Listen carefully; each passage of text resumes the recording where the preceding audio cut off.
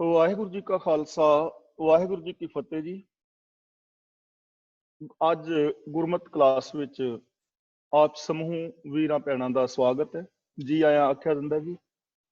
ਜਿਵੇਂ ਕਿ ਆਪ ਸਾਰਿਆਂ ਨੂੰ ਪਤਾ ਹੈ, ਅਸੀਂ ਸਾਰੇ ਹੀ ਵੀਰ ਭੈਣਾਂ ਮਿਲ ਕੇ ਸਾਹਿਬ ਸ੍ਰੀ ਗੁਰੂ ਨਾਨਕ ਪਾਤਸ਼ਾਹ ਜੀ ਦੀ ਪਾਵਨ ਬਾਣੀ ਆਸਾ ਕੀ ਵਾਰ ਦੀ ਵਿਚਾਰ ਸਾਂਝੀ ਕਰ ਰਹੇ ਹਾਂ। ਕੱਲ ਤੱਕ ਅਸੀਂ 16 ਪੌੜੀਆਂ ਦੀ ਵਿਚਾਰ ਸਾਂਝੀ ਕਰ ਚੁੱਕੇ ਹਾਂ। ਜਿਵੇਂ ਕਿ ਕੱਲ ਅਸੀਂ ਵਿਚਾਰਿਆ ਸੀ ਕਿ ਸਾਹਿਬ ਸ੍ਰੀ ਗੁਰੂ ਨਾਨਕ ਪਾਤਸ਼ਾਹ ਜੀ ਨੇ ਰਾਜਨੀਤਿਕ ਲੋਕਾਂ ਨੂੰ, ਅਫਸਰਸ਼ਾਹੀ ਨੂੰ ਔਰ ਪੁਜਾਰੀ ਵਰਗ ਨੂੰ ਇੱਕ ਨਵੀਂ ਸੇਧ ਦਿੱਤੀ ਸੀ, ਜੀਵਨ ਦੀ ਜੁਗਤ ਦਿੱਤੀ ਸੀ ਔਰ ਉਹਨਾਂ ਦੀਆਂ ਕੀਤੀਆਂ ਜਾ ਰਹੀਆਂ ਭੁੱਲਾਂ ਉਹਨਾਂ ਦੇ ਸਾਹਮਣੇ ਰੱਖੀਆਂ ਸੀ ਤੇ ਨਾਲ ਦੱਸਿਆ ਸੀ ਕਿ ਇਹ ਜਿਹੜਾ ਜੀਵਨ ਹੈ, ਦੋਗਲੀ ਕਿਸਮ ਦਾ ਜੀਵਨ ਕਦੇ ਵੀ ਸਫਲ ਨਹੀਂ ਹੁੰਦਾ। ਅੰਦਰੋਂ ਹੋਰ ਔਰ ਬਾਹਰੋਂ ਹੋਰ ਵਿਖਾਵੇ ਦੇ ਜੀਵਨ ਦੇ ਨਾਲ ਕਦੇ ਵੀ ਜੀਵਨ ਦੇ ਅੰਦਰ ਸੁੱਖ ਪੈਦਾ ਨਹੀਂ ਹੁੰਦਾ। ਇਸ ਲਈ ਸਾਡਾ ਜੀਵਨ ਪਾਰਦਰਸ਼ੀ ਹੋਣਾ ਚਾਹੀਦਾ ਹੈ, ਸਚਿਆਰ ਇਨਸਾਨ ਬਣਨਾ ਚਾਹੀਦਾ ਹੈ। ਜੇ ਇਨਸਾਨ ਸਚਿਆਰ ਹੋ ਜਾਂਦਾ ਹੈ ਤਾਂ ਸਾਡੀਆਂ ਸਾਰੀਆਂ ਸਮੱਸਿਆਵਾਂ ਦਾ ਸੋਲੂਸ਼ਨ ਹੋ ਜਾਂਦਾ ਹੈ। ਇਹ ਸਾਡਾ ਜੀਵਨ, ਸਾਡਾ ਪਰਿਵਾਰ, ਸਾਡਾ ਇਹ ਸੰਸਾਰ ਸਵਰਗ ਹੋ ਸਕਦਾ ਹੈ ਔਰ ਇਹ ਪੋਸੀਬਿਲਿਟੀ ਸਾਡੇ ਸਾਰਿਆਂ ਦੇ ਵਿੱਚ ਹੈ। ਅਸੀਂ ਐਸੀ ਜ਼ਿੰਦਗੀ ਜੀ ਸਕਦੇ ਹਾਂ। ਤਾਂ ਅੱਜ ਆਪ ਜੀ ਦੇ ਨਾਲ ਜੋ ਵਿਚਾਰ ਸਾਂਝੀ ਕਰ ਰਹੇ ਹਾਂ, ਇਹਦੇ ਵਿੱਚ ਵੀ ਇੱਕ ਧਾਰਮਿਕ ਤੌਰ ਤੇ ਫੈਲਾਏ ਗਏ ਅੰਧ ਵਿਸ਼ਵਾਸ ਦੀ ਗੱਲ ਗੁਰਦੇਵ ਪਾਤਸ਼ਾਹ ਨੇ ਕੀਤੀ ਹੈ।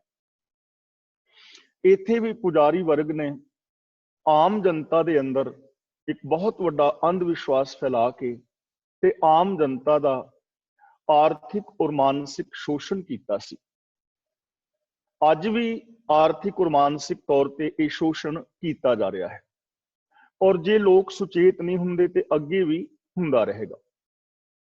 ਅੱਜ ਬੇਸ਼ੱਕ ਸਾਇੰਸ ਦਾ ਯੁੱਗ ਹੈ, ਪੜ੍ਹੇ ਲਿਖੇ ਲੋਕ ਨੇ, ਅਸੀਂ ਇਲੈਕਟ੍ਰੋਨਿਕ ਦੁਨੀਆ ਦੇ ਅੰਦਰ ਵਿਚਰ ਰਹੇ ਹਾਂ, ਪਰ ਫਿਰ ਵੀ ਅਸੀਂ ਵੇਖਦੇ ਹਾਂ ਕਿ ਅਸੀਂ ਅੰਧ ਵਿਸ਼ਵਾਸਾਂ ਦੇ ਅੰਦਰ ਬਹੁਤਾਤ ਗਿਣਤੀ ਜਿਹੜੀ ਹੈ ਫਸੀ ਹੋਈ ਹੈ।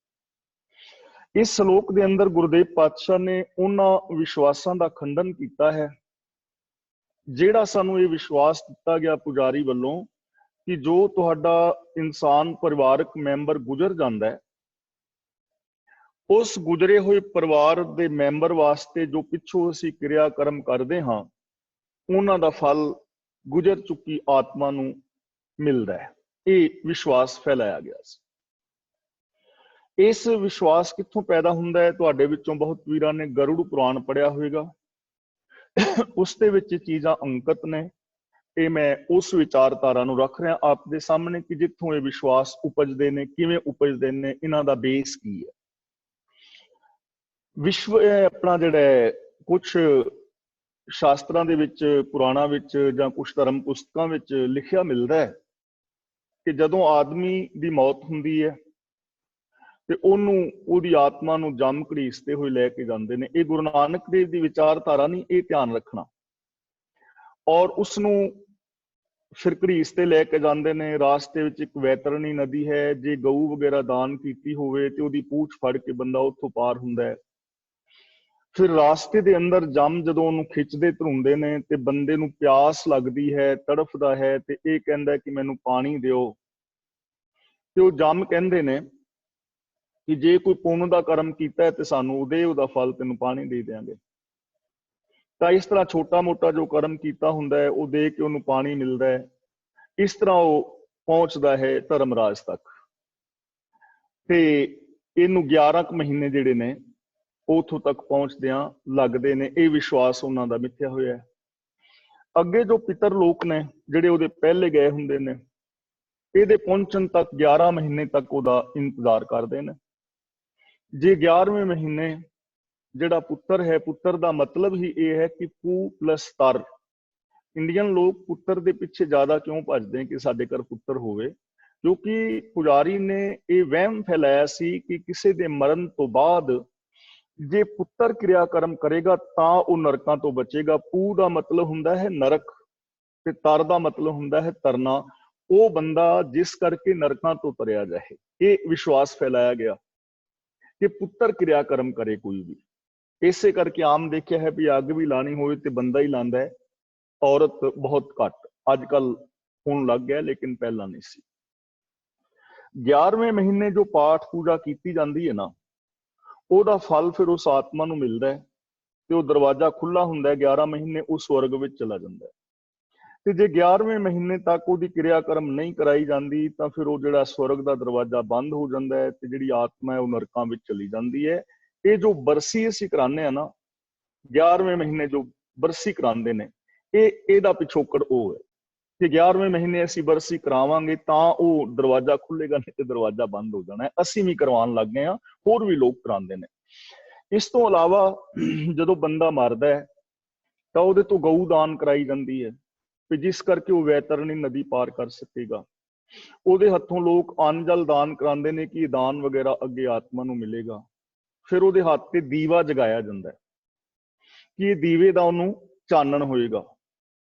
ਔਰ ਫਿਰ ਇਸ ਤੋਂ ਇਲਾਵਾ 11 ਮਹੀਨੇ ਲਗਾਤਾਰ ਪੁਜਾਰੀ ਵਰਗ ਨੂੰ ਰੋਟੀ ਖਵਾਈ ਜਾਂਦੀ ਹੈ। ਔਰ ਇਹ ਮੇਰਾ ਆਪਣਾ ਤਜਰਬਾ ਹੈ, ਪਿੰਡਾਂ ਵਿੱਚ ਰਹਿੰਦੇ ਆ, ਕਿ ਜਦੋਂ ਕੋਈ ਬਜ਼ੁਰਗ ਗੁਜ਼ਰ ਜਾਂਦਾ ਸੀ ਜਾਂ ਨੌਜਵਾਨ ਕੋਈ ਵੀ, ਤੇ ਗੁਰਦੁਆਰੇ ਲੋਕ 3 ਪ੍ਰਸ਼ਾਦੇ, ਪਰੌਂਠੇ ਵਗੈਰਾ ਔਰ ਕੁਛ ਦਹੀਂ ਤੇ ਅਚਾਰ ਗੁਰਦੁਆਰਾ ਸਾਹਿਬ ਦੇ ਕੇ ਜਾਂਦੇ ਹੁੰਦੇ ਸਨ 11 ਮਹੀਨੇ ਤੱਕ ਲਗਾਤਾਰ। ਫਿਰ ਬਰਸੀ ਕਰਾਉਣ ਤੋਂ ਬਾਅਦ ਉਹ ਦੇਣਾ ਬੰਦ। ਇਸੇ ਤਰ੍ਹਾਂ ਇਹ ਵਿਸ਼ਵਾਸ ਸੀ ਕਿ ਜੋ ਅਸਥੀਆਂ ਨੇ ਬੰਦੇ ਦੀਆਂ, ਉਹਨਾਂ ਨੂੰ ਕਿਸੇ ਤੀਰਥ ਵਿੱਚ, ਗੰਗਾ ਵਿੱਚ ਪਾਇਆ ਜਾਏਗਾ ਤੇ ਮੁਕਤੀ ਹੋਏਗੀ। ਸਿੱਖਾਂ ਨੇ ਉਹਦੇ ਥਾਂ ਤੇ ਕੀਰਤਪੁਰ ਨੂੰ ਮਿਥ ਲਿਆ। ਇਹ ਸਾਰੇ ਅੰਧ ਵਿਸ਼ਵਾਸ ਸਨ। ਹੋਰ ਬਹੁਤ ਸਾਰੇ ਅੰਧ ਵਿਸ਼ਵਾਸ ਨੇ। ਫਿਰ ਇੱਥੇ ਹੀ ਬਸ ਨਹੀਂ ਹੁੰਦੇ, ਪਿੰਡ ਭਰਾਣੇ, ਪਤਲਾਂ ਭਰਾਣੀਆਂ, ਕਿਰਿਆ ਕਰਮ ਕਰਾਣੀਆਂ, ਔਰ ਫਿਰ ਇੱਥੇ ਬਸ ਨਹੀਂ ਹੁੰਦੇ। ਉਸ ਤੋਂ ਬਾਅਦ ਸਰਾਧ ਕਰਾਣੇ ਹਰ ਸਾਲ। ਤੇ ਸਰਾਧਾਂ ਦੇ ਅੰਦਰ ਜੋ ਲੰਗਰ ਪ੍ਰਸ਼ਾਦਾ ਛਕਾਇਆ ਜਾਏਗਾ ਉਹ ਵੀ ਮ੍ਰਿਤਕ ਪ੍ਰਾਣੀ ਨੂੰ ਮਿਲੇਗਾ।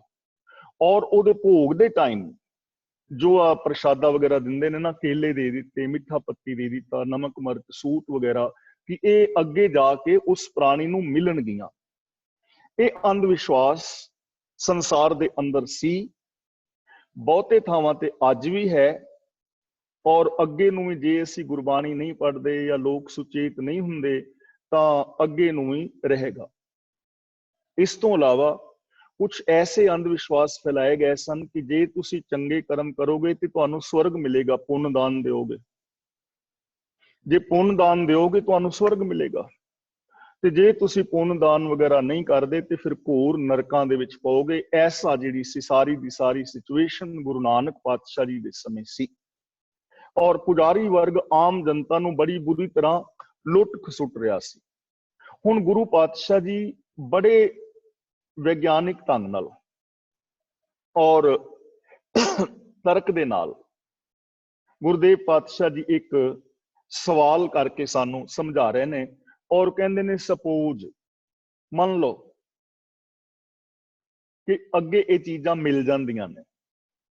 ਸਪੋਜ਼ ਬੜੇ ਵਿਅੰਗਾਤਮਕ ਢੰਗ ਦੇ ਨਾਲ ਇੱਕ ਵਿਅੰਗ ਕਰਕੇ ਗੁਰੂ ਜੀ ਇਸ ਸਮੱਸਿਆ ਦਾ ਸੋਲੂਸ਼ਨ ਕਰ ਰਹੇ ਨੇ ਤੇ ਸਾਨੂੰ ਇਸ ਸ਼ਲੋਕ ਦੇ ਵਿੱਚ ਸਮਝਾ ਰਹੇ ਨੇ, ਜੇ ਮੁਹਾਕਾ ਘਰ ਮੁਹੇ, ਘਰ ਮੁਹੇ ਪਿਤਰੀ ਦੇ।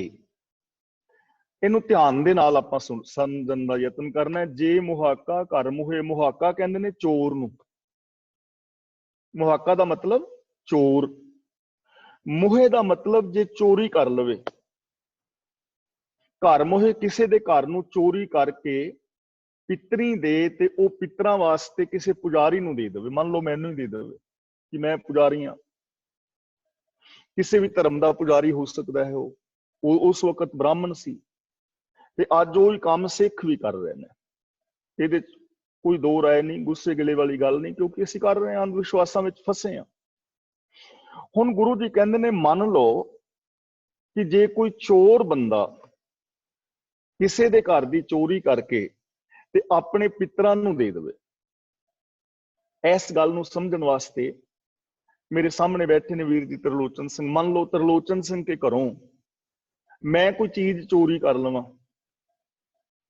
ਤੇ ਚੋਰੀ ਕਰਕੇ ਮੈਂ ਕਿਤੇ ਗੁਰਦੁਆਰੇ, ਮੰਦਿਰ, ਮਸੀਤ ਕਿਸੇ ਪੁਜਾਰੀ ਨੂੰ ਦੇ ਦਿਆਂ ਵੀ ਇਹ ਮੇਰੇ ਪਿਤਰਾਂ ਤੱਕ ਪਹੁੰਚਾ ਲਵੇਂ, ਤੇ ਸਪੋਜ਼ ਉਹ ਚੀਜ਼ ਅੱਗੇ ਪਹੁੰਚ ਜਾਏ, ਮੇਰੇ ਪਿਤਰਾਂ ਕੋਲ, ਮੇਰੇ ਪਿਓ ਦਾਦਿਆਂ ਕੋਲ ਪਹੁੰਚ ਜਾਏ, ਤੇ ਗੁਰੂ ਜੀ ਹੁਣ ਅਗਲੀ ਗੱਲ ਕਹਿੰਦੇ ਨੇ, ਅੱਗੇ ਵਸਤ ਸਿਆਣੀਏ ਪਿਤਰੀ ਚੋਰ ਕਰੇ। ਅੱਗੇ ਹੁਣ ਵੀਰ ਤਰਲੋਚਨ ਸਿੰਘ ਦੇ ਵੀ ਦਾਦੇ ਪੜਦਾਦੇ ਬੈਠੇ ਨੇ, ਇਹਨਾਂ ਦੇ ਘਰੋਂ ਮੈਂ ਚੋਰੀ ਕੀਤੀ ਚੀਜ਼। ਤਰਲੋਚਨ ਸਿੰਘ ਵੀਰ ਦਾ ਦਾਦਾ ਉੱਥੇ ਬੈਠਾ ਹੈ, ਉਹ ਚੀਜ਼ ਪਹੁੰਚੀ ਮੇਰੇ ਦਾਦੇ ਕੋਲ, ਤੇ ਭਾਈ ਤਰਲੋਚਨ ਸਿੰਘ ਦੇ ਦਾਦੇ ਨੇ ਪਛਾਣ ਲਈ ਇਹ ਚੀਜ਼ ਸਾਡੀ ਹੈ। ਪਛਾਣਨਗੇ ਨਾ ਘਰ ਵਾਲੇ। ਗੁਰੂ ਜੀ ਕਹਿੰਦੇ ਨੇ ਅੱਗੇ ਅਵਸਥ ਸਿਆਣੀਏ, ਅੱਗੇ ਉਹ ਤੁਹਾਡੇ ਪਿਤਰਾਂ ਨੇ, ਉਹ ਦੂਜਿਆਂ ਦੇ ਪਿਤਰਾਂ ਨੇ ਪਛਾਣ ਲਈ ਪਈ ਤੇ ਚੋਰੀ ਕਰਕੇ ਦਿੱਤੀ ਹੈ। ਪਿਤਰੀ ਚੋਰ ਕਰੇ ਤੇ ਉੱਥੇ ਰੌਲਾ ਪੈਗਾ ਨਾ। ਤਰਲੋਚਨ ਸਿੰਘ ਵੀਰ ਦੇ ਦਾਦੇ ਪੜਦਾਦੇ ਰੌਲਾ ਪਾਣਗੇ ਪਈ ਤੇ ਮੋਹਰ ਸਿੰਘ ਦੇ ਦਾਦੇ ਪੜਦਾਦੇ ਸਾਡੀਆਂ ਚੀਜ਼ਾਂ ਚੋਰੀ ਮੰਗਾਉਂਦੇ ਨੇ, ਰੌਲਾ ਪੈਗਾ ਉੱਥੇ। ਤੇ ਗੱਲ ਫਿਰ ਧਰਮਰਾਜ ਕੋਲ ਪਹੁੰਚੇਗੀ, ਫਿਰ ਉਹਨਾਂ ਮੇਰੇ ਦਾਦੇ ਨੂੰ ਢਾ ਲੈਣਾ ਨਾ ਵੀ ਤੂੰ ਇੱਥੇ ਚੋਰੀਆਂ ਦੀਆਂ ਸ਼ੈਆਂ ਮੰਗਾਨਾ। ਮੇਰਾ ਪਿੱਤਰ ਉੱਥੇ ਵੀ ਚੋਰ ਬਣ ਜਾਏਗਾ ਜੇ ਇਹ ਚੀਜ਼ ਮੰਨ ਲਈ ਜਾਵੇ। ਤਾਂ ਗੁਰੂ ਜੀ ਕਹਿੰਦੇ ਨੇ ਮੰਨ ਲਓ, ਜੇ ਮੁਹਾਕਾ ਘਰ ਮੋਹੇ, ਘਰ ਮੋਹੇ ਪਿੱਤਰੀ ਦੇ ਚੋਰੀਆਂ ਕਰਕੇ, 2 ਨੰਬਰ ਦੇ ਧੰਦੇ ਕਰਕੇ ਪੁਜਾਰੀ ਨੂੰ ਦਾਨ ਦੇ ਦੇਵੇ ਤੇ ਉਹ ਚੀਜ਼ਾਂ ਅੱਗੇ ਪਹੁੰਚ ਜਾਣ। ਅੱਗੇ ਉਹਨਾਂ ਦੀਆਂ ਵੀ ਪੁਜਾਰੀਆਂ ਦੇ ਜਿਹੜੇ ਨੇ, ਜਿਨ੍ਹਾਂ ਦੇ ਘਰੋਂ ਚੀਜ਼ ਲਈ ਹੈ, ਉਹਨਾਂ ਦੇ ਪਿੱਤਰ ਬੈਠੇ ਨੇ, ਉਹ ਚੀਜ਼ ਪਛਾਣੀ ਜਾਏਗੀ ਤੇ ਉਹਨਾਂ ਦੇ ਪਿੱਤਰਾਂ ਨੂੰ ਚੋਰ ਬਣਾ ਦਿੱਤਾ ਜਾਏਗਾ ਤੇ ਚੋਰੀ ਦਾ ਕੇਸ ਉਹਨਾਂ ਤੇ ਚੱਲੇਗਾ। ਇੱਕ ਤੇ ਮੇਰੇ ਪਿੱਤਰ ਚੋਰ ਹੋ ਗਏ, ਤੇ ਇੱਥੇ ਜਦੋਂ ਤਰਲੋਚਨ ਸਿੰਘ ਨੇ ਆਪਣੇ ਘਰ ਨੂੰ ਵੇਖਿਆ, ਇਹਨਾਂ ਵੇਖਿਆ ਸਾਡੀ ਚੀਜ਼ ਹੈ ਨਹੀਂ, ਇਹਨਾਂ ਪੁਲਿਸ ਵਿੱਚ ਪਰਚਾ ਦਰਜ ਕਰਾਇਆ। ਜਦੋਂ ਮੈਂ ਫੜਿਆ ਗਿਆ, ਇੱਥੇ ਮੈਨੂੰ ਪੁਲਿਸ ਨੇ ਢਾ ਲਿਆ, ਉੱਥੇ ਮੇਰੇ ਦਾਦੇ ਨੂੰ ਢਾ ਲਿਆ, ਹੋ ਗਿਆ ਨਾ ਕੰਮ ਗੜਬੜ। ਤਾਂ ਗੁਰੂ ਪਾਤਸ਼ਾਹ ਜੀ ਹੁਣ ਦੇਖੋ ਸਾਨੂੰ ਇਹ ਮਿਸਾਲ ਦੇ ਕੇ ਕਹਿ ਰਹੇ ਨੇ, ਵੱਡੀਆਂ ਹੱਥ ਦਲਾਲ ਕੇ। ਇਹ ਮੁਸਫੀ ਦਾ ਮਤਲਬ ਹੁੰਦਾ ਹੈ ਨਿਆਂ। ਨਿਆਂ ਕੀ ਹੋਏਗਾ? ਫਿਰ ਉੱਥੇ ਰੌਲਾ ਪਵੇਗਾ, ਫਿਰ ਕਹਿਣਗੇ ਵੀ ਚੀਜ਼ ਇੱਥੇ ਆਈ ਕਿਵੇਂ? ਤੇ ਫਿਰ ਮੇਰਾ ਤੇ ਦਾਦਾ ਕਹੇਗਾ ਨਾ ਮੈਨੂੰ ਵੀ ਫਲਾਣੇ ਪੁਜਾਰੀ ਨੇ ਪਹੁੰਚਾਈ ਸੀ, ਫਲਾਣੇ ਗੁਰਦੁਆਰੇ ਦੇ ਗ੍ਰੰਥੀ ਨੇ ਜਾਂ ਪੰਡਤ ਨੇ, ਮੁੱਲਾ ਨੇ, ਕਿਸੇ ਨੇ ਉਹਨੇ ਪਹੁੰਚਾਈ ਸੀ। ਦਲਾਲ, ਵੱਡੀਆਂ ਹੱਥ ਦਲਾਲ ਕੇ। ਗੁਰੂ ਜੀ ਕਹਿੰਦੇ ਨੇ ਉਸ ਦਲਾਲ ਦੇ ਹੱਥ ਵੱਡੇ ਜਾਣੇ ਚਾਹੀਦੇ ਨੇ ਜਿਹੜਾ ਇਹ ਗੱਲ ਕਹਿੰਦਾ ਵੀ ਅੱਗੇ ਚੀਜ਼ਾਂ ਪਹੁੰਚਦੀਆਂ ਨੇ। ਦਲਾਲ ਦੇ ਹੱਥ ਵੱਡੇ ਜਾਣੇ ਚਾਹੀਦੇ ਨੇ। ਮੁਸਫੀ ਇਹ ਕਰੇ, ਇਹ ਨਿਆਂ ਹੋਵੇਗਾ, ਇਹ ਨਿਆਂ ਕੀਤਾ ਜਾਏਗਾ ਸੱਚ ਦੀ ਅਦਾਲਤ ਵਿੱਚ ਵੀ ਦਲਾਲ ਦੇ ਹੱਥ ਵੱਡੇ ਜਾਣੇ ਚਾਹੀਦੇ। ਉਹ ਦਲਾਲ ਮੈਂ ਵੀ ਹੋ ਸਕਦਾ, ਉਹ ਦਲਾਲ ਤੁਸੀਂ ਵੀ ਹੋ ਸਕਦੇ ਹੋ, ਕੋਈ ਪੁਜਾਰੀ ਵੀ ਹੋ ਸਕਦਾ ਹੈ, ਕੋਈ ਪ੍ਰਬੰਧਕ ਵੀ ਹੋ ਸਕਦਾ ਹੈ, ਕੋਈ ਰਾਜਨੀਤਿਕ ਲੀਡਰ ਵੀ ਹੋ ਸਕਦਾ ਹੈ, ਕੋਈ ਸੰਗਤ ਵਿੱਚੋਂ ਵੀ ਬੰਦਾ ਹੋ ਸਕਦਾ ਹੈ। ਜਿਹੜਾ ਵੀ ਬੰਦਾ ਇਹ ਕਹਿੰਦਾ ਹੈ ਕਿ ਅੱਗੇ ਇਹ ਚੀਜ਼ਾਂ ਮਿਲਦੀਆਂ ਨੇ, ਉਹਦੇ ਹੱਥ ਵੱਡੇ ਜਾਣੇ ਚਾਹੀਦੇ ਨੇ। ਹੱਥ ਵੱਡੇ ਜਾਣ ਦਾ ਮਤਲਬ ਇਹ ਨਹੀਂ ਵੀ ਟੋਕਾ ਲੈ ਕੇ ਉਹਦਾ ਗੁੱਟ ਲਾ ਦਿਓ ਨਾ। ਇੱਥੇ ਹੱਥ ਵੱਢਣ ਦਾ ਮਤਲਬ ਹੈ ਵੀ ਇਹ ਗੱਲ ਕਹਿਣ ਦੇ ਉਹਦੇ ਹੱਕ ਖੋਹ ਲੈਣੇ ਚਾਹੀਦੇ ਨੇ।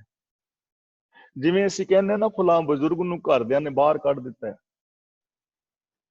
ਤੇ ਜੇ ਕਹੀਏ ਵੀ ਉਹਦੇ ਕੋਲ ਪ੍ਰੋਪਰਟੀ, ਉਹ ਤੇ ਆਪਣੇ ਹੱਥ ਵੱਢ ਕੇ ਦੇ ਬੈਠਾ, ਮਤਲਬ ਕਿ ਪ੍ਰੋਪਰਟੀ ਬੱਚਿਆਂ ਦੇ ਨਾਂ ਕਰਾ ਬੈਠਾ। ਹੱਥ ਵੱਢਣ ਦਾ ਮਤਲਬ ਹੱਕ ਹੁੰਦਾ ਹੈ। ਤਾਂ ਗੁਰੂ ਜੀ ਇੱਥੇ ਸਾਨੂੰ ਕਹਿ ਰਹੇ ਨੇ, ਵੱਡੀਆਂ ਹੱਥ ਦਲਾਲ ਕੇ ਮੁਸਫੀ ਇਹ ਕਰੇ, ਇਹ ਨਿਆਂ ਹੋਣਾ ਚਾਹੀਦਾ ਹੈ। ਤੇ ਜਿਹੜੇ ਲੋਕ ਇਹ ਗੱਲ ਕਹਿੰਦੇ ਨੇ ਕਿ ਅੱਗੇ ਚੀਜ਼ਾਂ ਮਿਲਦੀਆਂ ਨੇ, ਉਹਨਾਂ ਦਾ ਇਹ ਗੱਲ ਕਹਿਣ ਦਾ ਹੱਕ ਖੋਹ ਲੈਣਾ ਚਾਹੀਦਾ ਹੈ। ਉਹਨਾਂ ਕੋਲ ਇਹ ਗੱਲ ਕਹਿਣ ਦਾ ਹੱਕ ਨਹੀਂ ਹੋਣਾ ਚਾਹੀਦਾ, ਕਿਉਂਕਿ ਅੱਗੇ ਕੋਈ ਸ਼ੈ ਨਹੀਂ ਮਿਲਦੀ, ਅੱਗੇ ਕੋਈ ਚੀਜ਼ ਨਹੀਂ ਮਿਲਦੀ। ਤੇ 2 ਮਿੰਟ ਵਾਸਤੇ ਜੇ ਮੰਨ ਲਿਆ ਜਾਏ, ਮੰਨ ਲਓ ਮੇਰਾ ਹੀ ਨਾਂ ਲੈ ਲਓ ਜਾਂ ਤੁਹਾਡੇ ਵਿੱਚੋਂ ਕਿਸੇ ਦਾ ਨਾਂ, ਗੱਲ ਸਮਝਣ ਦੀ ਹੈ। ਹੁਣ ਜੇ ਅਸੀਂ ਆਪਣੇ ਬਜ਼ੁਰਗ ਵਾਸਤੇ ਇੱਕ ਸੂਟ ਦੇ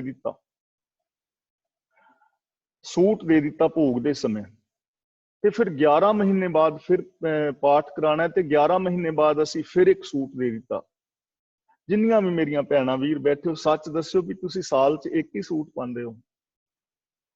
ਇੱਕ ਕਛਹਿਰਾ ਸਾਲ ਕੱਢ ਜਾਏਗਾ ਬਾਪੂ ਦਾ, ਜੇ ਨਹਾਉਣ ਧੋਣ ਲਈ ਉੱਥੇ ਥਾਂ ਹੋਈ ਕਿਤੇ, ਤੇ ਸਾਲ ਕਛਹਿਰਾ ਕੱਢ ਜਾਏਗਾ। ਉਹ ਬਦਲੇਗਾ ਕਿਵੇਂ ਕੱਪੜੇ?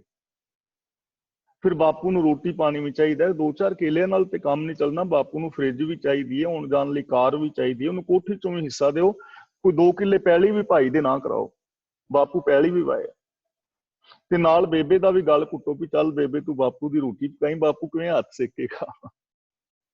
ਇਸ ਕਰਕੇ ਇਹ ਚੀਜ਼ਾਂ ਵਹਿਮ ਨੇ, ਇਧਰ ਧਿਆਨ ਦੇਣ ਦੀ ਲੋੜ ਹੈ। ਵੱਡੀਆਂ ਹੱਥ ਦਲਾਲ ਕੇ ਮੁਸਫੀ ਇਹ ਕਰੇ। ਗੁਰੂ ਜੀ ਕਹਿੰਦੇ ਨੇ ਨਾਨਕ ਅੱਗੇ ਸੋ ਮਿਲੇ, ਜੇ ਖੱਟੇ ਕਾਲੇ ਦੇ। ਅੱਗੇ ਦਾ ਮਤਲਬ ਇੱਥੇ ਹੈ ਫਿਊਚਰ ਵਿੱਚ। ਉਹ ਸ਼ੈ ਮਿਲਦੀ ਹੈ, ਉਸ ਕਰਮ ਦਾ ਫਲ ਮਿਲਦਾ ਹੈ ਜਿਹੜਾ ਬੰਦਾ ਆਪਣੇ ਹੱਥਾਂ ਦੇ ਨਾਲ ਕਿਰਤ ਕਮਾਈ ਕਰਦਾ ਹੈ, ਵੰਡ ਕੇ ਛਕਦਾ ਹੈ, ਕਿਸੇ ਦਾ ਸਹਿਯੋਗ ਕਰਦਾ ਹੈ, ਭਲਾਈ ਕਰਦਾ ਹੈ, ਉਹ ਤੁਹਾਨੂੰ ਮਿਲੇਗਾ। ਅੱਜ ਜੇ ਤੁਸੀਂ ਚੰਗਾ ਕੰਮ ਕਰਦੇ ਹੋ ਨਾ, ਤੇ ਕੱਲ ਨੂੰ ਤੁਹਾਨੂੰ ਉਸ ਚੰਗੇ ਫਲ ਦਾ, ਕੰਮ ਦਾ ਫਲ ਮਿਲੇਗਾ। ਜੇ ਅੱਜ ਮਾੜਾ ਕਰਮ ਕੀਤਾ ਤੇ ਕੱਲ ਨੂੰ ਉਹਦਾ ਫਲ ਮਿਲਣਾ ਹੈ। ਹੁਣ ਤੱਕ ਜੋ ਜ਼ਿੰਦਗੀ ਜੀਵੀ ਹੈ, ਇਹ ਸਾਡੇ ਸੋਚ ਦਾ, ਸਾਡੇ ਬੋਲਾਂ ਦਾ, ਸਾਡੇ ਵਿਹਾਰ ਦਾ ਫਲ ਹੈ। ਜੇ ਅੱਗੇ ਕੁਝ ਨਵਾਂ ਪਾਣਾ ਚਾਹੁੰਦੇ ਆ ਤਾਂ ਸਾਨੂੰ ਐਕਸਟਰਾ ਕਰਨਾ ਪਵੇਗਾ। ਅਗਲਾ ਬਚਨ ਗੁਰਦੇਵ ਪਾਤਸ਼ਾਹ ਜੀ ਕਰਦੇ ਨੇ, ਤਾਂ ਇੱਥੇ ਇਸ ਅੰਧ ਵਿਸ਼ਵਾਸ ਦਾ ਖੰਡਨ ਕੀਤਾ ਗਿਆ ਹੈ, ਕਿਉਂਕਿ ਅੱਗੇ ਕੋਈ ਨਰਕ ਨਹੀਂ, ਅੱਗੇ ਕੋਈ ਸਵਰਗ ਨਹੀਂ। ਇਹਦੇ ਬਾਰੇ ਅਸੀਂ ਵਿਚਾਰ ਜਿਹੜੀ ਹੈ ਪਹਿਲਾਂ ਕਰ ਚੁੱਕੇ ਹਾਂ ਕਿ ਕਮਨ ਨਰਕ ਕਿਆ ਸੁਰਗ ਵਿਚਾਰਾ ਸੰਤਨ ਦੋ ਰਾਦੇ, ਹਮ ਕਾਹੂ ਕੀ ਕਾਨ ਨਾ ਕੱਢਤੇ ਆਪਣੇ ਗੁਰ ਪ੍ਰਸਾਦੇ। ਧਰਮਰਾਜ ਬਾਰੇ ਅਸੀਂ ਪਹਿਲਾਂ ਵਿਚਾਰ ਕਰ ਚੁੱਕੇ ਹਾਂ। ਧਰਮਰਾਜ ਦਾ ਮਤਲਬ ਹੈ ਕੁਦਰਤ ਦਾ ਵੱਜਵਾਂ ਨਿਯਮ, ਜੋ ਮੈਨੂੰ ਵੀ, ਤੁਹਾਨੂੰ ਵੀ, ਸਾਰਿਆਂ ਨੂੰ ਵਾਚ ਰਿਹਾ ਹੈ, ਤੇ ਉਸ ਨਿਯਮ ਤੋਂ ਬਾਹਰ ਕੁਝ ਨਹੀਂ ਹੋ ਸਕਦਾ। ਉਸ ਨਿਯਮ ਅਨੁਸਾਰ ਚੰਗੇ ਮੰਦੇ ਦਾ ਫਲ ਹਰ ਇਨਸਾਨ ਨੂੰ ਇਸ ਜ਼ਿੰਦਗੀ ਦੇ ਅੰਦਰ ਮਿਲੇਗਾ, ਉਹਨੂੰ ਭੋਗਣਾ ਪਵੇਗਾ। ਗੁਰਦੇਵ ਪਾਤਸ਼ਾਹ ਹੁਣ ਅੱਗੇ ਇੱਕ ਹੋਰ ਅੰਧ ਵਿਸ਼ਵਾਸ ਦਾ ਖੰਡਨ ਕਰ ਰਹੇ ਨੇ, ਜੋ ਅੱਜ ਵੀ ਸਾਡੇ ਇਸ ਸੱਭਿਅਕ ਅਖਵਾਉਣ ਵਾਲੇ ਸਮਾਜ ਦੇ ਅੰਦਰ ਪਸਰਿਆ ਹੋਇਆ ਹੈ, ਔਰ ਔਰਤਾਂ ਦੇ ਨਾਲ ਬੇਨਿਆਈ ਹੋ ਰਹੀ ਹੈ, ਔਰ ਇਹ ਬਹੁਤ ਵੱਡੇ ਪੱਧਰ ਤੇ ਧਾਰਮਿਕ ਦੁਨੀਆ ਵਿੱਚ ਅੱਜ ਵੀ ਪਸਰਿਆ ਹੋਇਆ ਹੈ। ਜੋ ਪੜ੍ਹੇ ਲਿਖੇ ਲੋਕ ਨੇ ਉਹ ਇਹਨਾਂ ਚੀਜ਼ਾਂ ਨੂੰ ਸਮਝ ਰਹੇ ਨੇ ਔਰ ਹੌਲੇ ਹੌਲੇ ਛੱਡਦੇ ਜਾ ਰਹੇ ਨੇ, ਲੇਕਿਨ ਧਰਮ ਦੀ ਦੁਨੀਆ ਵਿੱਚ ਅੱਜ ਵੀ ਇਹ ਚੀਜ਼ਾਂ ਮੌਜੂਦ ਨੇ, ਵੇਖੀਆਂ ਜਾ ਸਕਦੀਆਂ ਨੇ। ਗੁਰੂ ਜੀ ਕਹਿੰਦੇ ਨੇ, ਜਿਉਂ ਜੋਰੂ ਸਿਰ ਨਾਵਣੀ ਆਵੇ ਵਾਰੋ ਵਾਰ। ਸਿਰ ਨਾਵਣੀ ਦਾ ਮਤਲਬ ਮਾਹਵਾਰੀ, ਜੋ ਹਰ ਮਹੀਨੇ ਔਰਤ ਦੇ ਅੰਦਰੋਂ ਖੂਨ ਨਿਕਲਦਾ ਹੈ। ਗੁਰੂ ਜੀ ਕਹਿੰਦੇ ਨੇ, ਜਿਸ ਤਰ੍ਹਾਂ ਔਰਤ ਨੂੰ ਹਰ ਮਹੀਨੇ ਮਾਹਵਾਰੀ ਆਉਂਦੀ ਹੈ, ਤੇ ਲੋਕ ਕਹਿ ਦਿੰਦੇ ਨੇ ਇਹਨਾਂ ਦਿਨਾਂ ਵਿੱਚ ਅਪਵਿੱਤਰ ਹੈ, ਇਹਨਾਂ ਦਿਨਾਂ ਵਿੱਚ ਚੌਂਕੇ ਨਹੀਂ ਵੜ ਸਕਦੀ, ਇਹਨਾਂ ਦਿਨਾਂ ਵਿੱਚ ਪਾਠ ਨਹੀਂ ਕਰ ਸਕਦੀ, ਇਹਨਾਂ ਦਿਨਾਂ ਵਿੱਚ ਗੁਰਦੁਆਰੇ ਨਹੀਂ ਜਾ ਸਕਦੀ। ਔਰਤ ਨੂੰ ਅਪਵਿੱਤਰ ਕਿਹਾ ਜਾਂਦਾ ਹੈ, ਔਰ ਔਰਤ ਨੂੰ ਇਹਨਾਂ ਦਿਨਾਂ ਦੇ ਵਿੱਚ ਗੁਰਦੁਆਰੇ ਆਦਿਕ ਜਾਣ ਦੀ ਮਨਾਹੀ ਹੁੰਦੀ ਹੈ ਨਾ ਅੰਧ ਵਿਸ਼ਵਾਸ। ਔਰ ਸਾਡੇ ਕੁਝ ਸਥਾਨ ਐਸੇ ਨੇ ਜਿੱਥੇ ਔਰਤ ਨੂੰ ਅੱਜ ਵੀ ਕੀਰਤਨ ਨਹੀਂ ਕਰਨ ਦਿੱਤਾ ਜਾਂਦਾ, ਹਰਿਮੰਦਰ ਸਾਹਿਬ ਵਿੱਚ ਨਹੀਂ ਕਰਨ ਦਿੱਤਾ ਜਾਂਦਾ, ਤੁਹਾਨੂੰ ਸਾਰਿਆਂ ਨੂੰ ਪਤਾ ਹੈ। ਇਹ ਔਰਤ ਦੇ ਨਾਲ ਬੇਨਿਆਈ ਹੈ, ਕਿਉਂਕਿ ਇਹ ਕੁਦਰਤੀ ਚੀਜ਼ ਹੈ, ਕੁਦਰਤੀ ਵਰਤਾਰਾ ਹੈ। ਇਹਦੇ ਬਾਰੇ ਜ਼ਿਆਦਾ ਐਕਸਪਲੇਨ ਡਾਕਟਰ ਕਰ ਸਕਦੇ ਨੇ, ਮੈਂ ਇੱਥੇ ਜ਼ਿਆਦਾ ਐਕਸਪਲੇਨ ਵਿੱਚ ਨਹੀਂ ਜਾਵਾਂਗਾ।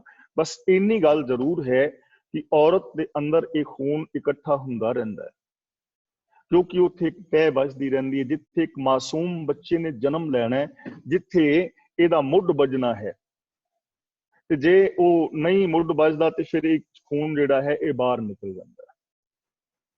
ਜੇਕਰ ਇਹ ਮਾਹਵਾਰੀ ਦਾ ਸਿਸਟਮ ਨਾ ਹੋਵੇ ਤੇ ਬੱਚਾ ਪੈਦਾ ਹੀ ਨਹੀਂ ਹੋ ਸਕਦਾ, ਜ਼ਰੂਰੀ ਹੈ। ਤਾਂ ਗੁਰੂ ਪਾਤਸ਼ਾਹ ਜੀ ਸਾਨੂੰ ਇਹ ਸਮਝਾਉਣਾ ਚਾਹੁੰਦੇ ਨੇ ਕਿ ਇਹ ਧਾਰਮਿਕ ਤੌਰ ਤੇ ਔਰਤ ਨੂੰ ਅਪਵਿੱਤਰ ਨਹੀਂ ਕਿਹਾ ਜਾ ਸਕਦਾ। ਸਫਾਈ ਸਰੀਰ ਦੀ ਇੱਕ ਵੱਖਰੀ ਗੱਲ ਹੈ, ਔਰ ਪਵਿੱਤਰਤਾ ਅਪਵਿੱਤਰਤਾ ਦੇ ਵਾਲੇ ਪਾਸੇ ਧਿਆਨ ਦੇਣਾ ਇਹ ਵੱਖਰੀ ਗੱਲ ਹੈ। ਇਹਦਾ ਧਾਰਮਿਕ ਪਵਿੱਤਰਤਾ ਅਪਵਿੱਤਰਤਾ ਦੇ ਨਾਲ ਕੋਈ ਸੰਬੰਧ ਨਹੀਂ। ਜਿਵੇਂ ਔਰਤ ਅੱਗੇ ਪਿੱਛੇ ਦਿਨਾਂ ਵਿੱਚ ਹੈ, ਉਸੇ ਤਰ੍ਹਾਂ ਹੀ ਉਹਨਾਂ ਦਿਨਾਂ ਵਿੱਚ ਅਪਵਿੱਤਰਤਾ ਦਾ ਕੋਈ ਮਸਲਾ ਨਹੀਂ ਹੈ। ਹਾਂ, ਉਹਦੀ ਸਰੀਰਕ ਜੋ ਖੇਚਲ ਹੈ ਉਹਦੇ ਮੁਤਾਬਕ ਉਸ ਔਰਤ ਨੇ ਆਪ ਆਪਣੇ ਸਰੀਰ ਨੂੰ ਸੰਭਾਲਣਾ ਹੈ ਜਾਂ ਕੁਛ ਵੀ ਕਰਨਾ ਹੈ। ਤਾਂ ਗੁਰੂ ਜੀ ਕਹਿੰਦੇ ਨੇ, ਜਿਉਂ ਜੋਰੂ ਸਿਰ ਨਾਵਣੀ ਆਵੇ ਵਾਰੋ ਵਾਰ। ਵਾਰੋ ਵਾਰ ਦਾ ਮਤਲਬ ਆਟੋਮੈਟਿਕਲੀ ਇਸ ਸਿਸਟਮ ਵਿੱਚ ਆਈ ਜਾ ਰਿਹਾ ਹੈ, ਯਤਨ ਦੀ ਲੋੜ ਨਹੀਂ ਹੈ, ਨਿਰਯਤਨ ਹੋ ਰਿਹਾ। ਝੂਠੇ ਝੂਠਾ ਮੁਖ ਵਸੈ ਨਿਤ ਨਿਤ ਹੋਏ ਖੁਆਰ। ਝੂਠੇ ਦਾ ਮਤਲਬ ਜਿਹੜਾ ਝੂਠ ਬੋਲਣ ਵਾਲਾ ਬੰਦਾ ਹੈ, ਉਹਦੇ ਮੂੰਹ ਦੇ ਅੰਦਰ, ਉਹਦੇ ਜੀਵਨ ਦੇ ਅੰਦਰ ਝੂਠ ਵਸਦਾ ਹੈ, ਔਰ ਨਿਤ ਹੀ ਉਹ ਝੂਠ ਬੋਲਦਾ ਹੈ, ਨਿਤ ਹੀ ਉਹ ਝੂਠੇ ਕਰਮ ਕਰਦਾ ਹੈ, ਬੇਗਾਨੇ ਹੱਕ ਖਾਂਦਾ ਹੈ,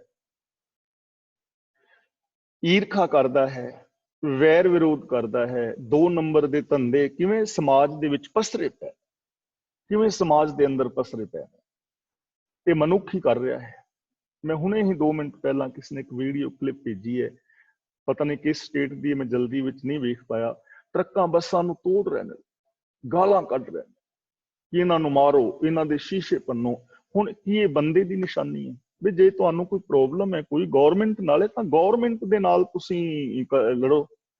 ਟਰੱਕਾਂ ਬੱਸਾਂ ਵਾਲਿਆਂ ਨੇ ਤੁਹਾਡਾ ਥੋੜੀ ਟੈਕਸ ਮਾਰਿਆ, ਜਾਂ ਟਰੱਕਾਂ ਬੱਸਾਂ ਵਾਲੇ ਤੁਹਾਨੂੰ ਲੋਕਡਾਊਨ ਵਿੱਚ ਥੋੜੀ ਫਸਾ ਕੇ ਬੈਠੇ ਨੇ। ਟਰੱਕਾਂ ਬੱਸਾਂ ਵਾਲੇ ਨੇ ਤੁਹਾਡਾ ਥੋੜੀ ਕਰੋਨਾ ਫੈਲਾਇਆ ਹੋਇਆ। ਤੁਹਾਡੀਆਂ ਨੌਕਰੀਆਂ ਉਹਨਾਂ ਨੇ ਥੋੜੀ ਦੇਣੀਆਂ ਨੇ, ਗੌਰਮੈਂਟ ਨੇ ਦੇਣੀਆਂ ਨੇ। ਗਵਰਨਮੈਂਟ ਦੇ ਸਾਹਮਣੇ ਜਾ ਕੇ ਤੁਸੀਂ ਮਤਲਬ ਪ੍ਰਦਰਸ਼ਨ ਕਰੋ, ਰਾਜਨੀਤਿਕਾਂ ਦੇ ਘਰ ਘੇਰੋ। ਆਮ ਮੁਸਾਫਰ ਨੂੰ, ਆਮ ਜਨਤਾ ਨੂੰ, ਇਹ ਬੰਦਿਆਂ ਵਾਲੀ ਨਿਸ਼ਾਨੀ ਥੋੜਾ ਹੈ, ਝੂਠ ਹੀ ਹੈ ਨਾ। ਇਸੇ ਨੂੰ ਕਹਿੰਦੇ ਨੇ ਝੂਠ। ਗੈਰ ਇਨਸਾਨੀਅਤ ਵਾਲੇ ਕਰਮ ਹਰ ਰੋਜ਼ ਬੰਦਾ ਕਰ ਰਿਹਾ ਹੈ। ਕਿਤੇ ਠੱਗੀਆਂ ਮਾਰਦਾ ਹੈ, ਕਿਤੇ ਚੋਰੀਆਂ ਕਰਦਾ ਹੈ, ਕਤਲੋ ਗਾਰਤ ਹੈ, 2 ਨੰਬਰ ਦੇ ਧੰਦੇ ਨੇ, ਸਿੰਥੈਟਿਕ ਦੁੱਧ ਨੇ, 2 ਨੰਬਰ ਦੀਆਂ ਦਵਾਈਆਂ ਵਿਕ ਰਹੀਆਂ ਨੇ। ਇਸੇ ਨੂੰ ਕਹਿੰਦੇ ਨੇ ਝੂਠ। ਔਰ ਇਹ ਬੰਦੇ ਦੀ ਜ਼ਿੰਦਗੀ ਦੇ ਅੰਦਰ ਵਸ ਰਿਹਾ ਹੈ, ਔਰ ਨਿਤ ਹੀ ਉਹ ਬੰਦਾ ਖੁਆਰ ਹੁੰਦਾ ਹੈ। ਜਿਹਦੀ ਜ਼ਬਾਨ ਵਿੱਚ, ਜਿਹਦੇ ਵਿਹਾਰ ਵਿੱਚ ਮਾੜੇ ਕਰਮ ਨੇ, ਉਹ ਆਟੋਮੈਟਿਕਲੀ ਕਰੀ ਜਾ ਰਿਹਾ ਹੈ ਤੇ ਨਿਤ ਹੀ ਬੰਦਾ ਖੁਆਰ ਹੋ ਰਿਹਾ ਹੈ। ਹੁਣ ਅੱਗੇ ਸਾਨੂੰ ਸਮਝਾ ਰਹੇ ਨੇ, ਸੂਚੇ ਇਹ ਨਾ ਆਖੀਏ ਬਹਿਨ ਜੇ ਪਿੰਡਾ ਧੋਏ।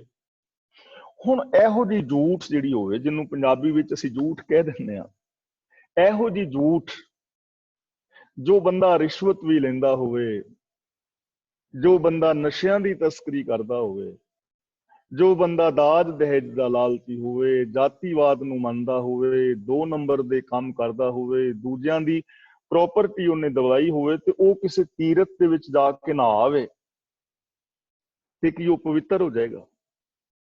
ਉਹਨੇ ਬੜਾ ਲੰਬਾ ਚੋਲਾ ਪਾਇਆ ਹੋਵੇ, ਗੋਲ ਦਸਤਾਰ ਬੰਨੀ ਹੋਵੇ, ਗਲ 'ਚ 2-4 ਮਾਲਾ ਪਾਈਆਂ ਹੋਣ, ਤੇ ਕਿਸੇ ਦੀ 10 ਕਿੱਲੇ ਜ਼ਮੀਨ ਦੱਬੀ ਹੋਵੇ, ਤੇ ਚੋਲੇ ਪਾਉਣ ਦੇ ਨਾਲ ਉਹ ਪਵਿੱਤਰ ਹੋ ਜਾਏਗਾ? ਸੂਚੇ ਇਹ ਨਾ ਆਖੀਏ ਬਹਿਨ ਜੇ ਪਿੰਡਾ ਧੋਏ। ਗੁਰੂ ਜੀ ਕਹਿੰਦੇ ਨੇ ਸੁੱਚੇ ਉਹਨਾਂ ਨੂੰ ਨਹੀਂ ਕਿਹਾ ਜਾਂਦਾ ਜਿਹੜੇ ਪਿੰਡਾ ਧੋ ਕੇ, ਨਹਾ ਧੋ ਕੇ, ਲਿਸ਼ਕ ਪੁਸ਼ਕ ਕੇ ਬਹਿ ਜਾਂਦੇ ਨੇ, ਉਹ ਸੁੱਚੇ ਨਹੀਂ ਹਨ। ਸੂਚੇ ਸੇਈ ਨਾਨਕਾ ਜਿਨ ਮਨ ਵਸਿਆ ਸੋਏ। ਸੁੱਚੇ ਉਹ ਨੇ ਜਿਨ੍ਹਾਂ ਦੇ ਮਨ ਦੇ ਵਿੱਚ ਰੱਬ ਵਸ ਗਿਆ, ਜਿਨ੍ਹਾਂ ਦੇ ਮਨ ਵਿੱਚ ਸੱਚ ਵਸ ਗਿਆ, ਜਿਨ੍ਹਾਂ ਦੇ ਮਨ ਦੇ ਅੰਦਰ ਰੱਬੀ ਗੁਣ ਵਸ ਗਏ ਨੇ, ਉਹ ਸੁੱਚੇ ਨੇ। ਸਰੀਰ ਕਰਕੇ ਕੋਈ ਸੁੱਚਾ ਨਹੀਂ ਹੁੰਦਾ। ਸਰੀਰ ਦੀ ਲਿਸ਼ਕ ਪੁਸ਼ਕ, ਸਰੀਰ ਦੀ ਜਿਹੜੀ ਸਫਾਈ ਹੈ, ਉਹ ਪਵਿੱਤਰਤਾ ਦੀ ਨਿਸ਼ਾਨੀ ਰਹੀ ਹੈ। ਪਾਣੀ ਦੇ ਨਾਲ ਹੱਥ ਸੁੱਚੇ ਨਹੀਂ ਹੁੰਦੇ, ਸਾਫ਼ ਹੁੰਦੇ ਨੇ। ਹੱਥ ਸੁੱਚੇ ਹੁੰਦੇ ਨੇ ਕਿਰਤ ਕਰਕੇ, ਵੰਡ ਕੇ ਛਕਿਆ। ਜ਼ਬਾਨ ਪਾਣੀ ਨਾਲ ਸੁੱਚੀ ਨਹੀਂ ਹੁੰਦੀ, ਸਾਫ਼ ਹੁੰਦੀ ਹੈ। ਸੁੱਚੀ ਜ਼ਬਾਨ ਹੁੰਦੀ ਹੈ ਸੱਚ ਬੋਲ ਕੇ। ਨਾਮ ਕਹਿਤ ਗੋਬਿੰਦ ਕਾ ਸੂਚੀ ਭਈ ਰਸਨਾ। ਕੰਨ ਸੁੱਚੇ, ਕੰਨਾਂ ਦੇ ਵਿੱਚ ਰੂੰ ਮਾਰਿਆ ਨਹੀਂ ਹੁੰਦੇ, ਸਾਫ਼ ਹੁੰਦੇ ਨੇ। ਕੰਨ ਸੁੱਚੇ ਹੁੰਦੇ ਨੇ ਸੱਚ ਸੁਣ ਕੇ। ਇਸ ਲਈ ਗੁਰੂ ਜੀ ਕਹਿੰਦੇ ਨੇ ਸੂਚੇ ਇਹ ਨਾ ਆਖੀਏ ਬਹਿਨ ਜੇ ਪਿੰਡਾ ਧੋਏ। ਸੂਚੇ ਸੇਈ ਨਾਨਕਾ ਜਿਨ ਮਨ ਵਸਿਆ ਸੋਏ। ਅਸਲੀ ਸੁੱਚੇ ਉਹ ਨੇ ਜਿਨ੍ਹਾਂ ਦੇ ਮਨ ਵਿੱਚ ਸੱਚ ਵਸ ਗਿਆ ਹੈ, ਜਿਨ੍ਹਾਂ ਦੇ ਬੋਲਾਂ ਵਿੱਚ ਸੱਚ ਹੈ, ਜਿਨ੍ਹਾਂ ਦੇ ਵਿਹਾਰ ਦੇ ਅੰਦਰ ਸੱਚ ਹੈ। ਇਸ ਲਈ ਉਸ ਔਰਤ ਨੂੰ ਅਪਵਿੱਤਰ ਨਹੀਂ ਕਿਹਾ ਜਾ ਸਕਦਾ ਮਹਾਂਵਾਰੀ ਦੇ ਦਿਨਾਂ ਵਿੱਚ। ਜੇ ਉਹ ਗੁਰਦੁਆਰੇ ਕਿਸੇ ਧਰਮ ਸਥਾਨ ਵਿੱਚ ਜਾਣਾ ਚਾਹੇ ਤੇ ਗੁਰਮਤ ਅਨੁਸਾਰ ਉਹ ਜਾ ਸਕਦੀ ਹੈ, ਆਪਣੇ ਸਰੀਰ ਨੂੰ ਸੰਭਾਲ ਕੇ, ਸਫਾਈ ਕਰਕੇ। ਲੇਕਿਨ ਅਸੀਂ ਕੇਵਲ ਇਹਨਾਂ ਵਹਿਮਾਂ ਦੇ ਅੰਦਰ ਫਸ ਗਏ, ਔਰ ਅੱਜ ਵੀ ਔਰਤ ਦੇ ਨਾਲ ਬੇਨਿਆਈ ਹੋ ਰਹੀ ਹੈ। ਅਸੀਂ ਖੁਦ ਵੀ ਕਰ ਰਹੇ ਹਾਂ ਬਹੁਤੇ ਥਾਵਾਂ ਤੇ। ਇਧਰ ਧਿਆਨ ਦੇਣ ਦੀ ਲੋੜ ਹੈ। ਦੂਜਾ, ਅਸੀਂ ਸੁਚਮਤਾ ਕੇਵਲ ਸਰੀਰ ਪਹਿਨਾਵੇ ਨੂੰ ਸਮਝ ਬੈਠੇ ਹਾਂ। ਤੀਰਥਾਂ ਤੇ ਨਹਾਉਣਾ, ਸਾਫ਼ ਕੱਪੜੇ ਪਾਣੇ, 2-4 ਮਾਲਾ ਫੇਰ ਲਈਆਂ, ਮਾਲਾ ਘੁਮਾਈ ਜਾਣੀਆਂ, ਸਮਾਧੀ ਲਾ ਲੈਣੀ, ਇਹਨੂੰ ਅਸੀਂ ਸੁਚਮਤਾ ਸਮਝ ਸਕੇ ਨਾ। ਇਹ ਪਵਿੱਤਰਤਾ ਨਹੀਂ ਹੈ। ਇਹ ਸਫਾਈ ਹੋ ਸਕਦੀ ਹੈ, ਲੇਕਿਨ ਸੁੱਚਾ ਉਹਨੂੰ ਕਿਹਾ ਜਾ ਸਕਦਾ ਹੈ ਜਿਹਦੀ ਵਿਚਾਰ ਸੱਚੀ ਹੈ। ਕਹੋ ਕਬੀਰ ਤੇਈ ਨਰ ਸੂਚੇ, ਸਾਚੀ ਪਰੀ ਵਿਚਾਰਾ। ਇਸ ਲਈ ਧਰਮ ਦੀ ਦੁਨੀਆ ਦੇ ਅੰਦਰ ਇਹੋ ਜਿਹੀਆਂ ਪਵਿੱਤਰਤਾਵਾਂ ਦੀ ਟੁੱਟੀ ਦਵਾਨੀ ਦੀ ਵੈਲਿਊ ਨਹੀਂ ਹੈ। ਧਰਮ ਦੀ ਦੁਨੀਆ ਦੇ ਅੰਦਰ ਵੈਲਿਊ ਹੈ ਸੱਚ ਦੀ। ਸਰੀਰਕ ਸਫਾਈ ਤਾਂ ਸਾਨੂੰ ਰੱਖਣੀ ਚਾਹੀਦੀ ਹੈ, ਜਿਹਦੇ ਨਾਲ ਅਸੀਂ ਰੋਗੀ ਨਾ ਹੋਈਏ। ਸਰੀਰਕ ਤੌਰ ਤੇ ਨਹਾਵਾਂਗੇ ਨਹੀਂ, ਕੱਪੜੇ ਗੰਦੇ ਮੈਲੇ ਪੜਾਂਗੇ, ਪਾਵਾਂਗੇ, ਦੂਜੇ ਨੂੰ ਬਦਬੂ ਆਏਗੀ, ਅਸੀਂ ਨਫ਼ਰਤ ਦੇ ਪਾਤਰ ਬਣਾਂਗੇ। ਸਾਡੇ ਕੱਪੜੇ ਸਾਫ਼ ਨਹੀਂ ਹੋਣਗੇ, ਅਸੀਂ ਸਰੀਰਕ ਸਫਾਈ ਨਹੀਂ ਰੱਖਾਂਗੇ, ਸਾਡੇ ਤੇ ਰੋਗਾਣੂ ਆ ਜਾਣਗੇ, ਬੈਕਟੀਰੀਆ ਪੈਦਾ ਹੋਏਗਾ, ਅਸੀਂ ਬਿਮਾਰ ਹੋਵਾਂਗੇ, ਐਲਰਜੀ ਹੋ ਜਾਏਗੀ, ਖੁਰ ਪੈ ਜਾਏਗੀ, ਹੋਰ ਬਿਮਾਰੀਆਂ ਲੱਗ ਜਾਣਗੀਆਂ। ਇਸ ਲਈ ਸਰੀਰ ਨੂੰ ਸਾਫ਼ ਰੱਖਣਾ ਹੈ ਰੋਗਾਂ ਤੋਂ ਮੁਕਤੀ ਲਈ। ਤੇ ਮਨ ਦੇ ਜੋ ਰੋਗ ਨੇ ਉਹ ਨੇ ਕਾਮ, ਕ੍ਰੋਧ, ਈਰਖਾ ਵਗੈਰਾ। ਇਸ ਲਈ ਸੁੱਚੇ ਉਹ ਨੇ ਜਿਨ੍ਹਾਂ ਦੇ ਅੰਦਰ ਸੱਚ ਵਸ ਗਿਆ, ਸੁੱਚ ਹੋ ਹੋਵੇ ਤਾਂ ਸੱਚ ਪਾਈਏ। ਅਸੀਂ ਪਿਛਲੇ ਸਲੋਕਾਂ ਵਿੱਚ ਵੀ ਵਿਚਾਰ ਆਏ ਹਾਂ ਕਿ ਸੁੱਚਾ ਉਹ ਹੈ ਜਿਨਨੇ ਸੱਚ ਨੂੰ ਪਾ ਲਿਆ। ਜ਼ਰੂਰਤ ਹੈ ਜੇ ਕਿਤੇ ਐਸੀ ਗੜਬੜ ਹੋ ਰਹੀ ਹੈ ਜਾਂ ਸਾਡੇ ਅੰਦਰ ਕੋਈ ਅੰਧ ਵਿਸ਼ਵਾਸ ਹੈ ਤਾਂ ਉਹਨਾਂ ਅੰਧ ਵਿਸ਼ਵਾਸਾਂ ਨੂੰ ਦੂਰ ਕਰਨਾ ਚਾਹੀਦਾ ਹੈ ਜੋ ਪੁਜਾਰੀ ਦੇ ਫੈਲਾਏ ਹੋਏ ਸਨ। ਜਿਵੇਂ ਪਿੱਛੋਂ ਦੀਆਂ ਦਿੱਤੀਆਂ ਚੀਜ਼ਾਂ ਅੱਗੇ ਮਿਲਦੀਆਂ ਨੇ। ਹੁਣ ਅਸੀਂ ਬਰਸੀ ਮਨਾਉਂਦੇ ਹਾਂ ਆਪਣੇ ਬਜ਼ੁਰਗਾਂ ਦੀ, ਤਾਂ ਬਰਸੀ ਦਾ ਕੋਈ ਤੁਕ ਨਹੀਂ ਹੈ, ਗੁਰਮਤ ਦੇ ਅੰਦਰ ਕੋਈ ਥਾਂ ਨਹੀਂ। ਸਿੱਖ ਰਹਿਤ ਮਰਿਆਦਾ ਵਿੱਚ ਲਿਖਿਆ ਹੈ ਕਿ ਜੋ 10ਵੇਂ 11ਵੇਂ ਦਿਨ ਅਸੀਂ ਭੋਗ ਪਾਉਂਦੇ ਹਾਂ ਨਾ, ਅੰਤਮ ਅਰਦਾਸ ਜਿਹਨੂੰ ਕਹਿੰਦੇ ਆ, ਉਸ ਤੋਂ ਬਾਅਦ ਸਿੱਖ ਦੀ ਕੋਈ ਕਿਰਿਆ ਕਰਮ ਬਾਕੀ ਨਹੀਂ ਬਚਦੀ, ਨਾ ਨਰਾਤੇ, ਨਾ ਸਰਾਧ, ਨਾ ਕੁਛ ਕਿਰਿਆ ਕਰਮ ਬਾਕੀ ਨਹੀਂ ਬਚਦੀ। ਸਾਨੂੰ ਇਹਨਾਂ ਅੰਧ ਵਿਸ਼ਵਾਸਾਂ ਤੋਂ ਉੱਠਣ ਦੀ ਲੋੜ ਹੈ, ਸੱਚ ਦੇ ਨਾਲ ਜੁੜਨ ਦੀ ਲੋੜ ਹੈ, ਔਰ ਹਰ ਇੱਕ ਨੂੰ ਸੁੱਚਿਆ ਹੋਣ ਦੀ ਲੋੜ ਹੈ। ਅੰਦਰੋਂ ਬਾਹਰੋਂ ਇੱਕ ਹੋ ਕੇ ਸੁੱਚੇ ਹੋ ਜਾਓ। ਤੇ ਜੇ ਬੰਦਾ ਇਸ ਤਰ੍ਹਾਂ ਅੰਦਰੋਂ ਬਾਹਰੋਂ ਸੁੱਚਾ ਹੋ ਜਾਏ, ਇਹ ਸੰਸਾਰ ਬੇਗਮਪੁਰਾ ਬਣ ਜਾਏਗਾ। ਤੇ ਗੁਰੂ ਜੀ ਦਾ ਸੁਪਨਾ ਹੀ ਇਹ ਹੈ ਕਿ ਇੱਥੇ ਹਰ ਬੰਦਾ ਸੁਚੇਤ ਹੋਵੇ, ਹਰ ਬੰਦਾ ਗਿਆਨਵਾਨ ਹੋਵੇ, ਹਰ ਬੰਦਾ ਚੰਗੇ ਕਰਮ ਕਰੇ, ਇੱਕ ਦੂਜੇ ਨਾਲ ਪਿਆਰ ਸਤਿਕਾਰ ਕਰੇ, ਇੱਕ ਦੂਜੇ ਦੀਆਂ ਭਾਵਨਾਵਾਂ ਦਾ ਕਦਰ ਕਰੇ। ਇਹ ਸੰਸਾਰ ਔਰ ਸਾਡਾ ਜੀਵਨ ਸਵਰਗ ਹੋ ਜਾਏ। ਹੁਣ ਅਗਲਾ ਬਚਨ ਗੁਰਦੇਵ ਜੀ ਕਰਦੇ ਨੇ ਪੌੜੀ ਵਿੱਚ, ਤੁਰੇ ਪਲਾਣੇ ਪਾਉਣ ਵੇਗ ਹਰ ਰੰਗੀ ਹਰਮ ਸਵਾਰਿਆ। ਤੁਰੇ ਦਾ ਮਤਲਬ ਘੋੜੇ, ਪਲਾਣੇ ਦਾ ਮਤਲਬ ਕਾਠੀਆਂ, ਪਾਉਣ ਵੇਗ ਦਾ ਮਤਲਬ ਹਵਾ ਦੀ ਤਰ੍ਹਾਂ ਤੇਜ਼ ਤੁਰਨ ਵਾਲੇ, ਤੇ ਹਰਮ ਦਾ ਮਤਲਬ ਹੈ ਪਤਨੀਆਂ ਦਾ, ਰਾਣੀਆਂ ਦੇ ਰਹਿਣ ਵਾਸਤੇ ਜਿਹੜੇ ਮਹਿਲ ਬਣਾਏ ਹੁੰਦੇ ਨੇ ਨਾ, ਉਹਨੂੰ ਹਰਮ ਕਹਿੰਦੇ ਸਨ। ਬਾਦਸ਼ਾਹ ਨੇ ਰਾਣੀਆਂ ਦੇ ਰਹਿਣ ਵਾਸਤੇ ਵੱਖਰੇ ਨਿਵਾਸ ਬਣਾਏ ਹੁੰਦੇ ਸਨ, ਉਹਨੂੰ ਕਹਿੰਦੇ ਸਨ ਹਰਮ। ਯਾਨੀ ਘਰ ਵਾਲੀ ਦੇ ਜਾਂ ਜਿਨ੍ਹਾਂ ਦੀਆਂ ਬਹੁ ਪਤਨੀਆਂ ਨੇ ਘਰ ਵਾਲੀਆਂ ਵਾਸਤੇ, ਬੇਗਮਾਂ ਵਾਸਤੇ ਬੜੇ ਸੁੰਦਰ ਘਰ ਬਣਾਏ ਹੋਣ। ਗੁਰੂ ਜੀ ਕਹਿੰਦੇ ਨੇ ਬਿਨਾਂ ਸ਼ੱਕ ਤੋਂ ਕਿਸੇ ਦੇ ਕੋਲ ਹਵਾ ਦੀ ਚਾਲ ਜਿੰਨੇ ਤੇਜ਼ ਤੁਰਨ ਵਾਲੇ ਘੋੜੇ ਹੋਣ, ਔਰ ਹਰ ਕਿਸਮ ਦਾ ਉਹਦੀ ਜ਼ਿੰਦਗੀ ਦੇ ਅੰਦਰ ਰੰਗ ਆਨੰਦ ਹੋਵੇ, ਔਰ ਉਸਨੇ ਹਰਮ ਆਦਿਕ ਬੜੇ ਚੰਗੇ ਸਵਾਰੇ ਹੋਏ ਹੋਣ। ਕੋਠੇ ਮੰਡਪ ਮਾੜੀਆਂ ਲਾਏ ਬੈਠੇ ਕਰ ਪਾਸਾਰਿਆ। ਕੋਠੇ ਮੰਡਪ ਮਹਿਲ ਮਾੜੀਆਂ ਉੱਚੇ ਮਹਿਲ ਲਾਏ ਬੈਠੇ ਕਰ ਪਾਸਾਰਿਆ, ਇਹਨਾਂ ਦੇ ਨਾਲ ਪ੍ਰੀਤ ਲਾਈ ਹੋਵੇ ਤੇ ਬੜਾ ਵੱਡਾ ਪਸਾਰਾ ਪਸਾਰਿਆ ਹੋਵੇ, ਬੜੀਆਂ ਵੱਡੀਆਂ ਕੋਠੀਆਂ ਹੋਣ, ਬੜੇ ਵੱਡੇ ਨਿਵਾਸ ਸਥਾਨ ਹੋਣ, ਉੱਚੀਆਂ ਬਿਲਡਿੰਗਾਂ ਹੋਣ, ਬੜਾ ਵੱਡਾ ਪਸਾਰਾ ਪਸਾਰਿਆ ਹੋਵੇ, ਔਰ ਸੱਚ ਨੂੰ ਭੁੱਲ ਕੇ ਸਾਰੇ ਖੁਸ਼ੀਆਂ ਮਾਣ ਰਿਹਾ ਹੋਵੇ। ਚੀਜ਼ ਕਰਨ ਮਨ ਭਾਵਦੇ। ਚੀਜ਼ ਕਰਨ ਦਾ ਮਤਲਬ ਕਿ ਮਨ ਭਾਉਂਦੇ ਚੋਜ ਕਰਦੇ ਹੋਣ, ਚੋਜ ਖੁਸ਼ੀਆਂ ਮਾਣਦੇ ਹੋਣ, ਜੋ ਜੀ ਕੀਤਾ ਨੱਚਣ ਤੇ ਜੀ ਕਰ ਰਹੇ, ਨੱਚ ਰਹੇ ਨੇ, ਫਿਲਮਾਂ ਵੇਖ ਰਹੇ ਨੇ, ਜਾਂ ਜੋ ਵੀ ਜੀ ਕਰਦਾ ਹੈ ਉਹ ਕਰ ਰਹੇ ਨੇ। ਚੀਜ਼ ਕਰਨ ਮਨ ਭਾਵਦੇ, ਮਨ ਭਾਉਂਦੇ ਚੋਜ ਕਰ ਰਹੇ ਨੇ, ਕਲੋਲ ਕਰ ਰਹੇ ਨੇ। ਹਰ ਬੁੱਝਣ ਨਾਹੀਂ ਹਾਰਿਆ। ਜੇ ਉਹਨਾਂ ਨੇ ਰੱਬ ਨੂੰ ਨਹੀਂ ਸਮਝਿਆ, ਜੇ ਰੱਬੀ ਗੁਣਾਂ ਦੇ ਨਾਲ ਜਾਣ ਪਛਾਣ ਨਹੀਂ ਪਾਈ, ਜੇ ਉਹ ਸੱਚ ਦੇ ਨਾਲ ਨਹੀਂ ਜੁੜੇ, ਤਾਂ ਹਾਰਿਆ ਦਾ ਮਤਲਬ ਜੀਵਨ ਬਾਜੀ ਨੂੰ ਹਾਰ ਗਏ, ਮਨੁੱਖਤਾ ਤੋਂ ਥੱਲੇ ਡਿੱਗ ਪੈਣਗੇ। ਕਿੰਨੇ ਕਿੰਨੇ ਵੱਡੇ, ਦੇਖੋ ਸਾਰੇ ਇੱਥੇ ਅਮੀਰਾਂ ਦੀ ਗੱਲ ਨਹੀਂ ਹੈ, ਗੱਲ ਉਹਨਾਂ ਦੀ ਹੈ ਜੋ ਹਰੀ ਨੂੰ ਨਹੀਂ ਬੁੱਝ ਸਕੇ, ਜੋ ਇੱਕ ਦੂਜੇ ਦੇ ਅੰਦਰ ਰੱਬ ਨੂੰ ਵੇਖ ਕੇ ਰੱਬ ਵਰਗਾ ਪਿਆਰ ਵਿਹਾਰ ਨਹੀਂ ਕਰਦੇ, ਉਹਨਾਂ ਦੀ ਗੱਲ ਹੈ। ਗੱਲ ਇੱਥੇ ਕਿਸੇ ਅਮੀਰ ਨੂੰ ਨਹੀਂ ਭੰਡਿਆ ਜਾ ਰਿਹਾ, ਨਾ ਕਿਸੇ ਗਰੀਬ ਨੂੰ ਸਲਾਹਿਆ ਜਾ ਰਿਹਾ ਹੈ। ਗੱਲ ਇੱਥੇ ਅਮੀਰੀ ਗਰੀਬੀ ਦੀ ਨਹੀਂ ਹੈ, ਇੱਥੇ ਮਨ ਦੀ ਅਮੀਰੀ ਔਰ ਗਰੀਬੀ ਦੀ ਹੈ। ਕਿ ਜੇ ਮਹਿਲ ਮੰਡਪ ਮਾੜੀਆਂ ਹੋਣ, ਪਤਨੀਆਂ ਬਹੁਤ ਸਾਰੀਆਂ ਹੋਣ, ਬੜੇ ਹਰਮ ਸਵਾਰੇ ਹੋਣ, ਹਰ ਕਿਸਮ ਦੇ ਰੰਗ ਆਨੰਦ ਬਣੇ ਹੋਣ, ਪਰ ਜੇ ਉਸ ਬੰਦੇ ਦੇ ਅੰਦਰ ਇਨਸਾਨੀਅਤ ਨਹੀਂ, ਜੇ ਉਹ ਰੱਬ ਦੇ ਗੁਣਾਂ ਨੂੰ ਇੱਕ ਦੂਜੇ ਦੇ ਅੰਦਰ ਨਹੀਂ ਵੇਖਦਾ, ਜੇ ਸਤ ਸੰਤੋਖ ਦਾ ਧਾਰਨੀ ਨਹੀਂ, ਤਾਂ ਉਸ ਬੰਦੇ ਨੇ ਆਪਣੇ ਮਨੁੱਖੀ ਜੀਵਨ ਨੂੰ ਹਾਰ ਦਿੱਤਾ। ਉਹਦੇ ਨਾਲੋਂ ਫਿਰ ਪਸ਼ੂ ਚੰਗੇ ਨੇ। ਕਰਤੂਤ ਪਸ਼ੂ ਕੀ, ਮਾਨਸ ਜਾਤ ਨੂੰ ਬੰਦਾ ਨਹੀਂ ਕਿਹਾ ਜਾ ਸਕਦਾ, ਕਿਉਂਕਿ ਬੰਦਿਆਂ ਵਾਲੇ ਕੰਮ ਨਹੀਂ ਕਰ ਰਿਹਾ। ਕਿਤਨੇ ਐਸੇ ਰਾਜੇ ਹੋ ਚੁੱਕੇ ਨੇ ਜਿਨ੍ਹਾਂ ਨੇ ਲੋਕਾਂ ਦੀਆਂ ਧੀਆਂ ਭੈਣਾਂ ਦੇ ਨਾਲ ਬਲਾਤਕਾਰ ਕੀਤੇ ਨੇ, ਲੋਕਾਂ ਨੂੰ ਉਡਾੜਿਆ ਹੈ, ਔਰ ਇਸ ਦੁਨੀਆ ਦੇ ਅੰਦਰ ਅਨਿਆਂ ਕੀਤਾ ਹੈ ਕਿ ਉਹਨਾਂ ਨੂੰ ਬੰਦੇ ਕਹੋਗੇ। ਔਰ ਕੁਛ ਰਾਜੇ ਐਸੇ ਵੀ ਹੋਏ ਨੇ ਜਿਹੜੇ ਬੜੇ ਧਰਮੀ ਨੇ, ਜੋ ਪ੍ਰਜਾ ਦਾ ਭਲਾ ਕਰਦੇ ਨੇ। ਬੜੇ ਅਮੀਰ ਐਸੇ ਨੇ ਅੱਜ ਵੀ, ਜਿਨ੍ਹਾਂ ਦੇ ਕੋਲ ਪੈਸਾ ਵੀ ਹੈ, ਧਨ ਦੌਲਤ ਵੀ ਹੈ, लेकिन बड़ी चंगी जिंदगी जी रहे ने, उन्हां विच इंसानियत भी है, गुण भी है, वो किसी दा भला भी करते हैं। पर जे इस दुनिया के अंदर तुहाडे कोल पदार्थक बहुतायता है पर तुहाडी बोल बाणी मिठी नहीं, विहार मिठा नहीं, तो फिर ये जीवन हार गया। तो गुरु जी सानू सुचेत कर रहे हैं कि प्यारे धन दौलत तुसीं दसां नौवां दी किरत नाल कमांदे हो, कमाओ, पर मनुखता नू ना हारो। अगला बचन करते ने, कर फुरमाइश खाया। कर फुरमाइश का मतलब हुक्म करके, वेख मेहलत मरण विसारिया, मेहलत का मतलब महल्ला नू, हुक्म चला चला के सब कुछ खादा और भोगया, नजायज हुक्म कर कर ते मौत नू अपने महलों नू वेख्या, मकानां नू वेख्या, प्रॉपर्टी नू वेख्या ते मौत नू भुलाई रखिया कि मैं भी मर जाना है।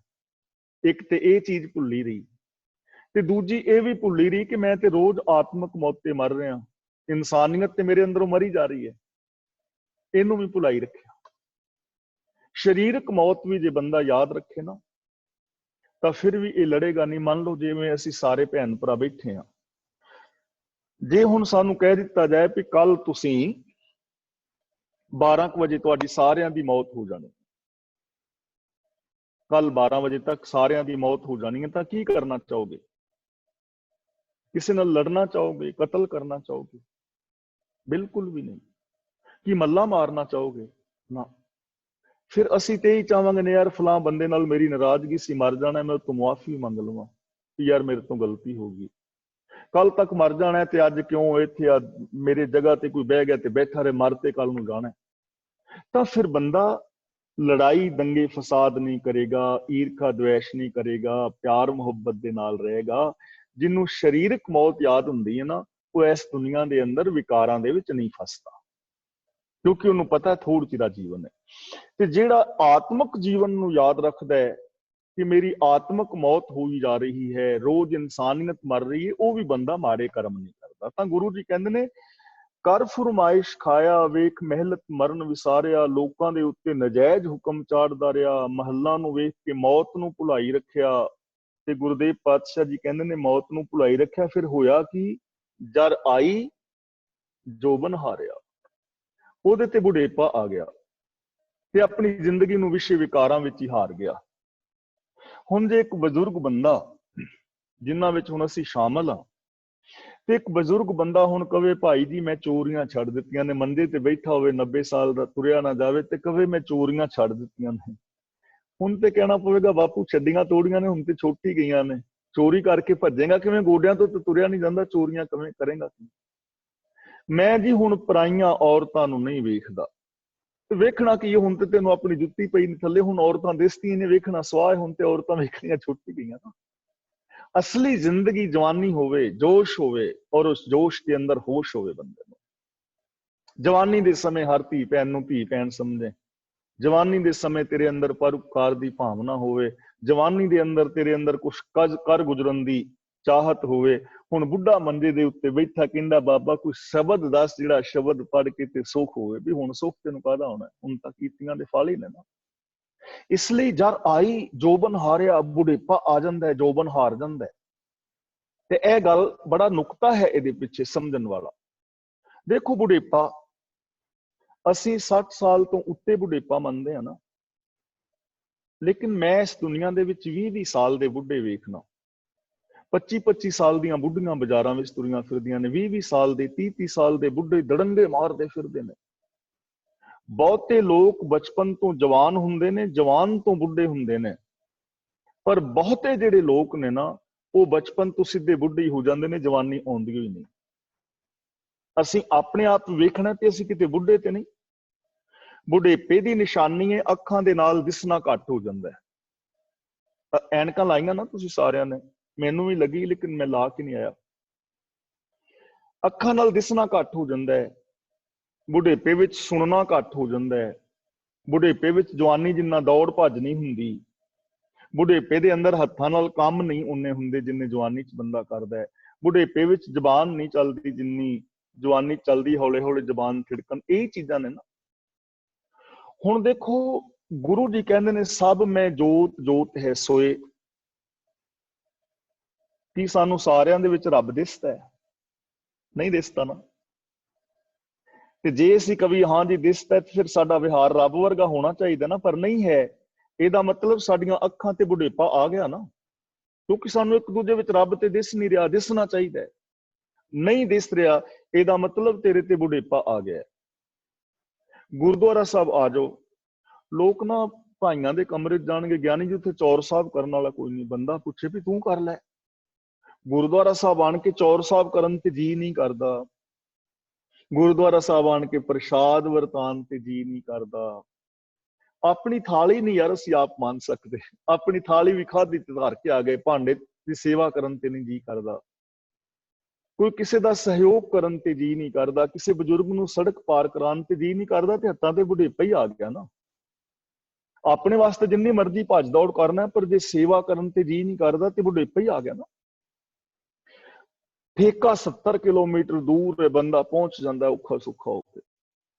ਗੁਰਦੁਆਰਾ ਬਿਲਕੁਲ ਗੁਆਂਢ ਵਿੱਚ ਹੈ, ਲੋਕ ਨਹੀਂ ਆਉਂਦੇ, ਬੁੱਢੇ ਹੀ ਹੋ ਗਏ ਨਾ, ਪੈਰਾਂ ਦਾ ਬੁਢੇਪਾ ਆ ਗਿਆ, ਬਿਲਕੁਲ ਨਹੀਂ ਆ ਰਹੀ ਸੰਗਤ, ਨਹੀਂ ਆ ਰਹੀ। ਝੂਠ ਬੁਲਾ ਲਓ, ਸਾਰਾ ਦਿਨ ਬੁਲਾ ਲਓ, ਨਿੰਦਾ ਕਰਾ ਲਓ, ਆਪਣੇ ਰਿਸ਼ਤੇਦਾਰਾਂ ਦੀ ਮਿੱਟੀ ਜਿੰਨੀ ਮਰਜ਼ੀ ਪਲੀਤ ਕਰ ਲਓ, ਸਵੇਰ ਤੋਂ ਲੈ ਕੇ ਸ਼ਾਮ ਤੱਕ ਸਾਡੀ ਜੀਭ ਨਹੀਂ ਥੱਕਦੀ, ਪਰ ਸੱਚ ਨਹੀਂ ਬੋਲਿਆ ਜਾਂਦਾ। ਅਸੀਂ ਝੂਠੇ ਨੂੰ ਝੂਠਾ ਨਹੀਂ ਕਹਿੰਦੇ, ਸੱਚੇ ਨੂੰ ਸੱਚਾ ਨਹੀਂ ਕਹਿੰਦੇ। ਫਿਲਮਾਂ ਦੀਆਂ ਸਟੋਰੀਆਂ ਯਾਦ ਨੇ, ਹੇਮਾ ਮਾਲਿਨੀ ਦੀ ਨਾਨੀ ਦਾ ਵੀ ਨਾਂ ਯਾਦ ਹੈ, ਪਰ 5 ਪੌੜੀਆਂ ਯਾਦ ਨਹੀਂ। ਬੁੱਢੇ ਹੀ ਹੋ ਗਏ ਨਾ, ਜੀਭ ਬੁੱਢੀ ਹੋ ਗਈ। ਸਾਰਾ ਦਿਨ ਗਾਣੇ ਸੁਣੀ ਜਾਓ, ਪਰ ਸੱਚ ਦੀ ਕੋਈ ਗੱਲ ਸੁਣਾਏ ਅਸੀਂ ਗੱਲ ਪੈ ਜਾਣਾ। ਲੋਕ ਲੜਦੇ ਨੇ, ਨਾਲ ਹੀ ਕਹਿੰਦੇ ਨੇ ਬਾਬਿਆਂ ਦੀ ਨਿੰਦਿਆ ਨਾ ਕਰੋ। ਸੱਚ ਸੁਣਿਆ ਹੀ ਨਹੀਂ ਜਾਂਦਾ, ਕੰਨ ਬੁੱਢੇ ਹੋ ਗਏ, ਮਨ ਦੇ ਵਿੱਚ ਸੋਚ ਨਹੀਂ ਆ ਰਹੀ। ਇਹਨੂੰ ਗੁਰੂ ਜੀ ਕਹਿੰਦੇ ਨੇ ਤੇਰੀ ਜਵਾਨੀ ਖਤਮ ਹੋ ਰਹੀ ਹੈ, ਬੁੱਢਾ ਹੋ ਗਿਆ। ਜਦ ਆਈ ਜੋਬਨ ਹਾਰਿਆ, ਤੂੰ ਆਤਮਕ ਜਵਾਨੀ ਨੂੰ ਹਾਰ ਚੁੱਕਾ ਹੈ, ਤੇਰੇ ਉੱਤੇ ਆਤਮਕ ਬੁਢੇਪਾ ਆ ਗਿਆ ਹੈ। ਯਾਦ ਰੱਖਣਾ, ਸਰੀਰਕ ਬੁਢੇਪੇ ਦੀ ਗੱਲ ਨਹੀਂ ਹੈ। ਗੁਰੂ ਅਮਰਦਾਸ ਜੀ ਮਹਾਰਾਜ 65 ਸਾਲ ਦੀ ਉਮਰ ਵਿੱਚ ਗੁਰੂ ਅੰਗਦ ਦੇਵ ਦੇ ਚਰਨਾਂ ਦੀ ਸ਼ਰਨ ਵਿੱਚ ਆਉਂਦੇ ਨੇ, ਤੇ ਜਿੰਨੀ ਸੇਵਾ ਗੁਰੂ ਅਮਰਦਾਸ ਜੀ ਨੇ ਕੀਤੀ ਹੈ ਤੁਹਾਡੇ ਸਾਹਮਣੇ ਹੈ। ਕਿਉਂਕਿ ਮਾਨਸਿਕ ਤੌਰ ਤੇ ਜਵਾਨ ਨੇ। ਬਾਬਾ ਦੀਪ ਸਿੰਘ ਬਜ਼ੁਰਗ ਅਵਸਥਾ ਵਿੱਚ ਲੜ ਰਹੇ ਨੇ, ਕਿਉਂਕਿ ਮਾਨਸਿਕ ਤੌਰ ਤੇ ਉਹ ਜਵਾਨ ਨੇ। 93 ਸਾਲ ਦੀ ਉਮਰ ਵਿੱਚ ਭਾਈ ਮਨੀ ਸਿੰਘ ਜੀ ਬੰਦ ਕਟਾ ਰਹੇ ਨੇ। 93 ਸਾਲ ਦੇ ਸਾਡੇ ਤੋਂ ਤੇ ਤੁਰਿਆ ਵੀ ਨਹੀਂ ਜਾਣਾ, ਕਿਉਂਕਿ ਮਾਨਸਿਕ ਤੌਰ ਤੇ ਜਵਾਨ ਨੇ, ਉਹਨਾਂ ਨੇ ਜਵਾਨੀ ਨੂੰ ਹਾਰਿਆ ਨਹੀਂ। ਇਸ ਲਈ ਬੁਢੇਪਾ ਮਾਨਸਿਕ ਹੈ, ਇਹਨੂੰ ਪ੍ਰਵਾਨ ਨਾ ਕਰੋ, ਜਵਾਨ ਹੋਵੋ, ਆਪਣੇ ਅੰਦਰ ਜਵਾਨੀ ਪੈਦਾ ਕਰੋ। ਅੱਖਾਂ ਦੇ ਨਾਲ ਸਭ ਦੀ ਜੋਤ ਵੇਖੋ, ਕੰਨਾਂ ਦੇ ਨਾਲ ਸੱਚ ਸੁਣੋ, ਜ਼ਬਾਨ ਦੇ ਨਾਲ ਸੱਚ ਬੋਲੋ, ਹੱਥਾਂ ਦੇ ਨਾਲ ਸੇਵਾ ਕਰੋ ਜਿੰਨੀ ਕਰ ਸਕਦੇ ਹੋ। ਘਰ ਗਾਰਡਨਿੰਗ ਕਰ ਲਓ, ਬੱਚਿਆਂ ਨੂੰ ਆਂਡੋ ਗੁਆਂਢੋ ਬੁਲਾ ਕੇ ਥੋੜਾ ਗੁਰਮਤ ਸਿਖਾ ਦਿਓ। ਤਾਂ ਗੁਰੂ ਜੀ ਕਹਿੰਦੇ ਨੇ ਪਿਆਰਿਆ, ਇਹ ਰੰਗੀ ਹਰਮ ਜਿਹੜੇ ਸਵਾਰੇ ਨੇ, ਤੁਰੇ ਪਲਾਣੇ ਪਾਉਣ ਵੇਗ ਨੇ, ਦੁਨੀਆ ਦੇ ਜਿਹੜੇ ਪਦਾਰਥ ਨੇ, ਕਿਆ ਕਿਤੇ ਔਰਤ ਅਪਵਿੱਤਰ ਹੋ ਗਈ ਤੇ ਕਿਤੇ ਫਲਾਂ ਢਿੰਗੜਾ ਅਪਵਿੱਤਰ ਹੋ ਗਿਆ। ਤੇਰੀ ਜਵਾਨੀ ਤੇ ਇਹਨਾਂ ਕੰਮਾਂ 'ਚ ਬੀਤ ਗਈ, ਤੂੰ ਤੇ ਬੁੱਢਾ ਹੀ ਹੋ ਗਿਆ। ਇਸ ਲਈ ਆਪਣੇ ਜੀਵਨ ਨੂੰ ਨਾ ਹਾਰੋ, ਆਪਣੇ ਜੀਵਨ ਨੂੰ ਉੱਚਾ ਕਰੋ। ਹਰ ਇਨਸਾਨ ਦੇ ਅੰਦਰ ਇਹ ਪੋਸੀਬਿਲਿਟੀ ਹੈ, ਕਿਸੇ ਵੀ ਸਮੇਂ ਉਹ ਆਪਣੇ ਜੀਵਨ ਨੂੰ ਬਦਲ ਕੇ ਮਹਾਨ ਹੋ ਸਕਦਾ ਹੈ। ਅਗਲੇ ਸ਼ਲੋਕ ਵਿੱਚ ਗੁਰੂ ਜੀ ਸਾਨੂੰ ਇੱਕ ਹੋਰ ਵਹਿਮ ਚੋਂ ਕੱਢ ਰਹੇ ਨੇ। ਜੇਕਰ ਸੂਤਕ ਮੰਨੀਏ ਸਭ ਤੈ ਸੂਤਕ ਹੋਏ। ਹੁਣ ਇੱਕ ਤੇ ਸੀ ਮਰਨ ਦੇ ਨਾਲ ਅਪਵਿੱਤਰਤਾ ਆ ਜਾਂਦੀ ਹੈ। ਦੋ ਤਰ੍ਹਾਂ ਦਾ ਸੂਤਕ ਹੁੰਦਾ ਹੈ, ਜੇ ਕੋਈ ਮਰ ਜਾਏ ਘਰ ਤਾਂ ਵੀ ਅਪਵਿੱਤਰ, ਤੇ ਜੇ ਜੰਮ ਪਵੇ ਤਾਂ ਵੀ ਅਪਵਿੱਤਰ। ਪਹਿਲਾਂ ਤੇ ਔਰਤ ਨੂੰ ਅਪਵਿੱਤਰ ਦੱਸਿਆ, ਤੇ ਫਿਰ ਉਸ ਔਰਤ ਨੇ ਬੱਚੇ ਨੂੰ ਜਨਮ ਦਿੱਤਾ, ਉਹਨੂੰ ਫਿਰ ਅਪਵਿੱਤਰ ਦੱਸਿਆ ਵੀ ਹੁਣ ਘਰ ਫਿਰ ਅਪਵਿੱਤਰ ਹੋ ਗਿਆ, ਕਿਉਂਕਿ ਇਹਨੇ ਬੱਚੇ ਨੂੰ ਜਨਮ ਦਿੱਤਾ। ਇਹ ਬੱਚਾ ਵੀ ਅਪਵਿੱਤਰ ਹੈ, ਔਰਤ ਵੀ ਅਪਵਿੱਤਰ ਹੈ, ਇਹ ਘਰ ਵੀ ਅਪਵਿੱਤਰ ਹੋ ਗਿਆ। ਤੇ ਫਿਰ ਉਸ ਔਰਤ ਨੂੰ ਚੌਂਕੇ ਨਹੀਂ ਚੜਨ ਦਿੰਦੇ, ਉਹਨੇ ਕੋਈ ਕੰਮ ਨਹੀਂ ਕਰਨਾ। ਹਾਂ, ਜਦੋਂ ਤੱਕ ਸਰੀਰਕ ਕਮਜ਼ੋਰੀ ਹੈ ਜਾਂ ਨਹੀਂ ਸਰੀਰ ਠੀਕ, ਉਹ ਵੱਖਰਾ ਗੱਲ ਹੈ, ਆਰਾਮ ਉਹਨੂੰ ਮਿਲਣਾ ਚਾਹੀਦਾ ਹੈ, ਲੇਕਿਨ ਅਪਵਿੱਤਰਤਾ ਜੋੜੀ। ਤੇ ਫਿਰ ਬ੍ਰਾਹਮਣ ਨੇ ਇੱਕ ਨੇਮ ਬਣਾਇਆ ਕਿ ਉਹ ਘਰ ਹੁਣ ਕਿਵੇਂ ਪਵਿੱਤਰ ਹੋਵੇ, ਕਿਉਂਕਿ ਜੇ ਵਹਿਮ ਨਹੀਂ ਪਾਉਂਦਾ ਤੇ ਪੁਜਾਰੀ ਦਾ ਕੰਮ ਨਹੀਂ ਚੱਲਦਾ। ਜੇ ਔਰਤ ਨੇ ਜਨਮ ਦਿੱਤਾ ਤੇ ਆਪ ਹੀ ਉੱਠ ਕੇ ਕੰਮ ਕਰਨ ਲੱਗ ਗਏ, ਪੁਜਾਰੀ ਦਾ ਕੰਮ ਤੇ ਗਿਆ। ਇੱਕ ਤੇ ਉਹਨੇ ਕੁੰਡਲ ਨਹੀਂ ਬਣਾਣੀ ਹੈ, ਕੁੰਡਲੀ, ਜਨਮ ਕੁੰਡਲੀ ਮੇਰੇ ਪੈਸੇ ਲਵੇਗਾ। ਫਿਰ ਨਾਮ ਰੱਖਣਾ ਹੈ, ਫਿਰ ਪੁਜਾਰੀ ਕੋਲ ਜਾਓਗੇ, ਫਿਰ ਪੈਸੇ ਲਏਗਾ। ਤੇ ਨਾਲ ਉਹਨੇ ਕਿਹਾ ਤੁਹਾਡਾ ਤੇ ਘਰ ਅਪਵਿੱਤਰ ਹੋ ਗਿਆ, ਇੱਥੋਂ ਤੇ ਦੇਵਤੇ ਨਿਕਲ ਜਾਣੇ ਸੀ, ਇੱਥੇ ਤੇ ਰੱਬ ਹੀ ਨਹੀਂ ਆਉਣਾ। ਹੁਣ ਪਵਿੱਤਰ ਕਰਾਉਣ ਵਾਸਤੇ ਫਿਰ ਪੁਜਾਰੀ ਨੂੰ ਸੱਦੋ। ਤੇ ਉਹ ਜਿਹੜਾ ਹੈ ਬ੍ਰਾਹਮਣ ਔਰ ਖੱਤਰੀ ਆਦਿਕ ਉਹਨਾਂ ਨੂੰ ਪਿਆਉਂਦੇ ਸਨ ਗੰਗਾ ਜਲ। ਤੇ ਜਿਹੜੇ ਸ਼ੂਦਰ ਨੇ ਜਾਂ ਹੋਰ ਲੋਕ ਨੇ ਉਹਨਾਂ ਨੂੰ ਗੋਤਰ ਕਹਿੰਦੇ ਸਨ ਉਹਨੂੰ, ਯਾਨੀ ਗਾਂ ਦਾ ਪਿਸ਼ਾਬ ਪਾ ਕੇ ਤੇ ਔਰਤਾਂ ਨੂੰ ਪਿਆਇਆ ਜਾਂਦਾ ਰਿਹਾ ਹੈ। ਤੇ ਨਾਲ ਲੰਗਰ ਪਾਣੀ ਵਿੱਚ ਵੀ ਛਿੱਟੇ ਦਿੰਦੇ ਸਨ ਤੇ ਔਰਤ ਨੂੰ ਔਰ ਬੱਚੇ ਨੂੰ ਗਾਂ ਦਾ ਪਿਸ਼ਾਬ ਪਾ ਕੇ ਪਿਆਇਆ ਜਾਂਦਾ ਸੀ, ਪਿਆਇਆ ਜਾਂਦਾ ਰਿਹਾ ਹੈ। ਉਹਨੂੰ ਕਹਿ ਦਿੰਦੇ ਸੀ ਗੋਤਰ। ਤੇ ਹੌਲੇ ਹੌਲੇ ਲੋਕਾਂ ਨੂੰ ਸਮਝ ਆਈ, ਸਿੱਖਾਂ ਨੂੰ, ਕਿ ਇਹ ਤੇ ਕੰਮ ਖਰਾਬ ਹੈ। ਤੇ ਸਿੱਖਾਂ ਨੇ ਉੱਥੇ ਅੰਮ੍ਰਿਤ ਛਕਾਉਣਾ ਸ਼ੁਰੂ ਕਰਤਾ, ਜਪਜੀ ਸਾਹਿਬ ਪੜ੍ਹ ਕੇ ਜਾਂ 5 ਪੌੜੀਆਂ ਕਿਸ ਤਰ੍ਹਾਂ ਅਸੀਂ ਆਪ ਵੀ ਛਕਾਉਂਦੇ ਰਹੇ ਹਾਂ, ਕਿਉਂਕਿ ਨਹੀਂ ਸੀ ਪਤਾ। ਪਿੰਡਾਂ ਵਿੱਚ ਚੱਲਦਾ ਸੀ ਵੀ ਭਾਈ ਜੀ ਅੰਮ੍ਰਿਤ ਛਕਾਉਣਾ ਹੈ ਬੱਚੇ ਨੂੰ। ਉਹਦਾ ਮਕਸਦ ਸਿਰਫ ਇਹ ਸੀ ਵੀ ਇਹ ਘਰ ਅਪਵਿੱਤਰ ਹੋ ਗਿਆ ਤੇ ਸੂਤਕ ਕੱਢਣਾ ਹੈ। ਮੈਂ ਆਪ ਇਹ ਕੰਮ ਕਰਦਾ ਰਿਹਾ, ਕਿਉਂਕਿ ਇਹਦੇ ਵਿੱਚ ਕੋਈ ਕਹਿਣ ਵਿੱਚ ਕੋਈ ਦੋ ਰਾਏ ਨਹੀਂ, ਕਿਉਂਕਿ ਪਤਾ ਹੀ ਨਹੀਂ ਸੀ ਸਾਨੂੰ, ਜੋ ਸਿਖਾਇਆ ਅਸੀਂ ਉਹ ਕੀਤਾ। ਹੁਣ ਇਹ ਜਿਹੜਾ ਸੀ ਉਸ ਗੋਤਰ ਦੀ ਜਗ੍ਹਾ ਤੇ ਅਸੀਂ ਇਹ ਪਿਆਣਾ ਸ਼ੁਰੂ ਕਰਤਾ, ਔਰ ਇਹਦਾ ਮਤਲਬ ਇਹ ਸੀ ਕਿ ਅਸੀਂ ਇੱਥੋਂ ਅਪਵਿੱਤਰਤਾ ਨੂੰ ਦੂਰ ਕਰਨਾ, ਸੂਤਕ ਨੂੰ ਕੱਢਣਾ ਹੈ। ਗੱਲ ਇੰਨੀ ਹੈ। ਹੁਣ ਗੁਰੂ ਜੀ ਇੱਥੇ ਤਰਕ ਦੇ ਰਹੇ ਨੇ, ਗੁਰੂ ਜੀ ਇੱਥੇ ਵਿਵੇਕ ਬੁੱਧ ਦੀ ਗੱਲ ਕਰਦੇ ਨੇ ਤੇ ਸਵਾਲ ਖੜਾ ਕਰ ਰਹੇ। ਕਹਿਣ ਲੱਗੇ ਮੰਨ ਲਓ ਕਿ ਇਹ ਸੂਤਕ ਹੈ, ਬੱਚੇ ਦੇ ਜਨਮ ਦੇ ਨਾਲ ਬੱਚਾ ਵੀ ਅਪਵਿੱਤਰ ਹੈ, ਮਾਂ ਵੀ ਅਪਵਿੱਤਰ ਹੈ, ਚੌਂਕਾ ਵੀ ਅਪਵਿੱਤਰ ਹੋ ਗਿਆ, ਕਿਉਂਕਿ ਇੱਥੇ ਜਨਮ ਹੋਇਆ ਹੈ। ਤੇ ਜਦੋਂ ਕੋਈ ਮਰਦਾ ਹੈ ਫਿਰ ਅਪਵਿੱਤਰ ਹੋ ਜਾਂਦਾ ਹੈ। ਤਾਂ ਗੁਰੂ ਜੀ ਕਹਿੰਦੇ ਨੇ ਜੇਕਰ ਸੂਤਕ ਮੰਨੀਏ, ਜੇ ਸੂਤਕ ਨੂੰ ਮੰਨ ਲਵੀਏ, ਚਲੋ ਕੋਈ ਗੱਲ ਨਹੀਂ ਮੰਨ ਲਓ, ਤਾਂ ਸਭ ਤੇ ਸੂਤਕ ਹੋਏ, ਸਭ ਤੈ ਸੂਤਕ ਹੋਏ ਦਾ ਮਤਲਬ ਸਭ ਥਾਵਾਂ ਤੇ ਸੂਤਕ ਹੈ, ਕੋਈ ਥਾਂ ਪਵਿੱਤਰ ਨਹੀਂ। ਦੱਸੋ ਕਿਹੜੀ ਥਾਂ ਪਵਿੱਤਰ ਰਹਿ ਜਾਏਗੀ? ਇਹ ਦੁਨੀਆ ਸਾਰੀ ਹੀ ਅਪਵਿੱਤਰ ਹੋ ਜਾਏਗੀ ਜੇ ਸੂਤਕ ਨੂੰ ਮੰਨੋਗੇ ਕਿ ਜਨਮ ਨਾਲ ਔਰ ਮਰਨ ਨਾਲ ਜੇ ਅਪਵਿੱਤਰਤਾ ਹੁੰਦੀ ਹੈ ਤਾਂ ਸਭ ਤੈ ਸੂਤਕ ਹੋਏ, ਸਭ ਥਾਵਾਂ ਤੇ ਸੂਤਕ ਹੈ। ਕਿਵੇਂ? ਗੋਹੇ ਅਤੇ ਲੱਕੜੀ ਅੰਦਰ ਕੀੜਾ ਹੋਏ। ਗੋਹੇ ਦੇ ਵਿੱਚ ਜੋ ਗਾਂ ਦਾ ਗੋਹਾ ਤੁਸੀਂ ਬਾਲਦੇ ਹੋ ਤਾਂ ਉਹਨਾਂ ਪਾਥੀਆਂ ਦੇ ਵਿੱਚ ਕੀੜੇ ਹੁੰਦੇ ਨੇ। ਅਸੀਂ ਆਪ ਬਾਲਦੇ ਰਹੇ ਹਾਂ, ਭੰਨਿਆਂ ਵਿੱਚੋਂ ਕੀੜੇ ਨਿਕਲਦੇ ਸੀ, ਤੁਹਾਨੂੰ ਵੀ ਪਤਾ ਹੈ। ਹੁਣ ਘਰ ਵਿੱਚ ਲੋਕੀ ਪਾਥੀਆਂ ਬਾਲਦੇ ਸੀ, ਲੱਕੜੀਆਂ ਬਾਲਦੇ ਸੀ, ਲੱਕੜੀਆਂ ਦੇ ਵਿੱਚ ਕੀੜਾ ਹੈ, ਉਹ ਕੀੜਾ ਜਨਮ ਲੈ ਰਿਹਾ ਹੈ, ਉਹ ਲੱਕੜੀ ਤੇ ਅਪਵਿੱਤਰ ਹੈ। ਤੇ ਜਦੋਂ ਤੁਸੀਂ ਗੋਹਾ ਪਾਥੀ ਲੱਕੜ ਬਾਲਦੇ ਹੋ, ਕੀੜਾ ਅੰਦਰ ਮਰ ਜਾਂਦਾ ਹੈ, ਉਹ ਫਿਰ ਅਪਵਿੱਤਰਤਾ ਹੋ ਗਈ, ਚੁੱਲ੍ਹੇ ਵਿੱਚ ਅਪਵਿੱਤਰਤਾ ਵੜ ਗਈ। ਗੋਹੇ ਅਤੇ ਲੱਕੜੀ ਅੰਦਰ ਕੀੜਾ ਹੋਏ। ਗੋਹੇ ਵਿੱਚ, ਲੱਕੜੀ ਵਿੱਚ, ਪਾਥੀਆਂ ਵਿੱਚ ਕੀੜਾ ਹੈ ਤਾਂ ਫਿਰ ਤੁਹਾਡੀ ਰਸੋਈ ਵੀ ਅਪਵਿੱਤਰ। ਜਿਸ ਧਰਤੀ ਤੇ ਗਾਂ ਮੱਝ ਨੇ ਗੋਹਾ ਕੀਤਾ ਉਹਦੇ ਵਿੱਚ ਕੀੜਾ ਪੈ ਗਿਆ, ਧਰਤੀ ਵੀ ਅਪਵਿੱਤਰ। ਲੱਕੜੀ ਦੇ ਵਿੱਚ ਕੀੜਾ ਹੈ ਤਾਂ ਜਿੱਥੇ ਆ ਧਰਤੀ ਵਿੱਚ ਲੱਕੜੀਆਂ ਉੱਗੀਆਂ ਨੇ ਜਾਂ ਲੱਕੜੀਆਂ ਪਈਆਂ ਨੇ, ਧਰਤੀ ਵੀ ਅਪਵਿੱਤਰ। ਅੱਗੇ ਕਹਿੰਦੇ ਨੇ ਜੇਤੇ ਦਾਣੇ ਅੰਨ ਕੇ ਜੀਆਂ ਬਾਝ ਨਾ ਕੋਏ। ਜਿੰਨੇ ਵੀ ਅੰਨ ਦੇ ਦਾਣੇ ਨੇ, ਕੋਈ ਵੀ ਜੀਵ ਤੋਂ ਬਿਨਾਂ ਨਹੀਂ, ਸਾਰਿਆਂ ਦੇ ਅੰਦਰ ਜਾਨ ਹੈ। ਜਿਹੜੇ ਦਾਣੇ ਵਿੱਚ ਜਾਨ ਨਹੀਂ ਹੋਏਗੀ ਉਹ ਉੱਗੇਗਾ ਨਹੀਂ। ਕਣਕ ਤਾਂ ਹੀ ਉੱਗਦੀ ਹੈ ਕਿਉਂਕਿ ਉਹਦੇ ਵਿੱਚ ਜੀਵ ਹੈ, ਜਾਨ ਹੈ ਉਹਦੇ ਵਿੱਚ। ਚਣਿਆਂ ਵਿੱਚ ਜਾਨ ਹੈ, ਹਰ ਦਾਣੇ ਦੇ ਅੰਦਰ ਜਾਨ ਹੈ। ਸਰੋਂ ਵਿੱਚ ਜਾਨ ਹੈ, ਮੂਲੀ ਵਿੱਚ ਜਾਨ, ਗਾਜਰਾਂ ਵਿੱਚ ਜਾਨ। ਗਾਜਰ ਖਾਓਗੇ ਤੇ ਹੱਤਿਆ ਹੋਏਗੀ, ਮੂਲੀ ਖਾਓਗੇ ਤੇ ਹੱਤਿਆ ਹੋਏਗੀ। ਮੁਰਗਾ ਵੱਢੋਗੇ ਤਾਂ ਵੀ ਹੱਤਿਆ ਹੋਏਗੀ, ਮੂਲੀ ਕੱਟੋਗੇ ਤਾਂ ਵੀ ਹੱਤਿਆ ਹੋਏਗੀ, ਕਿਉਂਕਿ ਜੀਵ ਹੈ। ਦਾਣੇ ਪੀਸੋਗੇ, ਜਦੋਂ ਕਣਕ ਦੇ ਦਾਣੇ ਪੀਓਗੇ, ਹਜ਼ਾਰਾਂ ਦਾਣੇ ਮਰਨਗੇ। ਜੇਤੇ ਦਾਣੇ ਅੰਨ ਕੇ ਜੀਆਂ ਬਾਝ ਨਾ ਕੋਏ। ਇਸ ਲਈ ਦਾਣਿਆਂ ਦੇ ਅੰਦਰ ਜਨਮ ਮਰਨ ਹੋ ਰਿਹਾ ਹੈ। ਕਿਵੇਂ ਬਚੋਗੇ ਸੂਤਕ ਤੋਂ? ਗੱਲ ਸੂਤਕ ਦੀ ਕੀਤੀ ਜਾ ਰਹੀ ਹੈ, ਪਵਿੱਤਰਤਾ ਦੀ। ਫਿਰ ਕਹਿੰਦੇ ਨੇ ਪਹਿਲਾ ਪਾਣੀ ਜੀਓ ਹੈ ਜਿਤ ਹਰਿਆ ਸਭ ਕੋਏ। ਫਿਰ ਪਾਣੀ ਨਾਲ ਤੁਸੀਂ ਕਹਿੰਦੇ ਹੋ ਕਿ ਅਸੀਂ ਪਵਿੱਤਰ ਕਰਨਾ ਹੈ ਚੌਂਕਾ, ਤੇ ਪਾਣੀ ਤੇ ਆਪ ਇੱਕ ਜੀਵ ਹੈ। ਜਿਤ ਹਰਿਆ ਸਭ ਕੋਏ, ਜੇ ਪਾਣੀ ਨਾ ਹੋਏ ਤੇ ਜੀਵਨ ਨਹੀਂ ਹੋ ਸਕਦਾ। ਪਹਿਲਾ ਪਾਣੀ ਜੀਓ ਹੈ, ਪਾਣੀ ਪਿਤਾ ਜਗਤ का, पवन गुरु पानी पिता। ਪਹਿਲਾ ਪਾਣੀ ਜੀਓ ਹੈ। ਜੇ ਪਾਣੀ ਨਾ ਹੋਏ ਤੇ ਇਸ ਦੁਨੀਆ ਤੇ ਕੋਈ ਜੀ ਹੋ ਹੀ ਨਹੀਂ ਸਕਦਾ। ਜਦੋਂ ਗੁਰੂ ਨਾਨਕ ਦੇਵ ਜੀ ਦੇ ਨਾਲ ਪੰਡਿਤ ਦੀ ਵਿਚਾਰ ਹੋਈ ਨਾ ਮਾਸ ਬਾਰੇ, ਕੁਰੂਕਸ਼ੇਤਰ, ਤਾਂ ਗੁਰੂ ਜੀ ਕਹਿਣ ਲੱਗੇ, ਇਹ ਬ੍ਰਾਹਮਣ ਤੈਨੂੰ ਵਿਦਵਾਨ ਪਤਾ ਹੀ ਨਹੀਂ ਕਿ ਮਾਸ ਪੈਦਾ ਕਿੱਥੋਂ ਹੋਇਆ ਹੈ। ਪਾਂਡੇ ਤੂੰ ਜਾਣੇ ਹੀ ਨਾਹੀਂ ਕਿੱਥੋਂ ਮਾਸ ਉਪੰਨਾ, ਮਾਸ ਪੈਦਾ ਕਿੱਥੋਂ ਹੋਇਆ, ਉਹਦਾ ਸਰੋਤ ਕੀ ਹੈ। ਤੋਇਓ ਅੰਨ ਕਮਾਦ ਕਪਾਹਾਂ, ਤੋਇਓ ਤ੍ਰਿਪਵਨ ਗੰਨਾ। ਅੰਨ ਵੀ, ਕਮਾਦ ਵੀ, ਕਪਾਹ ਵੀ, ਗੰਨਾ ਵੀ, ਇਹ ਸਭ ਪਾਣੀ ਕਰਕੇ ਪੈਦਾ ਹੋ ਰਹੇ ਨੇ। ਜੇ ਪਾਣੀ ਨਾ ਹੋਵੇ ਤੇ ਇਹ ਨਹੀਂ ਹੋਣਗੇ। ਇਹਦਾ ਮਤਲਬ ਸਰੋਤ ਪਾਣੀ ਹੋ ਗਿਆ ਨਾ, ਤੇ ਬੱਕਰੀਆਂ ਦਾ ਸਰੋਤ ਵੀ ਪਾਣੀ ਹੈ। ਫਿਰ ਪਾਣੀ ਕਰਕੇ ਉਹ ਨੇ, ਪਾਣੀ ਕਰਕੇ ਫਰਕ ਕੀ ਹੋਇਆ? ਇਸ ਲਈ ਪਹਿਲਾ ਪਾਣੀ ਜੀਉ ਹੈ ਜਿਤ ਹਰਿਆ ਸਭ ਕੋਏ। ਪਹਿਲਾਂ ਤਾਂ ਪਾਣੀ ਆਪ ਹੀ ਜੀਵ ਹੈ, ਜਿਹਦੇ ਕਰਕੇ ਸਾਰਾ ਕੁਛ ਹਰਾ ਭਰਾ ਹੈ। ਫਿਰ 42 ਲੱਖ ਜੀ ਜਲ में होते, ਜਲ ਦੇ ਵਿੱਚ ਜੀਵ ਪੈਦਾ ਹੋ ਰਹੇ ਨੇ, ਮਰ ਰਹੇ ਨੇ, ਤੇ ਫਿਰ ਜਲ ਤੇ ਅਪਵਿੱਤਰ ਹੈ। ਕਿਵੇਂ ਬਚੋਗੇ ਸੂਤਕ ਤੋਂ? ਸੂਤਕ ਕਿਉਂ ਕਰ ਉਤਰੈ, ਨਾ ਸੂਤਕ ਕਿਉਂ ਕਰ ਰੱਖੀਐ, ਸੂਤਕ ਪਵੈ ਰਸੋਏ। ਗੁਰੂ ਜੀ ਕਹਿੰਦੇ ਨੇ ਸੂਤਕ ਤੋਂ ਕਿਵੇਂ ਬਚੀਏ? ਸੂਤਕ ਪਵੈ ਰਸੋਏ, ਸੂਤਕ ਤੇ ਤੁਹਾਡੀ ਰਸੋਈ ਵਿੱਚ ਪਿਆ ਹੋਇਆ ਹੈ, ਕਿਉਂਕਿ ਉੱਥੇ ਕਣਕ ਦੇ ਦਾਣੇ ਨੇ, ਧਨੀਆ ਹੈ, ਮਿਰਚਾਂ ਨੇ, ਇਹਨਾਂ ਸਾਰਿਆਂ ਵਿੱਚ ਜੀਵ ਹੈ।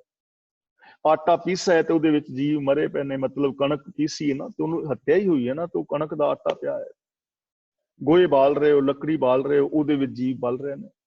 ਕਾਕਰੋਚ ਆਉਂਦੇ ਨੇ, ਉਹਨਾਂ ਨੂੰ ਤੁਸੀਂ ਨਾਲ ਦੇ ਨਾਲ ਮਾਰਦੇ ਹੋ। ਤੁਹਾਡੀ ਰਸੋਈ ਤੇ ਸੂਤਕ ਪਿਆ ਵਿੱਚ, ਉੱਥੇ ਤੇ ਜੀਵ ਪੈਦਾ ਹੋ ਰਹੇ ਨੇ। ਤਾਂ ਇਸ ਲਈ ਗੁਰੂ ਜੀ ਕਹਿੰਦੇ ਨੇ ਸੂਤਕ ਨਾਨਕ ਸੂਤਕ ਏਵ ਨਾ ਉਤਰੈ। ਇਹਨਾਂ ਤੁਹਾਡੇ ਕੰਮਾਂ ਦੇ ਨਾਲ ਸੂਤਕ ਨਹੀਂ ਉਤਰਦਾ। ਗਿਆਨ ਉਤਾਰੇ ਤੋਏ, ਗਿਆਨ ਉਤਾਰ ਸਕਦਾ ਹੈ ਇਸ ਵਹਿਮ ਨੂੰ, ਕਿਉਂਕਿ ਸੂਤਕ ਇੱਕ ਵਹਿਮ ਹੈ। ਇਹਨੂੰ ਗਿਆਨ ਦੇ ਨਾਲ ਉਤਾਰਿਆ ਜਾ ਸਕਦਾ ਹੈ, ਸਮਝਿਆ ਜਾ ਸਕਦਾ ਹੈ ਕਿ ਇਹ ਜਨਮ ਔਰ ਮਰਨ ਤੇ ਰੱਬ ਦਾ ਇੱਕ ਸਿਸਟਮ ਹੈ। ਜੇ ਜਨਮ ਔਰ ਮਰਨ ਨਾ ਹੋਵੇ ਤੇ ਦੁਨੀਆ ਚੱਲ ਹੀ ਨਹੀਂ ਸਕਦੀ। ਨਵਾਂ ਬੱਚਾ ਨਾ ਕੋਈ ਜੰਮੇ, ਬਾਕੀ ਮਰ ਜਾਣਗੇ ਸਾਰੇ, ਤੇ ਖਤਮ ਹੋ ਜਾਏਗੀ ਦੁਨੀਆ। ਤੇ ਜੇ ਕੋਈ ਨਵਾਂ ਬੱਚਾ, ਜੇ ਕੋਈ ਮਰੇ ਨਾ, ਨਵੇਂ ਨਵੇਂ ਜਨਮ ਹੋਈ ਜਾਣ, ਤੇ ਦੁਨੀਆ ਤੇ ਕੁਰਬਲ ਹੋ ਜਾਏਗੀ। ਇਸ ਲਈ ਤੇ ਜੀਵਨ ਦਾ ਸਿਸਟਮ ਹੈ। ਗਿਆਨ ਉਤਾਰੇ ਤੋਏ, ਗਿਆਨ ਉਤਾਰੇਗਾ ਇਸ ਪਵਿੱਤਰਤਾ ਔਰ ਅਪਵਿੱਤਰਤਾ ਦੇ ਵਹਿਮ ਨੂੰ। ਇਸ ਲਈ ਇਹਨਾਂ ਪਵਿੱਤਰਤਾਵਾਂ ਔਰ ਅਪਵਿੱਤਰਤਾਵਾਂ ਦਾ ਧਰਮ ਦੇ ਨਾਲ ਕੋਈ ਸੰਬੰਧ ਨਹੀਂ। ਇਹ ਪੁਜਾਰੀ ਦੀ ਲੁੱਟ ਹੈ, ਇਹ ਮਾਨਸਿਕ ਔਰ ਆਰਥਿਕ ਸ਼ੋਸ਼ਣ ਹੈ। ਇਸ ਆਰਥਿਕ ਮਾਨਸਿਕ ਸ਼ੋਸ਼ਣ ਤੋਂ ਬਚੋ, ਉੱਚੇ ਹੋਵੋ, ਗਿਆਨ ਦੇ ਤਲ ਦੇ ਉੱਤੇ ਜੀਵੋ, ਵਿਵੇਕ ਬੁੱਧ ਦੇ ਤਲ ਤੇ ਜੀਵੋ। ਹਾਰ ਪਰਿਓ ਸੁਆਮੀ ਕੇ ਦੁਆਰੇ, ਦੀਜੇ ਬੁੱਧ ਵਿਵੇਕਾ। ਹੁਣ ਅੱਗੇ ਦੱਸਦੇ ਨੇ ਸੂਤਕ ਹੈ ਕੀ। ਗਿਆਨ ਜਦੋਂ ਹੋਏਗਾ ਫਿਰ ਪਤਾ ਲੱਗੇਗਾ ਸੂਤਕ ਕੀ ਹੈ। ਮਨ ਕਾ ਸੂਤਕ ਲੋਭ ਹੈ, ਜਿਹਵਾ ਸੂਤਕ ਕੂੜ। ਮਨ ਨੂੰ ਤੁਹਾਡੇ ਨੇ ਜੀਵ ਦੀ ਹੱਤਿਆ ਨੇ ਬੁਰਾ ਨਹੀਂ ਕੀਤਾ ਹੋਇਆ, ਲੋਭ ਨੇ ਗੰਦਾ ਕੀਤਾ ਹੋਇਆ। ਜੇ ਸੂਤਕ ਨੂੰ ਉਤਾਰਨਾ ਤੇ ਆਪਣੇ ਮਨ ਚੋਂ ਲੋਭ ਵਾਲੀ ਬਿਰਤੀ ਨੂੰ ਦੂਰ ਕਰੋ। ਬੇਗਾਨੇ ਹੱਕ ਨਾ ਖਾਓ, ਲੋਭ ਕਰਕੇ ਦੂਜਿਆਂ ਦੀਆਂ ਪ੍ਰਾਪਰਟੀਆਂ ਨਾ ਦਬਾਓ, ਲੋਭ ਕਰਕੇ 2 ਨੰਬਰ ਦੇ ਧੰਦੇ ਨਾ ਕਰੋ, ਸਿੰਥੈਟਿਕ ਦੁੱਧ ਵੇਚ ਕੇ ਕਿਸੇ ਦੇ ਬੱਚਿਆਂ ਦਾ ਨਾਸ ਨਾ ਮਾਰੋ। ਆ ਗੰਦੇ ਨਾਲਿਆਂ ਦੇ ਅੰਦਰ ਸਬਜ਼ੀਆਂ ਧੋ ਕੇ ਨਾ ਵੇਚੋ। ਵੇਖਿਆ ਨਾ ਕਿੰਨੀਆਂ ਵੀਡੀਓਜ਼ ਫਿਰਦੀਆਂ ਨੇ, ਗਟਰ ਦੇ ਵਿੱਚ ਸਬਜ਼ੀਆਂ ਧੋ ਕੇ ਵੇਚ ਰਹੇ ਨੇ। ਜੇ ਮਨ ਦੇ ਅੰਦਰ ਲੋਭ ਨਾ ਹੋਵੇ, ਲੋਭ ਹੀ ਹੈ ਨਾ ਕਿ ਮਰਦੇ ਨੇ ਮਰਨ ਦੂਜੇ, ਇਸ ਲੋਭ ਨੂੰ ਖਤਮ ਕਰੋ। ਇਹ ਮਨ ਦਾ ਸੂਤਕ ਹੈ, ਇਹਨੇ ਤੁਹਾਡੇ ਮਨ ਨੂੰ ਅਪਵਿੱਤਰ ਕੀਤਾ ਹੈ। ਜਿਹਵਾ ਸੂਤਕ ਕੂੜ, ਤੇ ਇਹ ਜ਼ਬਾਨ ਦਾ ਸੂਤਕ ਹੈ ਝੂਠ। ਜਦੋਂ ਝੂਠ ਬੋਲਦੇ ਹੋ ਜ਼ਬਾਨ ਗੰਦੀ ਹੋ ਜਾਂਦੀ ਹੈ, ਅਪਵਿੱਤਰ ਹੋ ਜਾਂਦੀ ਹੈ। ਇਹਨੂੰ ਗਿਆਨ ਦੂਰ ਕਰੇਗਾ। ਸੱਚ ਬੋਲੋ, ਜ਼ਬਾਨ ਪਵਿੱਤਰ ਰਵੇਗੀ। ਨਾਮ ਕਹਿਤ ਗੋਬਿੰਦ ਕਾ ਸੂਚੀ ਪਈ ਰਸਨਾ। ਅੱਖੀਂ ਸੂਤਕ ਵੇਖਣਾ, ਪਰ ਤ੍ਰਿਏ ਪਰ ਤਨ ਰੂਪ। ਪਰਾਏ ਧਨ ਨੂੰ ਲਾਲਚ ਦੇ ਨਾਲ ਤੱਕਣਾ, ਪਰਾਈ ਔਰਤ ਧੀ ਭੈਣ ਨੂੰ ਗੰਦੀ ਭੈੜੀ ਕਾਮੁਕ ਨਜ਼ਰ ਨਾਲ ਤੱਕਣਾ, ਇਹ ਅੱਖਾਂ ਦਾ ਸੂਤਕ ਹੈ। ਤੁਹਾਡੀਆਂ ਅੱਖਾਂ ਅਪਵਿੱਤਰ ਹੋਈਆਂ ਪਈਆਂ ਨੇ। ਇਹ ਪੁਜਾਰੀ ਵਰਗ, ਤੇਰੀਆਂ ਆਪਣੀਆਂ ਅੱਖਾਂ ਅਪਵਿੱਤਰ ਨੇ, ਇਹਨਾਂ ਨੂੰ ਠੀਕ ਕਰ। ਮਨ ਦੇ ਵਿੱਚੋਂ ਲੋਭ ਨੂੰ ਗਵਾ, ਝੂਠ ਨਾ ਬੋਲ। ਕੋਈ ਉੱਤੇ ਨਰਕ ਸਵਰਗ ਵਿੱਚ ਤੇਰੀਆਂ ਪਚਾਈਆਂ ਚੀਜ਼ਾਂ ਨਹੀਂ ਪਹੁੰਚਦੀਆਂ, ਤੂੰ ਝੂਠ ਬੋਲ ਰਿਹਾ ਹੈ, ਤੇਰੀ ਜ਼ਬਾਨ ਗੰਦੀ ਹੈ, ਤੇਰਾ ਮਨ ਲੋਭ ਦੇ ਨਾਲ ਗੰਦਾ ਹੋਇਆ ਪਿਆ, ਤੇਰੀਆਂ ਅੱਖਾਂ ਗੰਦੀਆਂ ਹੋਈਆਂ ਪਈਆਂ ਨੇ ਬੇਗਾਨੀ ਧੀ ਭੈਣ ਨੂੰ ਮਾੜੀ ਨਜ਼ਰ ਦੇ ਨਾਲ ਤੱਕ ਕੇ। ਕੰਨੀ ਸੂਤਕ ਕੰਨ ਪੈ, ਕੰਨੀ ਸੂਤਕ ਕੰਨ ਪੈ। ਪੈ ਦਾ ਮਤਲਬ ਪੈ ਜਾਂਦਾ ਹੈ। ਕੰਨ ਦੇ ਨੰਨੇ ਨਾਲ ਸਿਹਾਰੀਏ, ਕੰਨ ਵਿੱਚ। ਕੰਨੀ ਸੂਤਕ, ਕੰਨਾਂ ਦਾ ਸੂਤਕ ਕੀ ਹੈ? ਕੰਨ ਪੈ, ਕੰਨ ਦੇ ਅੰਦਰ ਪੈ ਜਾਂਦਾ ਹੈ। ਲਾਏ ਤਵਾਰੀ ਖਾਹੇ, ਲਾਏ ਤਵਾਰੀ ਦਾ ਮਤਲਬ ਚੁਗਲੀ, ਨਿੰਦਿਆ। ਜਦੋਂ ਕਿਸੇ ਦੀਆਂ ਚੁਗਲੀਆਂ ਕਰਕੇ ਕਿਸੇ ਦੇ ਘਰ ਨੂੰ ਪਾੜ ਦਿੰਦਾ ਨਾ, ਕਿ ਤੇਰੀ ਸੱਸ ਨਹੀਂ ਠੀਕ ਕੁੜੀਏ, ਤੇਰੇ ਨਾਲ ਗਲਤ ਵਿਹਾਰ ਕਰਦੀ ਹੈ, ਵੱਖਰੀ ਹੋ ਜਾ, ਇਹ ਤੇਰੀ ਜਿਹੜੀ ਚੁਗਲੀ ਹੈ, ਲੋਕਾਂ ਦੇ ਘਰਾਂ ਨੂੰ ਪਾੜਨਾ ਹੈ, ਇਹਨੇ ਤੇਰੀ ਇਸ ਕੰਨਾਂ ਨੂੰ ਜਿਹੜਾ ਨਾ ਖਤਮ ਕੀਤਾ ਹੋਇਆ ਹੈ। ਜਦੋਂ ਤੇਰੇ ਕੰਨਾਂ ਦੇ ਵਿੱਚ ਚੁਗਲੀਆਂ ਸੁਣਨਾ ਹੈ ਨਾ ਲੋਕਾਂ ਦੀਆਂ, ਉਦੋਂ ਗੰਦੇ ਹੋ ਜਾਂਦੇ ਨੇ। ਜਦੋਂ ਨਿੰਦਿਆ ਸੁਣਦਾ ਹੈ ਉਦੋਂ ਤੇਰੇ ਕੰਨ ਗੰਦੇ ਹੋ ਜਾਂਦੇ ਨੇ। ਝੂਠ ਨਾ ਸੁਣ, ਸੱਚ ਸੁਣ। ਇਹ ਸ਼ਰਵਣੋ ਮੇਰੇ ਹੋ ਸੱਚੇ ਸੁਣਨੇ ਨੂੰ ਪਠਾਏ। ਇਹ ਹੈ ਗਿਆਨ ਤੇਰੇ ਸੂਤਕ ਨੂੰ ਦੂਰ ਕਰੇਗਾ। ਨਾਨਕ ਹੰਸਾਂ ਆਦਮੀ, ਗੁਰੂ ਜੀ ਕਹਿੰਦੇ ਨੇ ਅਫਸੋਸ ਦੀ ਗੱਲ, ਹੰਸਾਂ ਆਦਮੀ ਦਾ ਮਤਲਬ ਕਿ ਹੰਸ ਵਰਗੇ ਆਦਮੀ, ਹੰਸ ਵਰਗਾ ਬੰਦਾ, ਚਿੱਟਾ ਸਫੇਦ, ਜਿਹੜਾ ਹੰਸ ਵਰਗਾ ਸੀ, ਹੰਸ ਵਰਗਾ ਹੋ ਸਕਦਾ ਸੀ, ਦੁੱਧ ਪਾਣੀ ਦਾ ਨਖੇੜਾ ਕਰ ਸਕਦਾ ਸੀ, ਝੂਠ ਸੱਚ ਦਾ ਨਖੇੜਾ ਕਰ ਸਕਦਾ ਸੀ, ਗਿਆਨ ਦੀ ਵਰਤੋਂ ਕਰਕੇ ਮਹਾਨ ਹੋ ਸਕਦਾ ਸੀ। ਤੇ ਗੁਰੂ ਜੀ ਕਹਿੰਦੇ ਨੇ ਦੁੱਖ ਹੈ ਬੱਧੇ ਜਮਪੁਰ ਜਾਹੇ, ਇਹ ਜਮਾਂ ਦੀ ਪੁਰੀ ਵਿੱਚ ਪਏ ਹੋਏ ਨੇ ਅਗਿਆਨ ਦੇ ਬੱਧੇ ਹੋਏ। ਆ ਸੂਤਕ ਪਾਤਕ, ਆ ਜਿੰਨੇ ਵੀ ਅੱਗੇ ਮਿਲਣਗੀਆਂ ਚੀਜ਼ਾਂ ਇਹ, ਔਰ ਜੋ ਅਸੀਂ ਕੱਲ ਵਿਚਾਰ ਕੀਤੀ ਹੈ ਰਾਜਨੀਤਿਕ, ਧਾਰਮਿਕ ਔਰ ਜਿਹੜੇ ਆ ਅਫਸਰਸ਼ਾਹੀ ਹੈ, ਇਹ ਸਾਰੇ ਬੱਝੇ ਪੈ ਜਮਾਂ ਦੀ ਪੁਰੀ ਵਿੱਚ ਪਏ ਨੇ। ਜਮ ਕੌਣ ਨੇ? ਕਾਮ, ਕ੍ਰੋਧ, ਲੋਭ, ਮੋਹ, ਹੰਕਾਰ, ਆਸਾ, ਤ੍ਰਿਸ਼ਨਾ, ਚੁਗਲੀ, ਨਿੰਦਾ, ਝੂਠ, ਫਰੇਬ, ਚੋਰੀਆਂ, ਯਾਰੀਆਂ, ਬੇਈਮਾਨੀਆਂ, ਠੱਗੀਆਂ, ਪਹਿਨਾਮੀਆਂ, ਪਾਪ, ਅਪਰਾਧ, ਮੇਰ ਤੇਰ, ਭਰੂਣ ਹੱਤਿਆ, ਦਾਜ ਦਹੇਜ, ਲੜਾਈ, ਦੰਗੇ, ਫਸਾਦ, ਇਹ ਸਾਰੇ ਜਮ ਨੇ। ਜਮਾਂ ਦੇ ਵਸ ਵਿੱਚ ਪਿਆ ਹੋਇਆ ਯਾਰ। ਗੁਰੂ ਦੇ ਗਿਆਨ ਦੀ ਵਰਤੋਂ ਕਰ, ਹੰਸ ਬਣ, ਬਗਲਾ ਨਾ ਬਣ। ਮਹਾਨ ਇਨਸਾਨ ਬਣ, ਆਪਣੇ ਅੰਦਰ ਇਨਸਾਨੀਅਤ ਪੈਦਾ ਕਰ। ਕਿਉਂ ਆਪਣੀ ਜ਼ਿੰਦਗੀ ਨੂੰ ਕੌਡੀਆਂ ਦੇ ਭਾਰ ਰੋਲਣਾ ਪਿਆ? ਹੀਰੇ ਜੈਸਾ ਜਨਮ ਹੈ ਕੌਡੀ ਬਦਲੇ ਜਾਏ।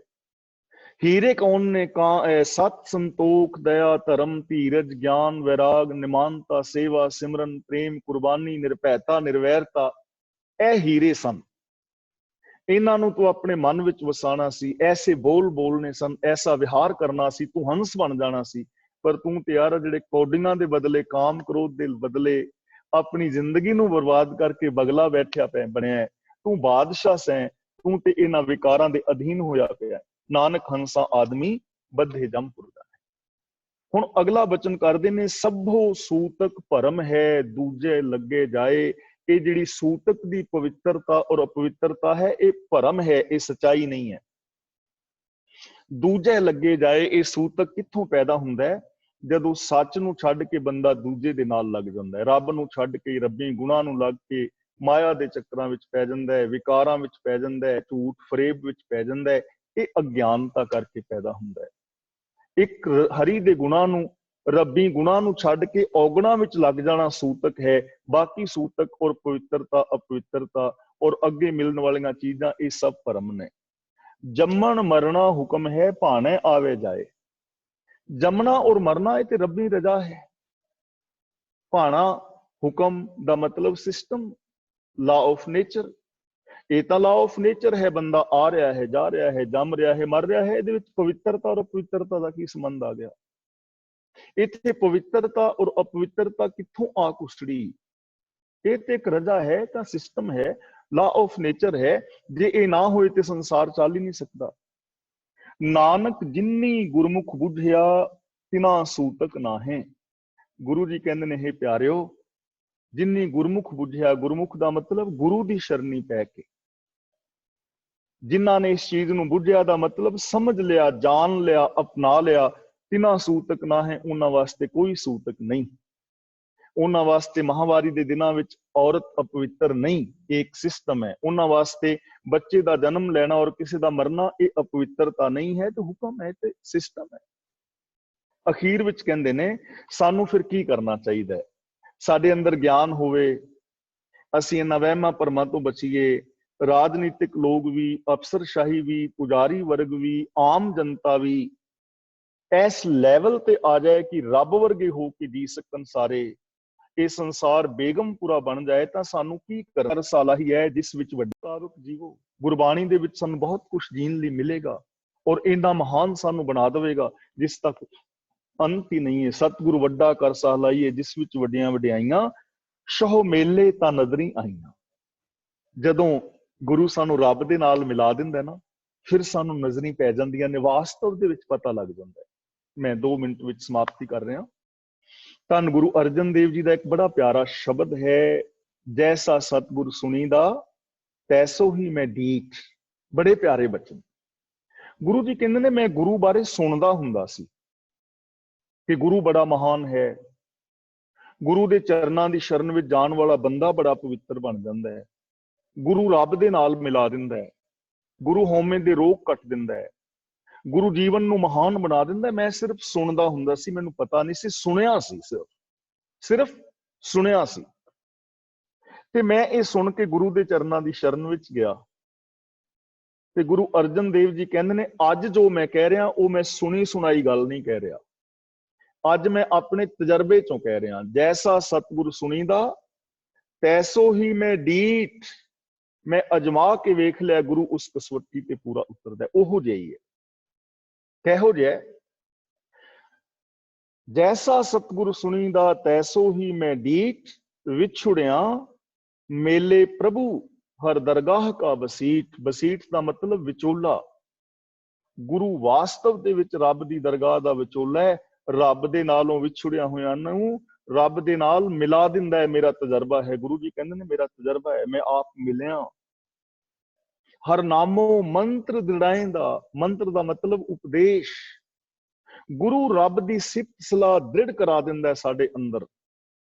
ਕੱਟੇ ਹਉਮੈ ਰੋਗ, ਹਕੀਕਤ ਹੈ ਗੁਰੂ ਹਉਮੈ ਦੇ ਰੋਗ ਕੱਟ ਦਿੰਦਾ ਹੈ। ਜੋ ਗੁਰੂ ਦੇ ਚਰਨਾਂ ਦੀ ਸ਼ਰਨ ਵਿੱਚ ਆਉਂਦਾ ਹੈ ਨਾ, ਉਹਦੇ ਅੰਦਰ ਹਉਮੈ ਨਹੀਂ ਰਹਿੰਦੀ।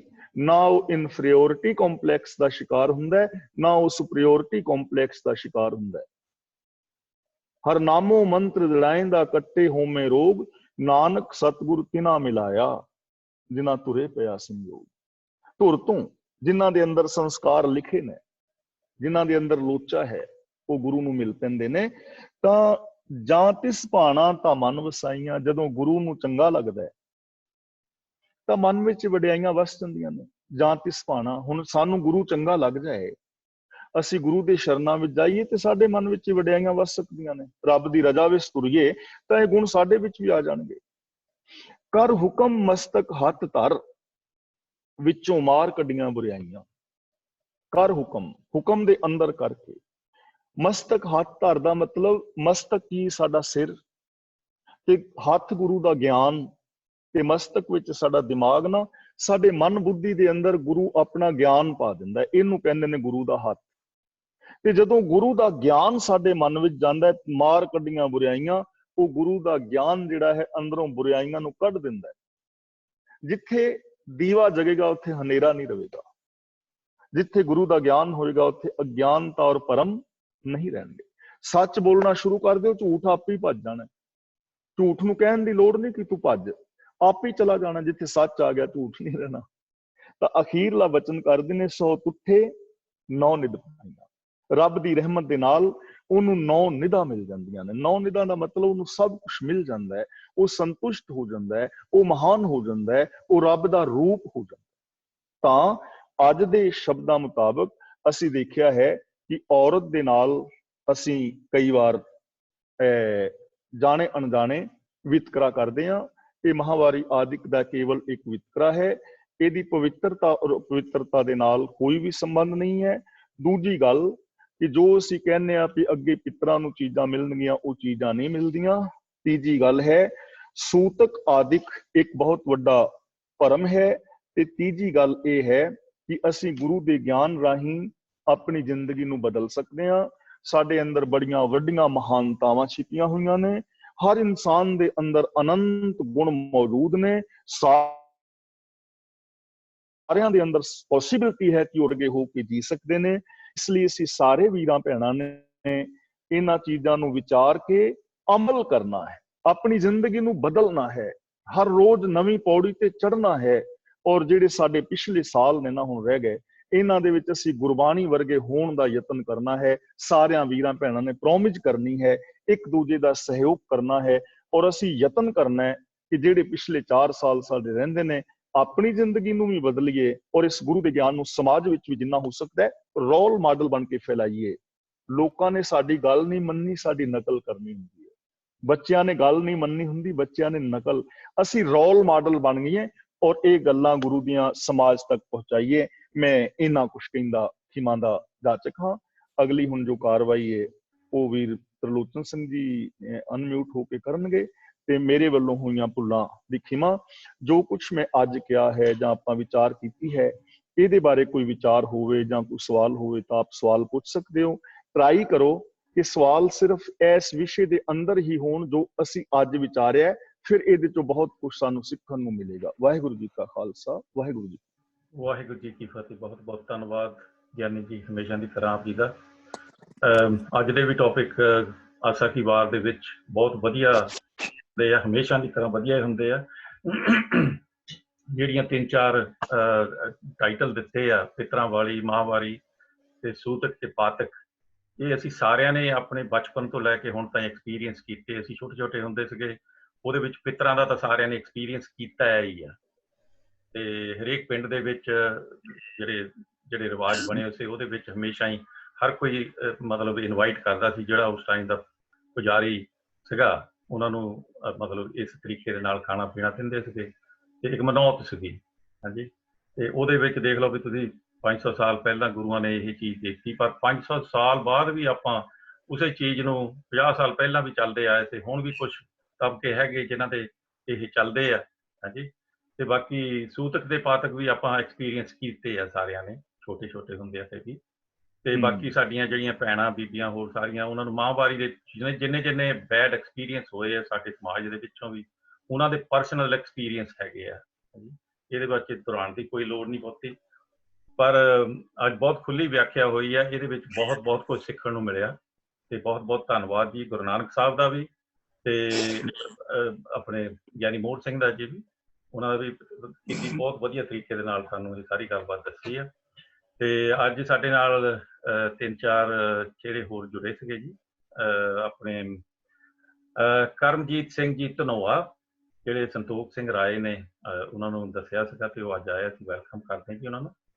ਤੇ ਗੁਰਸ਼ਰਨ ਸਿੰਘ ਵੀ ਅੱਜ ਸਾਡੇ ਨਾਲ ਹੈਗੇ ਆ, ਉਹਨਾਂ ਨੂੰ ਵੀ ਬੇਨਤੀ ਕਰਾਂਗੇ ਥੋੜ੍ਹੀ ਚਿਰ ਸਿੰਘ ਜੀ ਉਹਨਾਂ ਨੇ ਵੀ ਕੁਝ ਕਹਿਣਾ ਹੋਵੇ। ਤੇ ਮਨਪ੍ਰੀਤ ਸਿੰਘ ਵੀ ਸਾਡੇ ਨਾਲ ਸੀਗੇ, ਤੇ ਇੱਕ ਸੀਗੀ ਸਕਰੀਨ ਤੇ ਮੋਦੀ ਕੇਅਰ, MODICARE, ਉਹ ਵੀ ਮੈਂ ਪਹਿਲੀ ਵਾਰ ਦੇਖਿਆ, ਤੇ ਉਹਨਾਂ ਦਾ ਵੀ ਬਹੁਤ ਬਹੁਤ ਧੰਨਵਾਦ ਜੁਆਇਨ ਕਰਨ ਦਾ। ਤੇ ਜਿੱਦਾਂ ਅਸੀਂ ਹਮੇਸ਼ਾ ਕਹਿੰਦੇ ਹੁੰਦੇ ਹਾਂ, ਗਿਆਨੀ ਜੀ ਨੇ ਵੀ ਕਿਹਾ ਕਿ ਅੱਜ ਦੀ ਵਿਚਾਰਧਾਰਾ ਜਿਹੜੀ ਹੈਗੀ, ਉਹਦੇ ਤੇ ਤੁਸੀਂ ਕੋਈ ਵੀ ਸਵਾਲ ਪੁੱਛਣਾ ਹੋਵੇ ਤਾਂ ਤੁਸੀਂ ਅਨਮਿਊਟ ਹੋ ਕੇ ਪੁੱਛ ਸਕਦੇ ਆ। ਤੇ ਮੈਂ ਭੈਣ ਕੁਲਦੀਪ ਕੌਰ ਨੇ ਸਭ ਤੋਂ ਪਹਿਲਾਂ ਅਨਮਿਊਟ ਕੀਤਾ ਹੈ, ਮੈਂ ਉਹਨਾਂ ਦੇ ਕੋਲ ਆਉਣਾ, ਉਹਦੇ ਬਾਅਦ ਦੇ ਵਿੱਚ ਮੈਂ ਆਉਂਦਾ ਜੀ ਨਰਿੰਦਰ ਸਿੰਘ ਜੱਸਲ, ਸਤਨਾਮ ਸਿੰਘ ਨਾਗਰਾ, ਤੇ ਹੋਰ ਮੈਂ ਹੋਰਾਂ ਦੇ ਕੋਲ ਆਉਣਾ। ਹਾਂਜੀ ਭੈਣ। ਗਿਆਨੀ ਜੀ। ਹਾਂਜੀ ਭੈਣ। ਜਿਹੜਾ ਆਪਾਂ ਪਹਿਲਾ ਸ਼ਲੋਕ ਕੀਤਾ, ਇਹ ਕਿੱਥੋਂ ਦੀ ਭਾਸ਼ਾ ਹੈਗੀ ਆ? ਕਿਹੜਾ ਜੀ? ਜਿਹੜੇ ਆਪਾਂ ਪਹਿਲਾਂ ਸ਼ਲੋਕ ਕੀਤਾ, ਜੇ ਮੋਹਾਕਾ ਕਰ ਮੋਹੇ, ਇਹ ਕਿੱਥੋਂ ਦੀ ਲੈਂਗੁਏਜ, ਕਿਹੜੇ ਏਰੀਏ ਦੀ ਲੈਂਗੁਏਜ ਹੈ? ਮੁਹਾਕਾ ਪੰਜਾਬੀ ਦਾ ਸ਼ਬਦ ਹੈ। ਅੱਛਾ, ਪਹਿਲੀ ਵਾਰੀ ਸੁਣਿਆ। ਹਾਂਜੀ। ਤੇ ਪਲਾਇਨ, ਇਹ ਸਾਰੇ ਪੰਜਾਬੀ ਦੇ ਆਪਣੇ ਵਰਤਣ ਵਾਲੇ ਸ਼ਬਦ ਹੈ? ਹਾਂਜੀ, ਪਲਾਣਾ, ਇਹ ਸਾਰੇ ਪੰਜਾਬੀ ਦੇ ਸ਼ਬਦ ਹੈਗੇ ਨੇ। ਤੇ ਦੂਸਰਾ ਕੁਐਸਚਨ ਇਹ ਆ ਕਿ ਜਿਹੜਾ ਅੰਮ੍ਰਿਤਸਰ ਕੀਰਤਨ ਨਹੀਂ ਕਰਨ ਦਿੰਦੇ, ਇਹ ਇਸ ਕਰਕੇ ਨਹੀਂ ਕਰਨ ਦਿੰਦੇ ਕਿ ਔਰਤਾਂ ਨੂੰ ਮਾਹਵਾਰੀ ਆਉਂਦੀ ਹੈ? ਹਾਂ, ਮੈਂ ਵੀ ਜ਼ਿਆਦਾ ਇਹੀ ਕੁਛ ਕਿਹਾ ਜਾਂਦਾ ਹੈ ਕਿ ਜੇ ਕੀਰਤਨ ਦੇ ਦੌਰਾਨ ਜੇਕਰ ਐਸਾ ਹੋ ਜਾਂਦਾ ਹੈ, ਜਾਂ ਹੋਰ ਵੀ ਕਈ ਉਹ ਮਤਲਬ ਆਪਣਾ ਮਿਸਾਲ ਦਿੰਦੇ ਨੇ, ਲੇਕਿਨ ਬਹੁਤਾ ਇਹੋ ਹੀ ਸਮਝਿਆ ਜਾਂਦਾ ਸ਼ਾਇਦ। ਮਾਹਵਾਰੀ ਆਣੀ ਬੰਦ ਹੋ ਜਾਏ ਫਿਰ ਕੀ ਹੈ?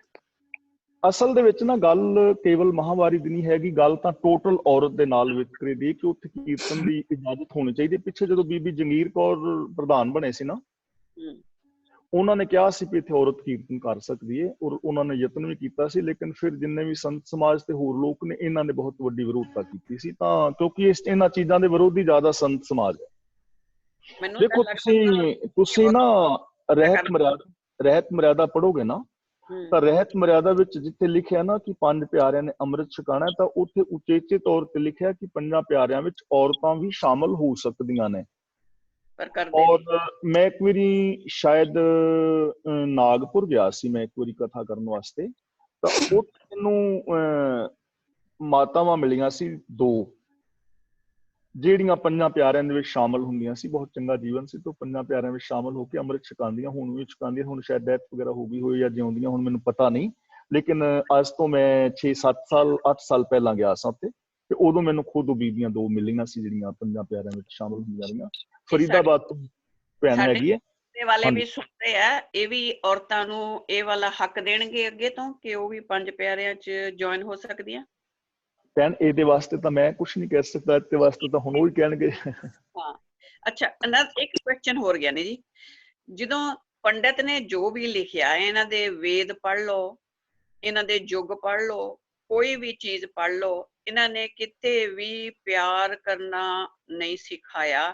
ਹਰ ਚੀਜ਼ ਦੱਸੀ ਕਿ ਇਹ ਇਹਦੇ ਅਗੇਂਸਟ ਤੇ ਆ ਇਹਦੇ ਅਗੇਂਸਟ, ਆ ਇਹਦੇ ਅਗੇਂਸਟ, ਹਰ ਚੀਜ਼ 'ਚ ਇਹੀ ਆ। ਪੰਡਿਤ ਦੇ ਕੋਈ ਜਿੰਨੀਆਂ ਵੀ ਇਹ ਚੀਜ਼ਾਂ ਲਿਖੀਆਂ, ਕਿਤੇ ਵੀ ਕੋਈ ਮੈਂ ਚੀਜ਼ ਨਹੀਂ ਪੜ੍ਹੀ ਕਿ ਜਿੱਥੇ ਉਹ ਸਮਝਾਵੇ ਕਿ ਤੁਸੀਂ ਪਿਆਰ ਨਾਲ ਵੀ ਰਹਿਣਾ, ਇੱਕ ਦੂਜੇ ਨਾਲ ਪਿਆਰ ਵੀ ਕਰਨਾ। ਦੇਖੋ, ਮੈਂ ਤਾਂ ਜ਼ਿਆਦਾ ਸਟੱਡੀ ਨਹੀਂ ਕੀਤੀ, ਲੇਕਿਨ ਐਸਾ ਨਹੀਂ ਕਿ ਸਭ ਥਾਵਾਂ ਤੇ ਨਾ ਲਿਖਿਆ ਹੋਵੇ। ਪਿਆਰ ਕਰਨਾ ਹਰ ਧਰਮ ਸਾਨੂੰ ਸਿਖਾਉਂਦਾ ਹੈ, ਪਰ ਜ਼ਿਆਦਾ ਜਿਹੜਾ ਹੈ ਉਹ ਪੁਜਾਰੀ ਵਰਗ ਨੇ ਜਿਹੜਾ ਨਾ ਅੰਧ ਵਿਸ਼ਵਾਸ ਮਤਲਬ ਫੈਲਾਇਆ। ਇੱਕ ਨਾ ਕਿਤਾਬ ਹੈਗੀ ਹੈ, ਭਾਰਤੀ ਲੋਕ ਨੀਚ ਕਿਵੇਂ ਬਣੇ, ਇਹ ਡਾਕਟਰ ਗੁਰਨਾਮ ਸਿੰਘ ਦੀ ਲਿਖੀ ਹੋਈ ਹੈ। ਬੇਸ਼ੱਕ ਉਹ ਸਿੱਖੀਜ਼ਮ ਦੇ ਕਈ ਥਾਵਾਂ ਤੇ ਕਈ ਵਿਰੋਧ ਵਿੱਚ ਲਿਖ ਦਿੰਦਾ ਹੈ, ਲੇਕਿਨ ਇਹ ਕਿਤਾਬ ਸਾਨੂੰ ਪੜ੍ਹਨ ਵਾਲੀ ਹੈ ਵੀ ਉਹ ਨੀਚਤਾ ਆਈ ਕਿੱਥੋਂ, ਕਿਵੇਂ ਆਰੀਅਨ ਲੋਕ ਆਏ ਇੰਡੀਆ ਦੇ ਉੱਤੇ, ਦ੍ਰਵਿੜ ਸੱਭਿਅਤਾ ਦੇ ਉੱਤੇ ਉਹਨਾਂ ਨੇ ਹਮਲੇ ਕੀਤੇ ਤੇ ਉਹਨਾਂ ਨੂੰ ਗੁਲਾਮ ਬਣਾ ਲਿਆ, ਤੇ ਗੁਲਾਮ ਬਣਾ ਕੇ 3 ਚੀਜ਼ਾਂ ਆਪਣੇ ਹੱਥ ਵਿੱਚ ਰੱਖ ਲਈਆਂ, ਇੱਕ ਵਿਦਿਆ, ਦੂਜਾ ਫੌਜ ਔਰ ਤੀਜਾ ਵਪਾਰ। ਤੇ ਜਿਹੜੇ ਇੱਥੋਂ ਦੇ ਅਸਲੀ ਦ੍ਰਵਿੜ ਲੋਕ ਸੀ ਨਾ, ਉਹਨਾਂ ਨੂੰ ਇਹਨਾਂ ਨੇ ਗੁਲਾਮ ਬਣਾ ਕੇ ਸ਼ੂਦਰ ਕਹਿ ਦਿੱਤਾ। ਤੇ ਉਸ ਟਾਈਮ ਦੇ ਅੰਦਰ ਇਹ ਲਿਟਰੇਚਰ ਲਿਖਾਇਆ ਗਿਆ ਕਿ ਇਹਨਾਂ ਨੂੰ ਸ਼ੂਦਰਾਂ ਨੂੰ ਇਹ ਕਹਿਤਾ ਜਾਵੇ ਕਿ ਇਹ ਮਤਲਬ ਸਾਡੀ ਸੇਵਾ ਵਾਸਤੇ 3 ਵਰਨਾਂ ਨਹੀਂ ਬਣੇ ਨੇ। ਤਾਂ ਉਦੋਂ ਜਿੱਥੇ ਰਾਜੇ ਦੇ ਹੱਕ ਦੇ ਵਿੱਚ ਲਿਖਿਆ ਗਿਆ, ਤਾਂ ਲਿਖਾਰੀ ਨੇ, ਬ੍ਰਾਹਮਣ ਨੇ ਜਾਂ ਪੁਜਾਰੀ ਨੇ ਆਪਣੇ ਵਾਸਤੇ ਵੀ ਇਹ ਚੀਜ਼ਾਂ ਲਿਖ ਲਈਆਂ ਔਰ ਉਹਨੂੰ ਇਹ ਗੱਲ ਕਹਿ ਦਿੱਤੀ ਕਿ ਜਦੋਂ ਮਤਲਬ ਤੇਰੇ ਵਾਸਤੇ ਮੈਂ ਲਿਖਾਂਗਾ ਕਿ ਰਾਜਾ ਨਿਹਕਲੰਕ ਅਵਤਾਰ ਹੀ ਹੈਗਾ ਜਾਂ ਇਹਨੂੰ ਸਾਰਾ ਕੁਛ ਮਾਫ ਹੈ, ਪਰ ਜਦੋਂ ਮੈਂ ਤੇਰੇ ਦਰਬਾਰ ਵਿੱਚ ਆਵਾਂ ਤੇ ਤੂੰ ਉੱਠ ਕੇ ਮੈਨੂੰ ਮੱਥਾ ਟੇਕਣਾ ਹੈ, ਮੇਰੀ ਰੋਜੀ ਰੋਟੀ ਦਾ ਤੂੰ ਫਿਕਰ ਕਰਨਾ ਹੈ। ਉੱਥੇ ਲਿਖਤਾ ਵੀ ਜਿਹੜਾ ਸ਼ੂਦਰ ਹੈਗਾ, ਖੌਤੀ ਸ਼ੂਦਰ, ਉਹ ਚੰਗੇ ਕਰੈਕਟਰ ਵਾਲਾ ਵੀ ਹੋਵੇ ਤਾਂ ਉਹਦਾ ਸਤਿਕਾਰ ਨਾ ਕਰੋ, ਲੇਕਿਨ ਜੇ ਪੁਜਾਰੀ ਬ੍ਰਾਹਮਣ ਉੱਚੇ ਨੀਵੇਂ ਕਰੈਕਟਰ ਵਾਲਾ ਵੀ ਹੋਵੇ ਤਾਂ ਵੀ ਉਹ ਸਤਿਕਾਰ ਦਾ ਪਾਤਰ। ਇਹ ਚੀਜ਼ਾਂ ਉਦੋਂ ਲਿਖੀਆਂ ਗਈਆਂ ਉਸ ਦੌਰਾਨ, ਔਰ ਜਿਹੜੇ ਵਿਦੇਸ਼ੀ ਹਮਲਾਵਰ ਹੈ ਉਸ ਟਾਈਮ ਦੇ ਅੰਦਰ ਇਹ ਚੀਜ਼ਾਂ ਆਈਆਂ। ਤੇ ਪਿਆਰ ਵਾਲੀਆਂ ਗੱਲਾਂ ਵੀ ਅਸੀਂ ਵੇਦਾਂ ਸ਼ਾਸਤਰਾਂ ਵਿੱਚ ਪੜ੍ਹਦੇ ਹਾਂ ਤਾਂ ਪਿਆਰ ਵੀ ਮਿਲਦਾ ਹਰ ਥਾਂ ਦੇ ਉੱਤੇ। ਕੋਈ ਵੀ ਧਰਮ ਸਾਨੂੰ ਜਿਹੜਾ ਨਫ਼ਰਤ ਕਰਨੀ ਤਾਂ ਨਹੀਂ ਸਿਖਾਉਂਦਾ, ਲੇਕਿਨ ਧਾਰਮਿਕ ਤੌਰ ਤੇ ਨਫ਼ਰਤ ਫੈਲਦੀ, ਔਰ ਇਹਦੇ ਵਾਸਤੇ ਸਾਨੂੰ ਥੋੜਾ ਨਾ ਗਹਿਨ ਸਟੱਡੀ ਕਰਨੀ ਪਵੇਗੀ ਕਿ ਧਰਮ ਪੈਦਾ ਕਿੱਥੋਂ ਹੋਇਆ, ਧਰਮ ਦੇ ਅੰਦਰ ਵਿਕਾਸ ਹੋਇਆ। ਤਾਂ ਗੁਰੂ ਨਾਨਕ ਦੇਵ ਜੀ ਨੇ ਧਰਮ ਦੀ ਡੈਫੀਨੇਸ਼ਨ ਦਿੱਤੀ ਹੈ, ਕਿਉਂਕਿ ਮਜ਼ਹਬ ਔਰ ਧਰਮ ਵਿੱਚ ਥੋੜਾ ਜਿਹਾ ਫਰਕ ਹੈ। ਤੇ ਧਰਮ ਦੀ ਪ੍ਰੋਬਲਮ ਇਹ ਆ ਰਹੀ ਹੈ ਭੈਣ ਕਿ ਅਸੀਂ ਧਰਮ ਦੀ ਜੋ ਵਿਆਖਿਆ ਕਰਦੇ ਹਾਂ ਉਹ ਬਿਨਾਂ ਡੈਫੀਨੇਸ਼ਨ ਤੋਂ ਕਰਦੇ ਹਾਂ। ਇਸ ਲਈ ਧਰਮ ਦੀ ਡੈਫੀਨੇਸ਼ਨ ਹਰ ਇਨਸਾਨ ਨੂੰ ਇਹ ਮੰਨ ਲੈਣੀ ਚਾਹੀਦੀ ਹੈ ਕਿ ਸੱਚ ਨੂੰ ਆਧਾਰ ਬਣਾ ਕੇ ਮਨੁੱਖੀ ਫਰਜ਼ਾਂ ਨੂੰ ਪੂਰੇ ਕਰਨ ਦਾ ਨਾਮ ਧਰਮ। ਫਿਰ ਗੁਰੂ ਨਾਨਕ ਦੇਵ ਤੋਂ ਪਹਿਲਾਂ ਜਿਹੜਾ ਰੱਬ ਸੀ ਉਹਨੂੰ ਉੱਤੇ ਮੰਨ ਲਿਆ ਗਿਆ, ਪਰ ਗੁਰੂ ਨਾਨਕ ਦੇ ਹੁਣ ਜਦੋਂ ਉੱਤੇ ਹੋਏਗਾ ਫਿਰ ਸਾਡਾ ਪਿਆਰ ਹੋਏਗਾ ਹੀ ਨਹੀਂ। ਪਰ ਜਦੋਂ ਅਸੀਂ ਰੱਬ ਇੱਕ ਦੂਜੇ ਵਿੱਚ ਵੇਖਾਂਗੇ ਤੇ ਸਾਡੇ ਅੰਦਰ ਪਿਆਰ ਜਿਹੜਾ ਪੈਦਾ ਹੋਏਗਾ। ਤਾਂ ਇਸ ਤਰ੍ਹਾਂ ਜ਼ਰੂਰਤ ਹੈ ਬਿਨਾਂ ਚੀਜ਼ਾਂ ਨੂੰ ਅਪਣਾਉਣ ਦੀ, ਜਿਨ੍ਹਾਂ ਚੀਜ਼ਾਂ ਦਾ ਸਾਨੂੰ ਪਤਾ ਲੱਗਦਾ ਸੀ ਉਹਨਾਂ ਨੂੰ ਅਪਣਾ ਲਈਏ। ਧੰਨਵਾਦ। ਥੈਂਕ ਯੂ ਜੀ। ਰਹਿਣਾ ਇਹ ਤਾਂ ਕਰਦੇ ਹੀ ਆ। ਥੈਂਕ ਯੂ ਜੀ, ਮਿਹਰਬਾਨੀ ਬਹੁਤ ਬਹੁਤ। ਤੇ ਇਹ ਤੋਂ ਪਹਿਲਾਂ ਕਿ ਮੈਂ ਸਤਨਾਮ ਸਿੰਘ ਜੀ ਕੋਲ ਆਵਾਂ, ਸਾਡੇ ਵਿਰਕ ਸਾਹਿਬ USA ਤੋਂ ਅਨਮਿਊਟ ਹੋ ਕੇ ਬੈਠੇ ਆ, ਤੁਸੀਂ ਜੀ ਸ਼ਾਇਦ ਕੁਝ ਗੱਲ ਕਰਨਾ ਚਾਹੁੰਦੇ ਸੀ। ਹਾਂਜੀ। ਵਾਹਿਗੁਰੂ ਜੀ ਖਾਲਸਾ, ਵਾਹਿਗੁਰੂ ਜੀ ਕੀ ਫਤਿਹ ਜੀ। ਵਾਹਿਗੁਰੂ ਜੀ ਕੀ ਫਤਿਹ ਜੀ। ਬਾਬਾ ਜੀ, ਵੀ ਜਿੱਦਾਂ ਤੁਸੀਂ ਕਿਹਾ ਵੀ ਜਿਹੜਾ ਰਹਿਤ ਮਰਿਆਦਾ ਤੇ ਲਿਖਿਆ ਵੀ ਜਿਹੜਾ 11 ਮਹੀਨੇ ਬਾਅਦ ਬਰਸੀ ਮਨਾਈ ਦੀ ਆ ਉਹ ਹੈ ਨਹੀਂ, ਤੇ ਜਿਹੜਾ 11 ਦਿਨ ਬਾਅਦ ਅਖੰਡ ਪਾਠ ਕਰਦੇ ਆ ਉਹਦਾ ਕੀ ਮਹੱਤਵ ਆ? ਉਹਦਾ ਮਹੱਤਵ ਸਿਰਫ ਇੰਨਾ ਹੈ ਕਿ ਤੁਸੀਂ 10 ਜਾਂ ਉੱਥੇ 11 ਦਿਨ ਨਹੀਂ ਪੱਕੇ, ਜਿੰਨੇ ਵੀ ਦਿਨ ਤੁਹਾਨੂੰ ਲੱਗਦੇ ਨੇ, ਉਹਦਾ ਮਹੱਤਵ ਸਿਰਫ ਇਹ ਹੈਗਾ ਕਿ ਤੁਸੀਂ ਬਾਣੀ ਆਪ ਪੜ੍ਹੋ, ਔਰ ਜਿਹੜਾ ਤੁਸੀਂ ਰੋਣਾ ਕੁਰਲਾਣਾ ਹੈ ਉਹਦੀ ਬਜਾਏ ਪਰਿਵਾਰ ਮਿਲ ਕੇ ਬਾਣੀ ਆਪ ਪੜ੍ਹੇ, ਉਹਦੀ ਵਿਚਾਰ ਕਰੇ ਔਰ ਉਹਦੇ ਮੁਤਾਬਕ ਜ਼ਿੰਦਗੀ ਜੀਵੇ, ਜਿਸ ਕਰਕੇ ਪਰਿਵਾਰ ਨੂੰ ਇਹ ਪਤਾ ਲੱਗ ਸਕੇ ਕਿ ਅਸੀਂ ਇੱਕ ਦਿਨ ਨਹੀਂ ਰਹਿਣਾ, ਅਸੀਂ ਚੰਗੀ ਜ਼ਿੰਦਗੀ ਜੀਣੀ ਹੈ। ਜੋ ਮਤਲਬ ਗੁਜ਼ਰ ਗਿਆ ਉਹ ਭਾਣੇ ਦੇ ਵਿੱਚ ਸੀ, ਉਹਦੀ ਸਾਨੂੰ ਮਤਲਬ ਫਿਕਰ ਕਰਨ ਦੀ ਲੋੜ ਨਹੀਂ, ਅਗਲੀ ਪਲੈਨਿੰਗ ਕਰਨ ਦੀ ਲੋੜ ਹੈ। ਉਹਦਾ ਇੰਨਾ ਮਕਸਦ ਹੈ। ਠੀਕ ਹੈ। ਹਾਂਜੀ, ਸਾਡੇ ਵਾਸਤੇ ਮਰੇ ਹੋਏ ਪ੍ਰਾਣੀ ਵਾਸਤੇ ਨਹੀਂ ਹੈ, ਸਾਡੇ ਵਾਸਤੇ, ਪਿਛਲਿਆਂ ਵਾਸਤੇ।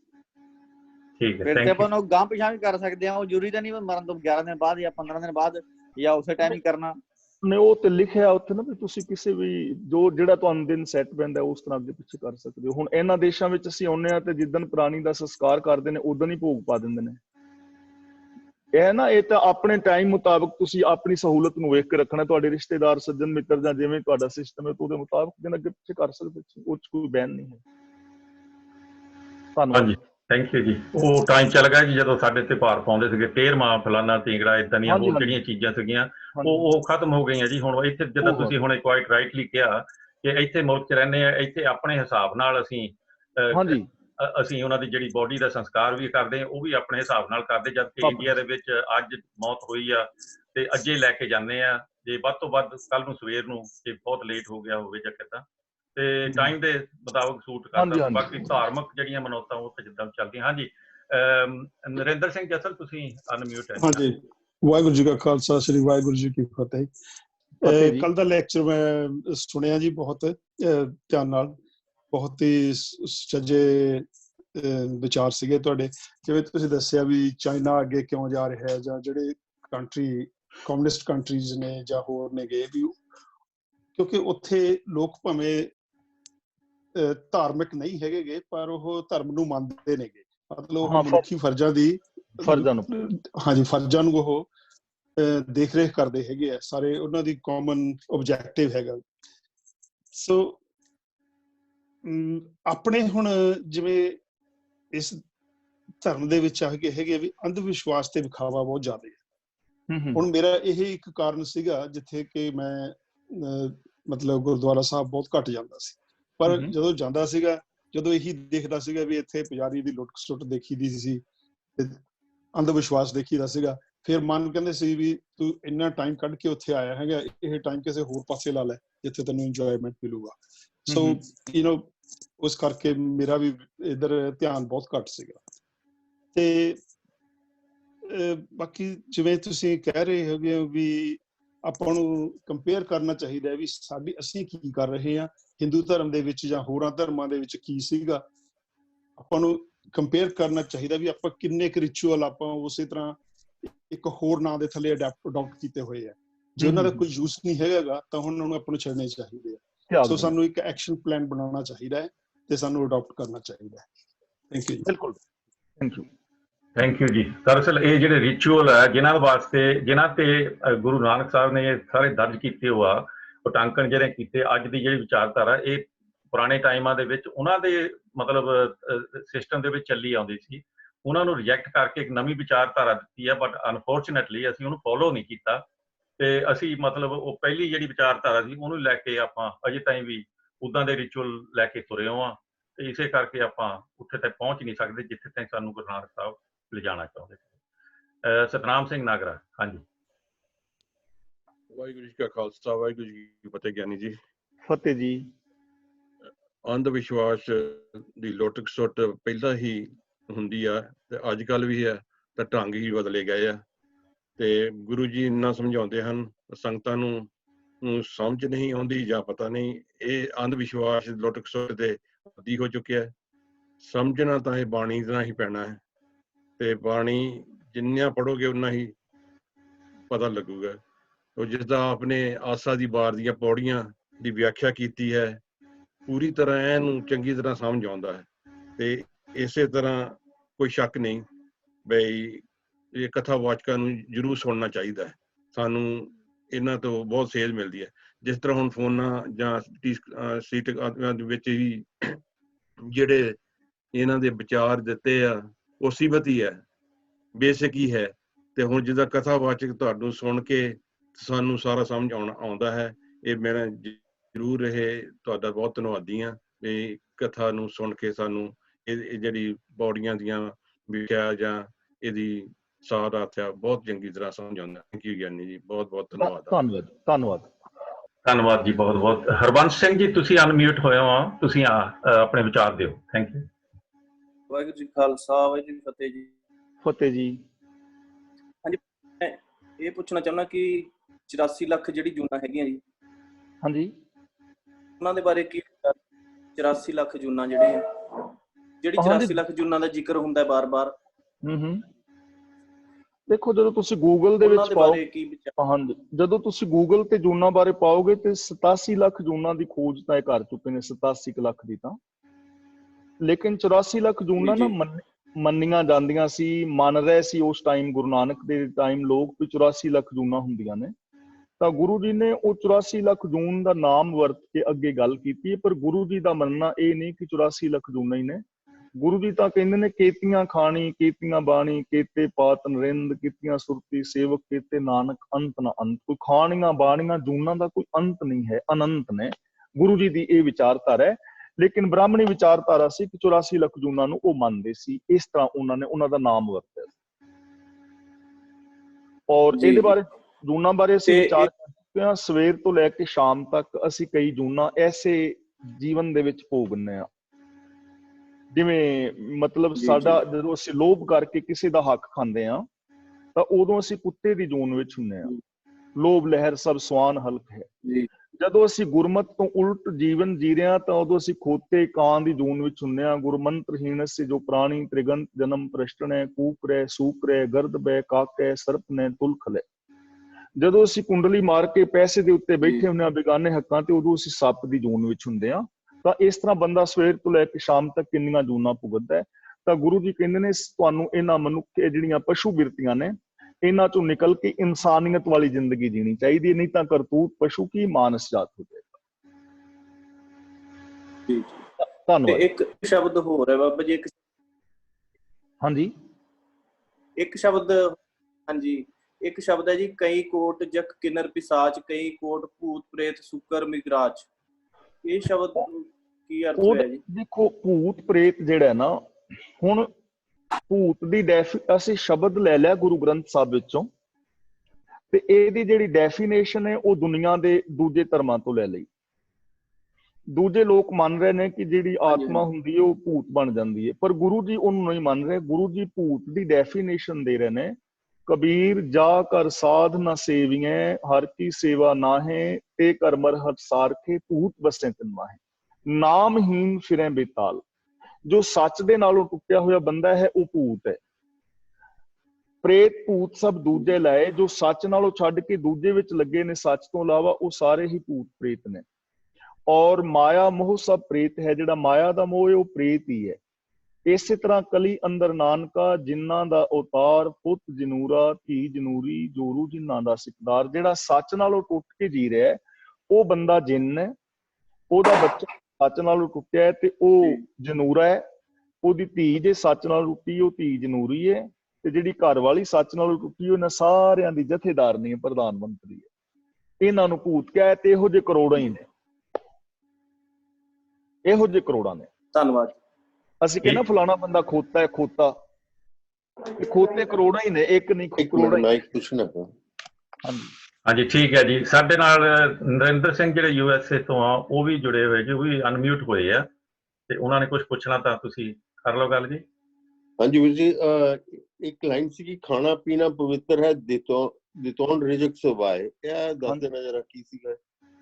ਹਾਂਜੀ, ਖਾਣਾ ਪੀਣਾ ਪਵਿੱਤਰ ਦਾ ਮਤਲਬ ਹੈਗਾ ਵੀ ਜੋ ਅਸੀਂ ਲੰਗਰ ਪਾਣੀ ਛਕਦੇ ਹਾਂ ਔਰ ਪਾਣੀ ਪੀਂਦੇ ਹਾਂ, ਇਹ ਪਵਿੱਤਰ ਹੈਗਾ। ਇਹ ਰੱਬ ਨੇ ਇੱਕ ਸਿਸਟਮ ਦੇ ਵਿੱਚ ਪੈਦਾ ਕੀਤਾ ਹੈ। ਇਹ ਉਹਨਾਂ ਲੋਕਾਂ ਵਾਸਤੇ ਕਿਹਾ ਹੈ ਜਿਹੜੇ ਲੋਕ ਅੰਨ ਨਹੀਂ ਖਾਂਦੇ ਤੇ ਕਹਿੰਦੇ ਨੇ ਵੀ ਅੰਨ ਛੱਡਿਆ ਰੱਬ ਮਿਲੇਗਾ। ਛੋੜੈ ਅੰਨ ਕਰੈ ਪਾਖੰਡ, ਨਾ ਸੁਹਾਗਣ ਨਾ ਉਈ ਰੰਡ। ਉਹਨਾਂ ਵਾਸਤੇ ਹੈ ਕਿ ਇਹ ਤੁਹਾਡੀ ਵਿਚਾਰਧਾਰਾ ਗਲਤ ਹੈ ਕਿ ਪਾਣੀ ਨਾ ਪੀਣ ਨਾਲ ਰੱਬ ਮਿਲ ਜਾਵੇ, ਜਾਂ ਕਿ ਮਤਲਬ ਅੰਨ ਛੱਡਣ ਦੇ ਨਾਲ ਰੱਬ ਮਿਲ ਜਾਵੇ। ਤਾਂ ਇਹ ਗੱਲਾਂ ਨਹੀਂ ਹੈਗੀਆਂ। ਖਾਣਾ ਪੀਣਾ ਪਵਿੱਤਰ ਹੈ। ਇਹ ਤੁਹਾਡਾ ਖਾਣਾ ਪੀਣਾ ਪਵਿੱਤਰ ਹੈਗਾ ਜੇਕਰ ਤੁਸੀਂ 10 ਨਵਾਂ ਦੀ ਕਿਰਤ ਕਮਾਈ ਕਰਕੇ ਖਾਂਦੇ ਹੋ, ਤੇ ਜੇ ਤੁਹਾਡਾ 2 ਨੰਬਰ ਦਾ ਧੰਦਾ ਹੈ ਤੇ ਫਿਰ ਇਹ ਅਪਵਿੱਤਰ ਹੈ। ਇਸ ਐਂਗਲ ਤੋਂ। ਥੈਂਕ ਯੂ ਵੀਰ ਜੀ। ਧੰਨਵਾਦ। ਧੰਨਵਾਦ ਜੀ। ਮੈਂ ਨਿਰਮਲ ਸਿੰਘ ਨੂੰ, ਪ੍ਰਧਾਨ ਜੀ ਤੁਸੀਂ ਕੁਝ ਕਹਿਣਾ ਤਾਂ ਅਨਮਿਊਟ ਹੋ ਜਾਓ, ਤੇ ਉਹਦੇ ਬਾਅਦ ਚ ਮੈਂ ਗੁਰਸ਼ਰਨ ਸਿੰਘ ਜੀ ਤੁਸੀਂ ਕੁਝ ਕਹਿਣਾ ਤਾਂ ਤੁਸੀਂ ਵੀ ਤੁਸੀਂ ਅਨਮਿਊਟ ਆ, ਪਰ ਮੈਂ ਤੁਹਾਡੇ ਕੋਲ ਆਉਣਾ ਹੋਣਾ ਹੈ। ਨਿਰਮਲ ਸਿੰਘ ਜੀ। ਵਾਹਿਗੁਰੂ ਜੀ ਕਾ ਖਾਲਸਾ, ਵਾਹਿਗੁਰੂ ਜੀ ਕੀ ਫਤਿਹ। ਫਤਿਹ ਜੀ। ਬਹੁਤ ਕੁਛ ਅੱਜ ਦੱਸਿਆ ਗਿਆ ਆ, ਤੇ ਇਹ ਹੈ ਕਿ ਮੇਨ ਚੀਜ਼ ਤੇ ਹੈ ਕਿ ਅੰਧ ਵਿਸ਼ਵਾਸ ਹੀ ਸੀਗਾ ਉਸ ਸਮੇਂ ਦਾ, ਜਿਸ ਵੇਲੇ ਨਾਨਕ ਦੇਵ ਜੀ ਇਸ ਸੰਸਾਰ ਤੇ ਆਏ ਆ, ਤੇ ਉਸ ਨੂੰ ਕੀਤਾ ਗੁਰੂ ਨਾਨਕ ਨੇ ਆਪਣੀ ਬਾਣੀ ਦੇ ਰਾਹੀਂ। ਹਾਂਜੀ ਹਾਂਜੀ। ਤੇ ਇਹ ਹੈ ਚਾਹੇਗਾ ਫਿਰ ਉਸ ਤੋਂ ਬਾਅਦ ਆ ਜਿਹੜੇ ਹੈਗਾ ਨ੍ਰਿਤਕ ਇਹਨਾਂ ਤੇ ਭੋਜਨ ਪਜਾਉਣਾ, ਤੇ ਬਾਅਦ ਦੇ ਵਿੱਚ ਮਰਨ ਤੋਂ ਬਾਅਦ ਇਹ ਚੀਜ਼ਾਂ ਸਭ ਬਹਿ ਭਰਮੀ ਆ, ਜਾਂਦਾ ਕਿਤੇ ਵੀ ਨਹੀਂ। ਨਾ ਸਮਾਨਾਂ ਤੇ ਪਹੁੰਚਣਾ, ਕਿੱਥੇ ਚਲ ਗਈ, ਕਿੱਥੇ ਆਤਮਾ ਗਈ ਹੈ। ਤੇ ਇਸ ਹੈਗਾ ਸਾਰੇ ਵਹਿਮ ਭਰਮ ਆ ਇਹਨਾਂ ਚੀਜ਼ਾਂ ਦਾ ਕਿ ਇਹਨਾਂ ਨੇ ਸਿੱਧੇ ਰਸਤੇ ਦਾ ਦੱਸਿਆ। ਸਿੰਪਲ ਹੀ ਹੈ ਕਿ ਹੈਗਾ ਜੋ ਕੁਛ ਹੈਗਾ ਸੰਸਾਰ ਵਿੱਚ ਹੈ ਕਿ ਤੁਸੀਂ ਹੈਗਾ ਆਪਣੇ ਜੀਵਨ ਨੂੰ ਚੰਗਾ ਬਣਾ ਸਕਦੇ ਆ, ਮਨ ਤੋਂ ਬਾਅਦ ਫਿਰ ਬਾਅਦ ਵਿੱਚ ਕੁਛ ਨਹੀਂ ਬਣਨਾ। ਇਹ ਚੀਜ਼ ਸਿੰਪਲ ਕਰਕੇ ਆ। ਤੇ ਬਾਕੀ ਜਿਹੜੀ ਹੈ ਕੁਆਲਿਟੀ ਸੀਗੀ ਤੇ ਉਹ ਕੁਆਲਿਟੀ ਦਾ ਇਹਨਾਂ ਨੇ ਹੈਗਾ ਮੌਕਾ ਦਿੱਤਾ ਗੁਰੂ ਨਾਨਕ ਨੇ। ਸਾਰੇ ਜੀਵ ਇਕੁਅਲ ਆ, ਜੇ ਸਾਰਿਆਂ ਵਿੱਚ ਆਤਮਾ ਪਰਮਾਤਮਾ ਹੈਗਾ ਤੇ ਸਾਰੇ ਭਾਵੇਂ ਹੈਗਾ ਔਰਤ ਹੈ, ਚਾਹੇ ਆਦਮੀ ਹੈ, ਚਾਹੇ ਬੱਚਾ ਜਾਂ ਬੁੱਢਾ ਆ, ਸਾਰੇ ਦੇ ਆਰ ਆਲ ਇਕੁਅਲ। ਇਸ ਕਰਕੇ ਆ ਵੀ ਹੈਗਾ ਇਹ ਸਾਰੇ ਉਸ ਸਮੇਂ ਦੇ ਵਹਿਮ ਭਰਮ ਸੀਗੇ। ਅੱਜ ਗੁਰੂ ਨਾਨਕ ਦੇਵ ਜੀ ਨੇ ਬਾਹਰ ਕੱਢ ਕੇ ਇਹਨਾਂ ਵਹਿਮਾਂ ਭਰਮਾਂ ਤੋਂ ਇੱਕ ਪਰਮਾਤਮਾ ਇੱਕ ਦੇ ਨਾਲ ਜੋੜ ਦਿੱਤਾ ਕਿ ਜੇ ਆਪਾਂ ਵੀ ਜੀਵਨ ਸੋਹਣਾ ਬਣਾਉਣਾ, ਵਹਿਮਾਂ ਭਰਮਾਂ ਤੋਂ ਬਾਹਰ ਨਿਕਲ ਕੇ ਇੱਕ ਦੇ ਨਾਲ ਜੁੜ ਜਾਈਏ ਤੇ ਚੰਗੇ ਕੰਮ ਕਰੀਏ ਤੇ ਇੱਥੇ ਹੈਗਾ ਆਪਣਾ ਕਰੇ। ਜੇ ਮਾੜੇ ਕੰਮ ਤੋਂ ਉਹਦਾ ਰਿਜ਼ਲਟ ਵੀ ਮਾੜਾ ਹੀ ਨਿਕਲਣਾ ਇਹ ਜੀਵਨ ਦੇ ਵਿੱਚ ਵੀ। ਤੇ ਮੈਂ ਇੱਕ ਲਫ਼ਜ਼ ਗਾਂ ਕਹਿੰਦਾ ਹੁੰਦਾ ਅੱਗੋਂ ਲਈ ਵੀ, ਕਿ ਜਿਹੜਾ ਲਫ਼ਜ਼ ਅੱਗੋਂ ਆ ਉਹ ਹੈਗਾ ਮੈਂ ਮੇਰੇ ਮਨ ਦੇ ਵਿੱਚ ਬੈਠਾ ਆ, ਉਹ ਕਿਤੇ ਫਿਰ ਕਲੀਅਰ ਕਰਾਂਗੇ। ਤੇ ਇਹ ਚੀਜ਼ ਹੈਗੀ ਆ ਕਿ ਚੰਗੇ ਕੰਮ ਆਪਾਂ ਕਰਕੇ ਜਾਈਏ। ਹਾਂਜੀ, ਮੈਨੂੰ ਲੱਗਦਾ ਜੀ ਉਹਨਾਂ ਦਾ ਸ਼ਾਇਦ ਇੰਟਰਨੈਟ ਫ੍ਰੀਜ਼ ਹੋ ਗਿਆ। ਤੇ ਚਲੋ ਠੀਕ ਹੈ ਜੀ, ਬਹੁਤ ਬਹੁਤ ਧੰਨਵਾਦ। ਤੇ ਸਾਡੇ ਹੋਰ ਤਾਂ ਕੋਈ ਨਹੀਂ ਅਨਮਿਊਟ ਹੋਏ ਆ। ਤੇ ਇੱਕ ਸਾਡੇ ਗੁਰਸ਼ਰਨ ਸਿੰਘ ਜੀ ਹੈਗੇ ਆ, ਉਹਨਾਂ ਨੂੰ ਇਨਵਾਈਟ ਕਰਦੇ ਆ ਜੀ। ਗੁਰਸ਼ਰਨ ਸਿੰਘ ਜੀ। ਵਾਹਿ ਖਾਲਸਾ ਵਾਹਿ ਫਤਿਹ ਜੀ। ਫਤਿਹ ਜੀ। ਹਾਂਜੀ, ਬਹੁਤ ਸੋਹਣਾ ਐਕਸਪਲੇਨ ਕੀਤਾ ਭਾਈ ਸਾਹਿਬ ਨੇ, ਬਹੁਤ ਆਨੰਦ ਆਇਆ। ਇੰਨਾ ਸੋਹਣਾ ਮਤਲਬ ਕਲੈਰਿਟੀ 'ਚ ਅੱਗੇ ਕਿਸੇ ਨੇ ਐਕਸਪਲੇਨ ਨਹੀਂ ਕੀਤਾ। ਮੈਂ ਇੱਕ ਗੱਲ ਪੁੱਛਣੀ ਸੀ ਕਿ ਸਾਡੇ 'ਚ ਇਹ ਆਮ ਜਿਹੜਾ ਨਾ ਹਰ ਬੰਦੇ 'ਚ ਰੱਬ ਨਜ਼ਰ ਨਹੀਂ ਆਉਂਦਾ। ਹਾਂਜੀ, ਭਾਵੇਂ ਸੱਚ ਬੋਲੋ, ਭਾਵੇਂ ਲਾਲਚ ਛੱਡ ਦੋ, ਬੁਰਾਈਆਂ ਠੱਗੀਆਂ ਛੱਡ ਦੋ, ਦਾਨ ਦੇ ਦੋ, ਸੇਵਾ ਕਰ ਲੋ, ਪਰ ਉਹ ਜਿਹੜਾ ਨਜ਼ਰ ਹੈ ਉਹ ਪਤਾ ਨਹੀਂ ਕਿਹੋ ਜਿਹਾ ਬੰਦੇ ਨੂੰ ਹੋਣਾ ਪਏਗਾ ਕਿ ਨਜ਼ਰ ਆਏ ਹਰ ਕਿਸੇ ਦੇ। ਨੇਚਰ ਵਿੱਚ ਤਾਂ ਆ ਜਾਂਦਾ, ਪਰ ਰੱਬ ਨੂੰ ਹਰ ਪਾਸੇ ਹਰ ਬੰਦੇ ਦੇਖਣਾ ਬੜਾ ਔਖਾ। ਹਾਂਜੀ, ਉਹ ਨਾ ਸਿਰਫ ਸਾਨੂੰ ਨਾ ਪ੍ਰੋਬਲਮ ਇਹ ਆ ਰਹੀ ਵੀ ਰੱਬ ਨੂੰ ਸਮਝਣ ਦੀ ਪ੍ਰੋਬਲਮ ਆ ਰਹੀ ਵੀ ਰੱਬ ਹੈ ਕੀ ਜਿਹਨੂੰ ਅਸੀਂ ਦੇਖਣਾ ਚਾਹੁੰਦੇ ਹਾਂ। ਇਹ ਇੱਥੇ ਪ੍ਰੋਬਲਮ ਆ ਰਹੀ ਹੈ। ਸਾਡੇ ਅੰਦਰ ਨਾ ਇੱਕ ਚੀਜ਼ ਪਾ ਦਿੱਤੀ ਵੀ ਰੱਬ ਇੱਕ ਤਾਂ ਦੁਨੀਆ ਤੋਂ ਵੱਖਰਾ, ਇੱਕ ਤਾਂ ਉਹ ਬੈਠੀ ਹੈ। ਦੂਜਾ ਨਾ ਸਾਡੇ ਅੰਦਰ ਇਹ ਚੀਜ਼ਾਂ ਪਾ ਦਿੱਤੀਆਂ ਨੇ ਵੀ ਰੱਬ ਦਾ ਮੈਂ ਨਾਮ ਜਪ ਰਿਹਾ ਸੀ ਤੇ ਮੇਰੇ ਅੰਦਰ ਚਾਨਣਾ ਹੀ ਚਾਨਣਾ ਹੋ ਗਿਆ, ਯਾਨੀ ਰੱਬ ਚਾਨਣਾ। ਕੁਛ ਇਹੋ ਜਿਹੀਆਂ ਸਾਡੇ ਅੰਦਰ ਨਾ ਉਹ ਜਿਹੜੀਆਂ ਨੇ ਨਹੀਂ ਆ ਰਹੀਆਂ। ਹੁਣ ਰੱਬ ਹੈਗਾ ਗੁਣਾਂ ਦਾ ਮੁਜੱਸਮਾ, ਤੁਹਾਨੂੰ ਰੱਬ ਨਜ਼ਰੀ ਆਏਗਾ ਸਾਰਿਆਂ ਵਿੱਚ। ਰੱਬ ਹੈਗਾ ਗੁਣਾਂ ਦਾ ਮੁਜੱਸਮਾ। ਹੁਣ ਮੰਨ ਲਓ ਮੈਂ ਆ ਸ਼ਰਾਬ ਪੀਂਦਾ ਵਾਂ, ਚੋਰੀ ਕਰਦਾ ਵਾਂ, ਜਾਂ ਮੈਂ ਕਰੈਕਟਰਲੈਸ ਹਾਂ, ਪਰ ਤੁਹਾਨੂੰ ਫਿਰ ਵੀ ਮੇਰੇ ਅੰਦਰ ਰੱਬ ਨਜ਼ਰ ਆਏਗਾ। ਕਿਵੇਂ ਆਏਗਾ? ਕਿਉਂਕਿ ਮੇਰੇ ਅੰਦਰ ਸਾਰੇ ਸ਼ੁਭ ਗੁਣ ਮੌਜੂਦ ਹੈਗੇ ਨੇ। ਮੈਂ ਉੱਚੇ ਕਰੈਕਟਰ ਵਾਲਾ ਵੀ ਹੋ ਸਕਦਾ, ਮੈਂ ਸੱਚ ਵੀ ਬੋਲ ਸਕਦਾ, ਮੈਂ ਦਇਆ ਵੀ ਕਰ ਸਕਦਾ ਵਾਂ। ਇਹ ਗੁਣ ਸਾਰੇ ਮੇਰੇ ਅੰਦਰ ਮੌਜੂਦ ਨੇ, ਪਰ ਮੈਂ ਉਹਨਾਂ ਤੋਂ ਅਣਜਾਣ ਆ। ਤੁਹਾਨੂੰ ਜਾਣਕਾਰੀ ਵੀ ਇਸ ਬੰਦੇ ਦੇ ਅੰਦਰ ਹੈ ਤੇ ਕਿੰਨਾ ਬੰਦਾ ਅਣਜਾਣ ਹੈ ਵੀ ਅੰਦਰ ਬੈਠੇ ਰੱਬ ਨੂੰ ਵੇਖ ਨਹੀਂ ਪਾ ਰਿਹਾ। ਤੁਸੀਂ ਵੇਖ ਸਕਦੇ ਹੋ। ਉਹ ਜਿਹੜੀਆਂ ਕੁਆਲਿਟੀਜ਼ ਨੇ ਉਹ ਹਰ ਬੰਦੇ ਦੇ ਅੰਦਰ ਹੀ ਹੈ ਨੇ, ਲੇਕਿਨ ਉਹਨਾਂ ਨੂੰ ਯੂਜ਼ ਨਹੀਂ ਕਰ ਰਿਹਾ। ਇਹ ਵੇ ਰੱਬ ਦਾ ਵੇਖਣਾ। ਆਪਣੇ ਅੰਦਰ ਵੀ ਇਹਨਾਂ ਚੀਜ਼ਾਂ ਨੂੰ ਦੇਖੋ। ਤੁਸੀਂ ਹੁਣ ਤੁਸੀਂ ਸਾਰੇ ਹੋ ਨਾ, ਹੋ ਸਕਦਾ ਹੈ ਤੁਹਾਡੇ ਵਿੱਚ ਕੋਈ ਬੰਦਾ ਗੁੱਸੇ ਵਾਲਾ ਹੋਵੇ, ਕੋਈ ਬੰਦਾ ਲਾਲਚੀ ਹੋਵੇ, ਕੋਈ ਬੰਦਾ ਹੰਕਾਰੀ ਹੋਵੇ। ਮੈਂ ਹਾਂ ਤਾਂ ਮੈਂ ਹੰਕਾਰੀ ਹੋਵਾਂ, ਕੁਛ ਹੋਵਾਂ। ਇਹ ਕਮੀਆਂ ਹੋ ਸਕਦੀਆਂ ਨੇ, ਲੇਕਿਨ ਸਾਡੇ ਗੁਣ ਸਾਰਿਆਂ ਦੇ ਅੰਦਰ ਮੌਜੂਦ ਨੇ। ਸਤ, ਸੰਤੋਖ, ਦਇਆ, ਧਰਮ, ਧੀਰਜ, ਗਿਆਨ, ਵੈਰਾਗ, ਨਿਮਾਨਤਾ, ਸੇਵਾ, ਸਿਮਰਨ, ਪ੍ਰੇਮ, ਕੁਰਬਾਨੀ, ਇਹ ਸਾਰੇ ਗੁਣ ਮੌਜੂਦ ਨੇ। ਤਾਂ ਇਹਨਾਂ ਗੁਣਾਂ ਨੂੰ ਵੇਖਣਾ, ਉਹਦੀ ਪੋਸੀਬਿਲਿਟੀ ਨੂੰ ਵੇਖਣਾ ਹੀ ਰੱਬ ਨੂੰ ਵੇਖਣਾ। ਥੈਂਕ ਯੂ ਜੀ ਗੁਰਸ਼ਰਨ ਸਿੰਘ ਜੀ, ਬਹੁਤ ਬਹੁਤ ਧੰਨਵਾਦ ਤੁਹਾਡੇ ਸਵਾਲ ਦਾ। ਤੇ ਇੱਥੇ ਆਪਾਂ ਜੀ ਸਮਾਪਤੀ ਕਰਦੇ ਹਾਂ ਅੱਜ ਦੀ ਕਲਾਸ। ਬਹੁਤ ਵਧੀਆ ਰਹੀ ਜੀ, ਵਿਚਾਰ ਸਾਰਿਆਂ ਨੇ ਆਪਣੇ ਆਪਣੇ ਐਕਸਚੇਂਜ ਕੀਤੇ ਆ। ਗਿਆਨੀ ਜੀ ਦਾ ਬਹੁਤ ਬਹੁਤ ਧੰਨਵਾਦ, ਸਾਰੀਆਂ ਸੰਗਤਾਂ ਦਾ ਬਹੁਤ ਬਹੁਤ ਧੰਨਵਾਦ। ਦੂਰੋਂ ਹਾਂਜੀ ਕੁਲਦੀਪ ਕੌਰ। ਇੱਕ ਚੀਜ਼ ਮੈਂ ਕਹਿਣੀ ਸੀ। ਮੈਂ ਕਿਹਾ ਆਪਣੇ ਪ੍ਰਧਾਨ ਜੀ ਨੂੰ ਹੁਣ ਕਹਿਣਾ ਕਿ ਇਹ ਚੀਜ਼ਾਂ ਸਾਡੇ ਗੁਰਦੁਆਰੇ ਵਿੱਚ ਲਾਗੂ ਕਰਾਉਣ, ਕਿ ਕੋਈ ਅਸੀਂ ਕੋਈ 11 ਮਹੀਨਿਆਂ ਬਾਅਦ ਪਾਠ ਨਹੀਂ ਕਰਨੇ, ਅਸੀਂ ਇਹ ਚੀਜ਼ਾਂ ਨਹੀਂ ਕਰਨੀਆਂ, ਤਾਂ ਸਾਨੂੰ ਫਿਰ ਫਾਇਦਾ ਆ ਸਿੱਖਣ ਦਾ। ਜੇ ਅਸੀਂ ਕਰੀ ਵੀ ਜਾਵਾਂਗੇ, ਸਿੱਖੀ ਵੀ ਜਾਂਦੇ ਆ, ਫਿਰ ਅਸੀਂ ਹੋਰਾਂ ਨੂੰ ਕਿੱਦਾਂ ਸਮਝਾਵਾਂਗੇ? ਬਹੁਤ ਗੱਲਾਂ ਕਰਨੇ ਵਾਲੀਆਂ ਜੀ ਇਦਾਂ ਦੀਆਂ, ਤੇ ਉਹਦੇ ਬਾਰੇ ਇਹ ਪ੍ਰਧਾਨ ਹੁਣ ਨਹੀਂ, ਇਹ ਤਾਂ ਆਪਣੀ ਸੰਗਤ ਦੀ ਜ਼ਿੰਮੇਵਾਰੀ ਹੈ ਜੀ। ਸੰਗਤ ਦੀ ਜ਼ਿੰਮੇਵਾਰੀ ਹੈ, ਸੰਗਤ ਨਾ ਕਰਨੀ।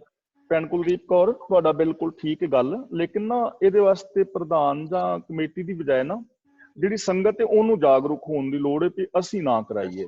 ਜੇ ਪ੍ਰਧਾਨ ਜੀ ਜਾਂ ਕਮੇਟੀ ਕਹਿਣਗੇ ਨਹੀਂ ਕਰਨਾ ਤੇ ਫਿਰ ਨਹੀਂ ਗੱਲ ਚੱਲਣੀ। ਜਾਗਰੂਕ ਹੋਈਏ, ਅਸੀਂ ਜਾਗਰੂਕ ਹੋਈਏ, ਲੋਕਾਂ ਨੂੰ ਜਾਗਰੂਕ ਆਪ ਕਰੀਏ। ਹੋਈ। ਇੰਨੇ ਕ ਅਸੀਂ Thank you. ਲੈਸਨ ਲੈ ਰਹੇ ਆ, ਇੰਨੇ ਕੁ ਨੂੰ ਤਾਂ ਸਾਨੂੰ ਹਾਂਜੀ ਜਾਗਰੂਕ ਆ ਰਹੀ ਹੈ। ਹਾਂਜੀ ਹਾਂਜੀ ਹਾਂਜੀ ਬਿਲਕੁਲ ਬਿਲਕੁਲ। ਜਾਗਰਤੀ ਉਹ ਤਾਂ ਫਿਰ ਸਟੇਜ ਤੇ ਉੱਥੇ ਗੁਰਦੁਆਰੇ ਬੈਠ ਕੇ ਦੱਸੋਗੇ ਤਾਂ ਹੀ ਆਏਗੀ ਨਾ ਹਾਂਜੀ ਬਾਕੀਆਂ ਨੂੰ। ਬਿਲਕੁਲ, ਕੋਈ ਨਹੀਂ, ਮੈਂ ਟਰਾਈ ਕਰਾਂਗਾ ਤੁਹਾਡੇ ਨਾਲ ਲੌਂਗ ਟਾਈਮ ਜੁੜਨ ਦੀ ਸੰਗਤ ਦੇ ਨਾਲ। ਹਾਂ ਤੇ ਸਾਡੇ ਆਪਾਂ ਇਹਨਾਂ ਚੀਜ਼ਾਂ ਨੂੰ ਕਰਾਂਗੇ ਕੁਛ ਨਾ ਕੁਛ, ਸਾਰਾ ਜਾਗਰਤੀ ਲਿਆਵਾਂਗੇ। ਅਸੀਂ ਸਾਰਿਆਂ ਨੇ ਮਿਲ ਕੇ ਲਿਆਉਣੀ, ਜਿੰਨੇ ਅਸੀਂ ਕਲਾਸ ਵਾਲੇ ਵੀਰ ਆ ਨਾ, ਇਹ ਸਾਡੀ ਬਿਲਕੁਲ, ਸਾਰਿਆਂ ਦੀ ਬਿਲਕੁਲ। ਰਿਸਪੌਂਸਿਬਿਲਟੀ ਹੈ ਕਿ ਅਸੀਂ ਇਸ ਰਿਸਪੌਂਸਿਬਿਲਟੀ ਨੂੰ ਨਿਭਾਉਣਾ ਹੈ ਮਿਲ ਕੇ। ਕਿਉਂਕਿ ਔਰ ਅਸੀਂ ਅਗਲੇ ਨੂੰ ਕਿਸੇ ਨੂੰ ਦੱਸਾਂਗੇ, ਉਹ ਕਹਿੰਦੇ ਲੈ ਇਹ ਨਵੇਂ ਆ ਗਏ ਹੁਣ ਸਿੱਖ ਕੇ, ਪਰ ਜਦੋਂ ਤੁਸੀਂ ਸਟੇਜ ਤੇ ਦੱਸੋਗੇ ਸਾਰੀ ਸੰਗਤ ਨੂੰ, ਸਾਰੀ ਸੰਗਤ ਸੁਣੇਗੀ ਤਾਂ ਜਾ ਕੇ ਫਰਕ ਪੈਣਾ। ਹਾਂਜੀ, ਸੰਗਤ ਨੂੰ ਜਾਗਰਤ ਕਰਨ ਦੀ ਲੋੜ ਹੈ। ਜੇ ਪ੍ਰਬੰਧਕ ਕਹਿਣਗੇ ਤੋ ਇੱਥੇ ਨਾ ਕਰਾਉਣਗੇ, ਹੋਰ ਕਿਤੇ ਕਰਾ ਲੈਣਗੇ ਜਾ। ਨਹੀਂ, ਸਾਡਾ ਫਰਜ਼ ਹੈ ਉਹਨਾਂ ਨੂੰ ਹਾਂ। ਦੱਸ ਦੇਣਾ। ਹਾਂਜੀ ਠੀਕ ਹੈ ਜੀ, ਠੀਕ ਹੈ। Thank you. ਸਤਨਾਮ ਸਿੰਘ ਜੀ, ਤੁਸੀਂ ਕੁਝ ਕਹਿਣਾ ਚਾਹੁੰਦੇ ਸੀਗੇ? ਠੀਕ ਹੈ ਜੀ, ਠੀਕ, ਬਹੁਤ ਠੀਕ ਹੈ। ਮੈਂ ਤਾਂ ਓਕੇ ਜੀ, ਠੀਕ ਹੈ। ਸਾਨੂੰ ਸਾਰਿਆਂ ਨੂੰ ਇਹ ਚੀਜ਼ਾਂ, ਜਿੱਦਾਂ ਇੱਕ ਇਕੱਲੇ ਬੰਦੇ ਦਾ ਕੰਮ ਨਹੀਂ ਹੈਗਾ, ਇਕੱਲੇ ਦਾ ਨਹੀਂ ਜੀ। ਹਾਂਜੀ, ਇਹ ਸਾਰਿਆਂ ਨੂੰ ਜੇ ਸਾਡੀ ਸਮਝ ਚ ਪੈਂਦੀ ਤਾਂ ਜੇ ਅਸੀਂ ਉਹ ਕੰਮ ਕਰਨੋਂ ਹਟ ਜਾਈਏ, ਆਪੇ ਹੀ ਕਹਾਂ ਹੋਣਾ ਹੀ ਨਹੀਂ, ਦੁਕਾਨ ਚੱਲਣੀ ਹੀ ਨਹੀਂ। ਫਿਰ ਇਕੱਲੇ ਪ੍ਰਧਾਨ ਜੀ ਕਰਨਗੇ ਤੇ ਲੋਕੀ ਪ੍ਰਧਾਨ ਜੀ ਤੇ ਗੱਲ ਪੈ ਜਾਂਦੀ। ਹਾਂਜੀ, ਬਿਲਕੁਲ ਸਹੀ ਗੱਲ ਹੈ ਜੀ। ਆਪਾਂ ਇੱਥੇ ਹੀ ਹਾਂਜੀ, ਹਰਨੇਕ ਸਿੰਘ ਜੀ, ਤੁਸੀਂ ਹੁਣ ਅਨਮਿਊਟ ਹੋਏ ਸੀ, ਜੇ ਤੁਸੀਂ। ਚਲੋ, ਵਾਹਿਗੁਰੂ ਜੀ ਕਾ ਖਾਲਸਾ, ਵਾਹਿਗੁਰੂ ਜੀ ਕੀ ਫਤਿਹ। ਮੈਂ ਵੈਸੇ ਮੈਨੂੰ ਭੈਣ ਜੀ ਉਹਨਾਂ ਦੀ ਗੱਲ ਬਹੁਤ ਪਸੰਦ ਆਈ ਹੈਗੀ ਆ, ਕਿ ਜੋ ਨਹੀਂ ਕਿਹਾ ਕਿ ਇੱਥੇ ਅਸੀਂ ਸੁਣੀ ਜਾਂਦੇ ਆ, ਜਾਤੇ ਆਮ ਸਾਰੇ ਅਸੀਂ ਗੁਰਦੁਆਰਿਆਂ 'ਚ ਪੁਆਇੰਟ ਰੱਖਦੇ ਨਹੀਂ, ਤੇ ਆਮ ਪਬਲਿਕ ਨੂੰ ਪਤਾ ਕਿੱਦਾਂ ਲੱਗੂ। ਜੇ ਇਸ ਹਿਸਾਬ ਨਾਲ ਹੁਣ ਤੁਸੀਂ ਕਿਹਾ ਕਿ ਨਹੀਂ ਜੀ ਪ੍ਰਧਾਨ ਦੀ ਜ਼ਿੰਮੇਵਾਰੀ ਹੈ, ਸਮਝ ਗਿਆ ਮੈਂ ਤੁਹਾਡੀ ਗੱਲ, ਪਰ ਜਿਹੜੇ ਸਾਡੇ ਗਿਆਨੀ ਆ ਉਹਨਾਂ ਨੂੰ ਚਾਹੀਦਾ ਇਹ ਐਡਵਾਈਸ ਰੱਖਣਾ, ਉਹ ਜਨਤਾ ਮੰਨੇ ਜਾਂ ਨਾ ਮੰਨੇ। ਦੇਖੋ, ਗਿਆਨੀਆਂ ਦਾ ਕੰਮ ਹੈ। ਤੁਸੀਂ ਕਿਹਾ ਇਹ ਹੁਣ ਅੰਧ ਵਿਸ਼ਵਾਸ ਹੈਗਾ, ਜਿਹੜੇ ਪੁਜਾਰੀ, ਆਪਾਂ ਕੱਲ ਵੀ ਗੱਲ ਕੀਤੀ ਸੀ ਇਹਦੇ ਬਾਰੇ, ਕਿ ਸਾਡੇ ਵਹਿਮ ਪਾਇਓ, ਵਹਿਮ ਨਿਕਲਣੀ ਕਿੱਦਾਂ ਹੈ ਸਾਡੇ ਅੰਦਰੋਂ, ਕਿੱਦਾਂ ਤੁਸੀਂ ਸਾਨੂੰ ਕੋਈ ਰਾਹ ਦਿਖਾ ਲੂਗਾ। ਜਿੱਦਾਂ ਤੁਸੀਂ ਹੁਣ ਕਥਾ ਕਰ ਰਹੇ ਆ, ਸਾਨੂੰ ਰਾਹ ਦਿਖਾ ਰਹੇ ਆ, ਕੁਛ ਨਾ ਕੁਛ ਅਸੀਂ ਸਿੱਖ ਰਹੇ ਹਾਂ। ਇਸੇ ਤਰ੍ਹਾਂ ਜਿਹੜੇ ਸਾਡੇ ਗਿਆਨੀ, ਜਦੋਂ ਹੁਣ ਕੋਈ ਵੀ ਸਾਡੀ, ਜਿੱਦਾਂ ਤੁਸੀਂ ਕਿਹਾ ਕਿ ਉਹ ਤੀਰਥ ਲੈ ਕੇ ਜਾਂਦੇ ਜੀ, ਇਸ ਚੀਜ਼ ਨੂੰ ਉੱਥੇ ਲਿਆਓ, ਚੀਜ਼ ਜਿਹੜਾ ਸਾਡਾ ਗ੍ਰੰਥ ਕਹਿ ਰਹੇ ਆ, ਗ੍ਰੰਥ ਸਾਹਿਬ, ਇਹ ਲੋੜ ਨਹੀਂ ਗੀ, ਤੇ ਉਹ ਸਿਰਫ ਵਹਿ ਪਾਇਓ ਆ। ਅਸੀਂ ਕੋਈ ਕੀਰਤਪੁਰ ਲੈ ਕੇ ਜਾਂਦਾ, ਉਹਦੀ ਲੋੜ ਨਹੀਂ। ਜਿੱਦਾਂ ਆਪਣੀ ਇਹਨਾਂ ਦੀ ਤਲੋਚਨ ਸੌਂਦੀ, ਇਹਨਾਂ ਦੀ ਮਿਸਿਸ ਨੇ ਕਿਹਾ ਸੀ ਕਿ ਮੇਰੀ ਜਿਹੜੀ ਐਸ਼ੀਜ਼ ਆ, ਤੁਸੀਂ ਉੱਥੇ ਫੁੱਲਾਂ ਨੂੰ ਪਾ ਦਿਓ। ਠੀਕ ਹੈ, ਬੜੀ ਵਧੀਆ ਗੱਲ ਆ, ਉਹ ਕਿਸੇ ਕੰਮ ਆਊਗੀ। ਠੀਕ ਹੈ, ਹੁਣ ਅਸੀਂ ਲਿਜਾਨੇ ਆ, ਉਹ ਇਸ ਕਰਕੇ ਲਿਜਾਨੇ ਆ ਵੀ ਜਿਹੜਾ ਸਾਡੀ ਕੀਰਤਪੁਰ ਜਾਣਾ ਜੀ, ਉਹ ਸਾਡਾ ਬਜ਼ੁਰਗ ਜੋ ਵੀ ਸਵਰਗ 'ਚ ਜਾਊਗਾ, ਜਾਂ ਉਹ ਜਾਣੀ ਕਿ ਸਹੀ ਰਸਤੇ। ਇਹ ਗੱਲਾਂ ਸਾਰੀਆਂ ਗਲਤ। ਮੈਂ ਜਿਹੜੀ ਚਾਹੁੰਦਾ, ਜਿੱਦਾਂ ਭੈਣ ਜੀ ਨੇ ਕਿਹਾ, ਜਿਸ ਵਾਲੇ ਬੋਡੀ ਸਾਡੇ ਆਉਂਦੀ ਆ ਗੁਰਦੁਆਰੇ, ਜਦੋਂ ਵੀ ਤੁਸੀਂ ਅਰਦਾਸ ਕਰਨ ਤੋਂ ਬਾਅਦ ਗਿਆਨੀ ਨੂੰ ਇਹ ਪੁਆਇੰਟ ਰੱਖਣੇ ਚਾਹੀਦੇ ਆ। ਸਾਡੀ ਕਮੇਟੀ ਨੂੰ ਹੀ ਦੱਸਣਾ ਚਾਹੀਦਾ ਵੀ ਤੁਸੀਂ ਇਹ ਪੁਆਇੰਟ ਜ਼ਰੂਰ ਰੱਖੋ ਵੀ ਤੁਹਾਨੂੰ ਬੋਡੀ ਜਿਹੜੀ ਐਸੀ ਆ ਕੀਰਤਪੁਰ ਲਿਜਾਣ ਦੀ ਲੋੜ ਨਹੀਂ। ਤੁਸੀਂ ਇੱਕ ਨਾ ਮੈਂ ਗਿਆ ਸੀ ਕੈਨੇਡਾ ਨਾ, ਮੈਨੂੰ ਭੇਜਤਾ ਉੱਥੇ ਆਪਣਾ ਅੰਤਮ ਸੰਸਕਾਰ ਤੇ। ਸੌਰੀ, ਮੈਂ 2 ਮਿੰਟ ਤੁਹਾਡੇ ਲੈਣ ਲੱਗਾ। ਠੀਕ, ਬਹੁਤ ਵਧੀਆ।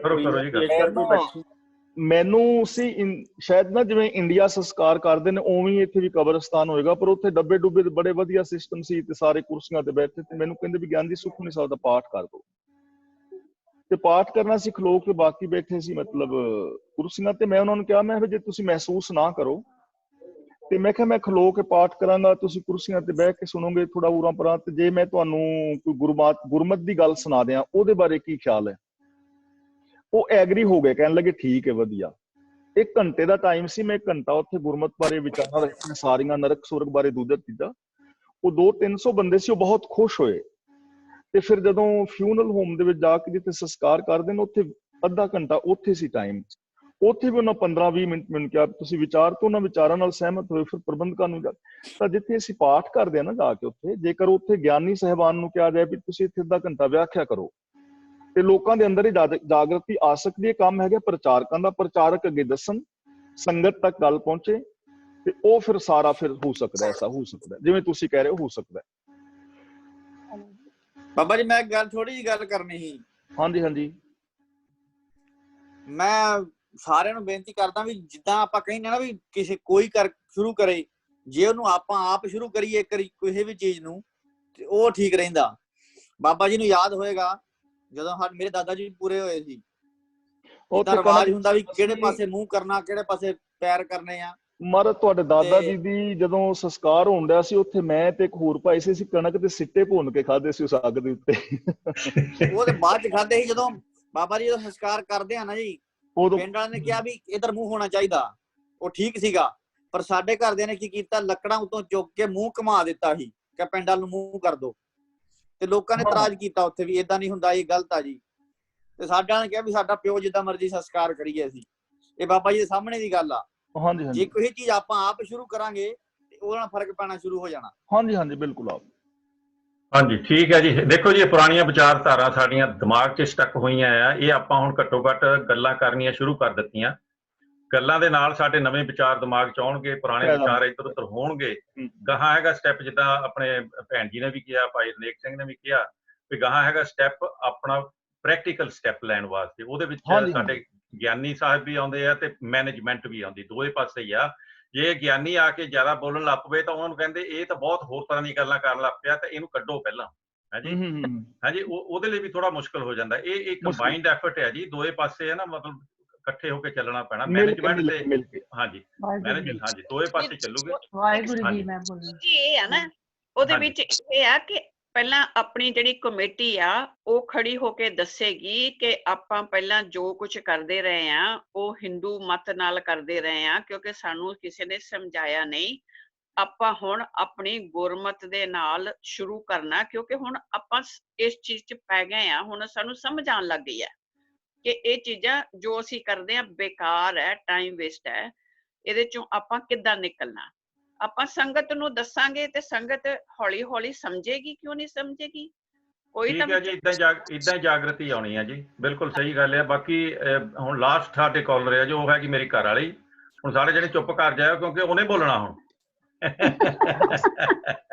ਬਾਕੀ ਦਿਆਂ ਦੀ ਗੱਲ ਨਹੀਂ ਵੀਰ ਤਰਲੋਚਨ ਸਿੰਘ ਜੀ, ਤੁਸੀਂ ਚੁੱਪ ਕਰ ਜਾ ਜੇ ਰਾਤ ਨੂੰ ਰੋਟੀ ਵੀ ਚੁੱਪ ਕਰ ਜਾ ਬਸ, ਮੈਂ ਤਾਂ ਲਓ ਜੀ, ਹੋ ਗਏ ਖੁਲਾਸੇ ਸਾਰੇ, ਕਰ ਲਓ ਸਾਰੀਆਂ, ਚਲਾ ਲਓ ਭੱਠੀਆਂ। ਹਾਂ ਭੈਣ ਦਵਿੰਦਰ ਕੌਰ ਜੀ ਬੋਲੋ। ਵਾਹਿਗੁਰੂ ਜੀ ਕਾ ਖਾਲਸਾ, ਵਾਹਿਗੁਰੂ ਜੀ ਕੀ ਫਤਿਹ। ਇਹ ਗੱਲਾਂ ਕਰਨੀਆਂ ਜੀ ਬਹੁਤ ਸੌਖੀਆਂ ਆ ਇੱਥੇ, ਜੋ ਅਸੀਂ ਸਾਰੇ ਕਰ ਰਹੇ ਆ, ਪਰ ਐਕਚੁਅਲੀ ਤੁਹਾਡੇ ਵਰਗੇ ਗਿਆਨੀ ਵੀ ਹੈ ਨਹੀਂ, ਠੀਕ ਹੈ ਨਾ? ਜੋ ਤੁਹਾਡੀ ਸੋਚ ਆ, ਤੁਹਾਡੀ ਸੋਚ ਵਾਲੇ ਬਹੁਤ ਘੱਟ ਗਿਆਨੀ ਆ, ਚਾਹੇ ਉਹ ਪ੍ਰਚਾਰਕ ਆ, ਚਾਹੇ ਉਹ ਕਥਾਕਾਰ ਆ, ਚਾਹੇ ਕੁਛ ਆ। ਸਾਡੇ ਆਪਣੇ ਗੁਰਦੁਆਰਿਆਂ ਦੇ ਵਿੱਚ ਸਾਨੂੰ ਉਹੀ ਸਟੋਰੀਆਂ ਸੁਣਾਈਆਂ ਜਾਂਦੀਆਂ ਜਿਹੜੀਆਂ ਅੱਜ ਤੋਂ ਕਹਿ ਲਓ 100 ਸਾਲ ਪਹਿਲਾਂ ਜੋ ਆਪਾਂ ਟਕਸਾਲੀ ਬਿਰਤੀ ਦੀ ਕਹਿ ਸਕਦੇ ਹਾਂ। ਇਸ ਕਰਕੇ ਜਾਗਰਤੀ ਲਿਆਉਣੀ ਵੀ ਪਹਿਲਾਂ ਉਹਨਾਂ ਨੂੰ ਸਟਰੋਂਗ ਹੋਣਾ ਪੈਣਾ ਕਹਿਣ ਵਾਸਤੇ ਕਿ ਹਾਂ ਮੇਰੀ ਕੋਈ ਗੱਲ ਸੁਣ ਸਕਦਾ ਆ, ਹਨਾ, ਤੇ ਮੈਂ ਸੁਣਾਉਣੀ ਆ। ਸਹੀ ਗੱਲ ਹੈ। ਜੇ ਹੁਣ ਅਸੀਂ ਜੇ ਸਾਨੂੰ ਗਿਆਨੀ ਪ੍ਰਚਾਰਕ ਉਹ ਸੁਣਾਉਣ ਲੱਗ ਪਏ ਵੀ ਗੁਰੂ ਨਾਨਕ ਦੇਵ ਜੀ ਬੇਈ ਦੇ ਵਿੱਚ 3 ਦਿਨ ਰਹੇ ਸੀ, ਤੇ ਠੀਕ ਹੈ ਨਾ, ਫਿਰ ਤੁਸੀਂ ਕਿੱਦਾਂ ਸੰਗਤ ਨੂੰ ਚੇਂਜ ਕਰੋਗੇ? ਨਹੀਂ ਕਰ ਸਕਦੇ। Stage is the main source of sharing these things, ਹੈ ਨਾ? ਫੇਸ ਕਰਕੇ ਸਾਨੂੰ ਥੋੜਾ ਜਿਹਾ ਇਹਨਾਂ ਚੀਜ਼ਾਂ ਤੇ ਵੀ ਧਿਆਨ ਦੇਣ ਦੀ ਲੋੜ ਆ। ਜਿੱਦਾਂ ਇਹਨਾਂ ਨੇ ਤੁਸੀਂ ਵੀ ਕਿਹਾ ਤੇ ਅਸੀਂ ਵੀ ਕਿਹਾ ਕਿ ਸਾਡੇ ਸਾਰਿਆਂ ਨੂੰ ਇਹ ਐਫਰਟ ਕਰਨੀ ਪੈਣੀ ਆ। ਜਿੱਦਾਂ ਮੈਂ ਲਾਸਟ ਟਾਈਮ ਅਖੰਡ ਪਾਠ ਬਾਰੇ ਵੀ ਕਿਹਾ ਸੀ, ਆਮ ਸ਼ੋਰ ਪ੍ਰਧਾਨ ਸਾਹਿਬ ਹੁਣੀ ਉੱਥੇ ਹੈਗੇ ਆ, ਤੇ ਆਪਾਂ ਲਾਸਟ ਟਾਈਮ ਵੀ ਇਹ ਚੀਜ਼ ਕਹੀ ਸੀ ਕਿ ਅਖੰਡ ਪਾਠ ਦੇ ਵਿੱਚ ਕੋਈ ਵੀ ਬੰਦਾ ਰਾਤ ਨੂੰ ਗੁਰੂ ਮਹਾਰਾਜ ਦੇ ਕੋਲ ਕੋਈ ਨਹੀਂ ਹੁੰਦਾ, ਠੀਕ ਆ ਜੀ? ਇਕੱਲੇ ਗਿਆਨੀ ਹੁੰਦੇ ਆ ਬੈਠੇ, ਆਪਣਾ ਇਕੱਲਾ ਇੱਕ ਗਿਆਨੀ ਪਾਠ ਕਰਦੇ ਹੁੰਦੇ ਆ, ਹਨਾ?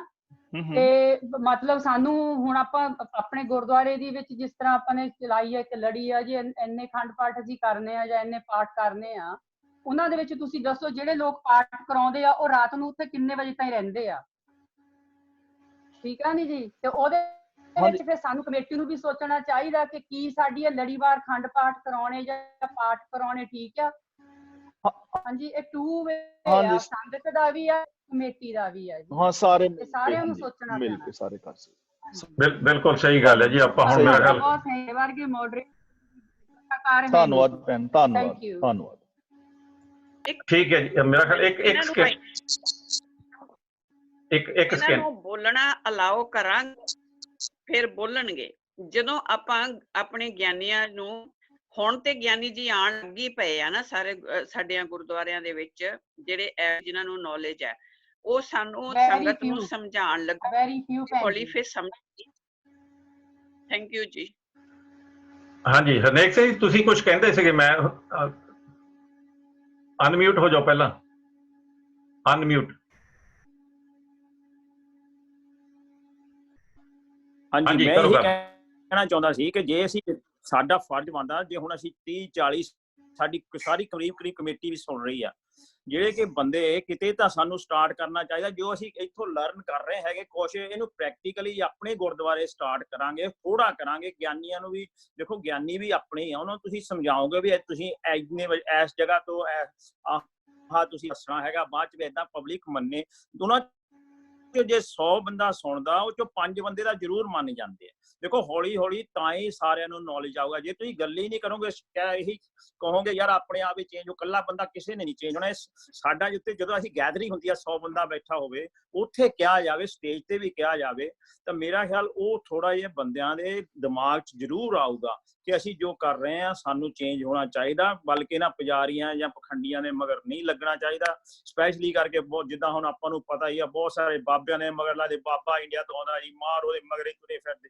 ਇਹ ਗਲਤ ਸਾਰੀਆਂ ਗੱਲਾਂ ਨੂੰ ਇਸ ਤਰ੍ਹਾਂ ਹੀ ਕੱਢ ਸਕਦੇ। ਜੇ ਸਾਡਾ ਗੁਰਦੁਆਰਾ ਕਰੂਗਾ, ਸਾਡੇ ਕੈਂਟ 'ਚ 2-3 ਗੁਰਦੁਆਰੇ ਹੋ ਰਿਹਾ, ਉਹ ਵੀ ਫੋਲੋ ਕਰਨਗੇ। ਜੇ ਕੋਈ ਸਹੀ ਸਟਾਰਟ ਕਰਨਾ ਹੈਗਾ, ਕੋਈ ਵੀ ਚੰਗਾ ਕੰਮ ਕਰਨ ਲਈ ਥੋੜਾ ਜਿਹਾ ਟਾਈਮ ਵੇਸਟ ਵੀ ਕਰਨਾ ਪੈਂਦਾ ਤੁਹਾਨੂੰ ਆਪਣਾ। ਇਸ ਕਰਕੇ ਕਿਤੇ ਇਹ ਪ੍ਰਧਾਨ ਸਾਹਿਬ ਸਾਡੇ ਵੀ ਸੁਣ ਰਹੇ, ਮੈਂ ਉਹਨਾਂ ਨੂੰ ਰਿਕੁਐਸਟ ਕਰੂੰਗਾ ਕਿ ਸਾਡੇ ਗਿਆਨੀਆਂ ਨੂੰ ਕਹੋ, ਦੇਖੋ ਜੀ ਆ ਕੀਰਤਨ ਜਿਹੜੇ ਲਿਜਾਨੇ ਤੁਸੀਂ, ਉਹ ਕੋਈ ਪਵਿੱਤਰ ਨਹੀਂ ਹੁੰਦਾ ਉੱਥੇ ਸਵਰਗ, ਇੱਥੇ ਤੁਸੀਂ ਕੁਛ ਕਰੋ, ਇੱਥੇ ਵੀ ਪਾ ਸਕਦੇ ਆ ਚੀਜ਼। ਤੁਹਾਨੂੰ ਪਤਾ ਆਪਾਂ ਹੁਣ ਸਾਰੇ ਜਾਣਦੇ, ਗੋਰੇ ਆਪਣੇ ਗਾਰਡਨਾਂ 'ਚ ਰੱਖਦੇ ਆ, ਦੇਖ ਕਰਕੇ ਉਹ ਆਪਣੇ ਸਿਆਣਿਆਂ ਦੇ, ਕਈ ਬਜ਼ੁਰਗਾਂ ਦੇ। ਇਸ ਕਰਕੇ ਮੇਰਾ ਖਿਆਲ ਕੋਈ ਵੀ ਇਹ ਇਕੱਲਾ ਐਸ਼ ਨਹੀਂ, ਹੋਰ ਵੀ ਜਿਹੜੀਆਂ ਗੱਲਾਂ ਹੁਣ ਸਿੱਖ ਰਹੇ ਹੈਗੇ ਆ, ਉਹ ਆਪਾਂ ਪ੍ਰੈਕਟੀਕਲੀ ਕਿਤੇ ਉਹਦਾ ਸਟਾਰਟ ਕਰੀਏ। ਤਾਂ ਮੈਂ ਚਾਹੁੰਦਾ ਕਿ ਆਪਣੇ ਗੁਰਦੁਆਰੇ ਦੇ ਕਿਉਂ ਨਾ ਸਟਾਰਟ ਹੋਵੇ। ਬਹੁਤ ਵਧੀਆ ਵਿਚਾਰ ਹੈ ਜੀ, ਬਹੁਤ ਵਧੀਆ ਵਿਚਾਰ ਹੈ। ਇਹ ਆਪਾਂ ਸਾਰੇ ਜਣੇ ਇਕੱਠੇ ਹੋ ਕੇ ਇਹ ਗੱਲਾਂ ਕਰਨੀਆਂ ਜਦੋਂ ਗੁਰਦੁਆਰੇ ਖੁੱਲਦੇ ਆ।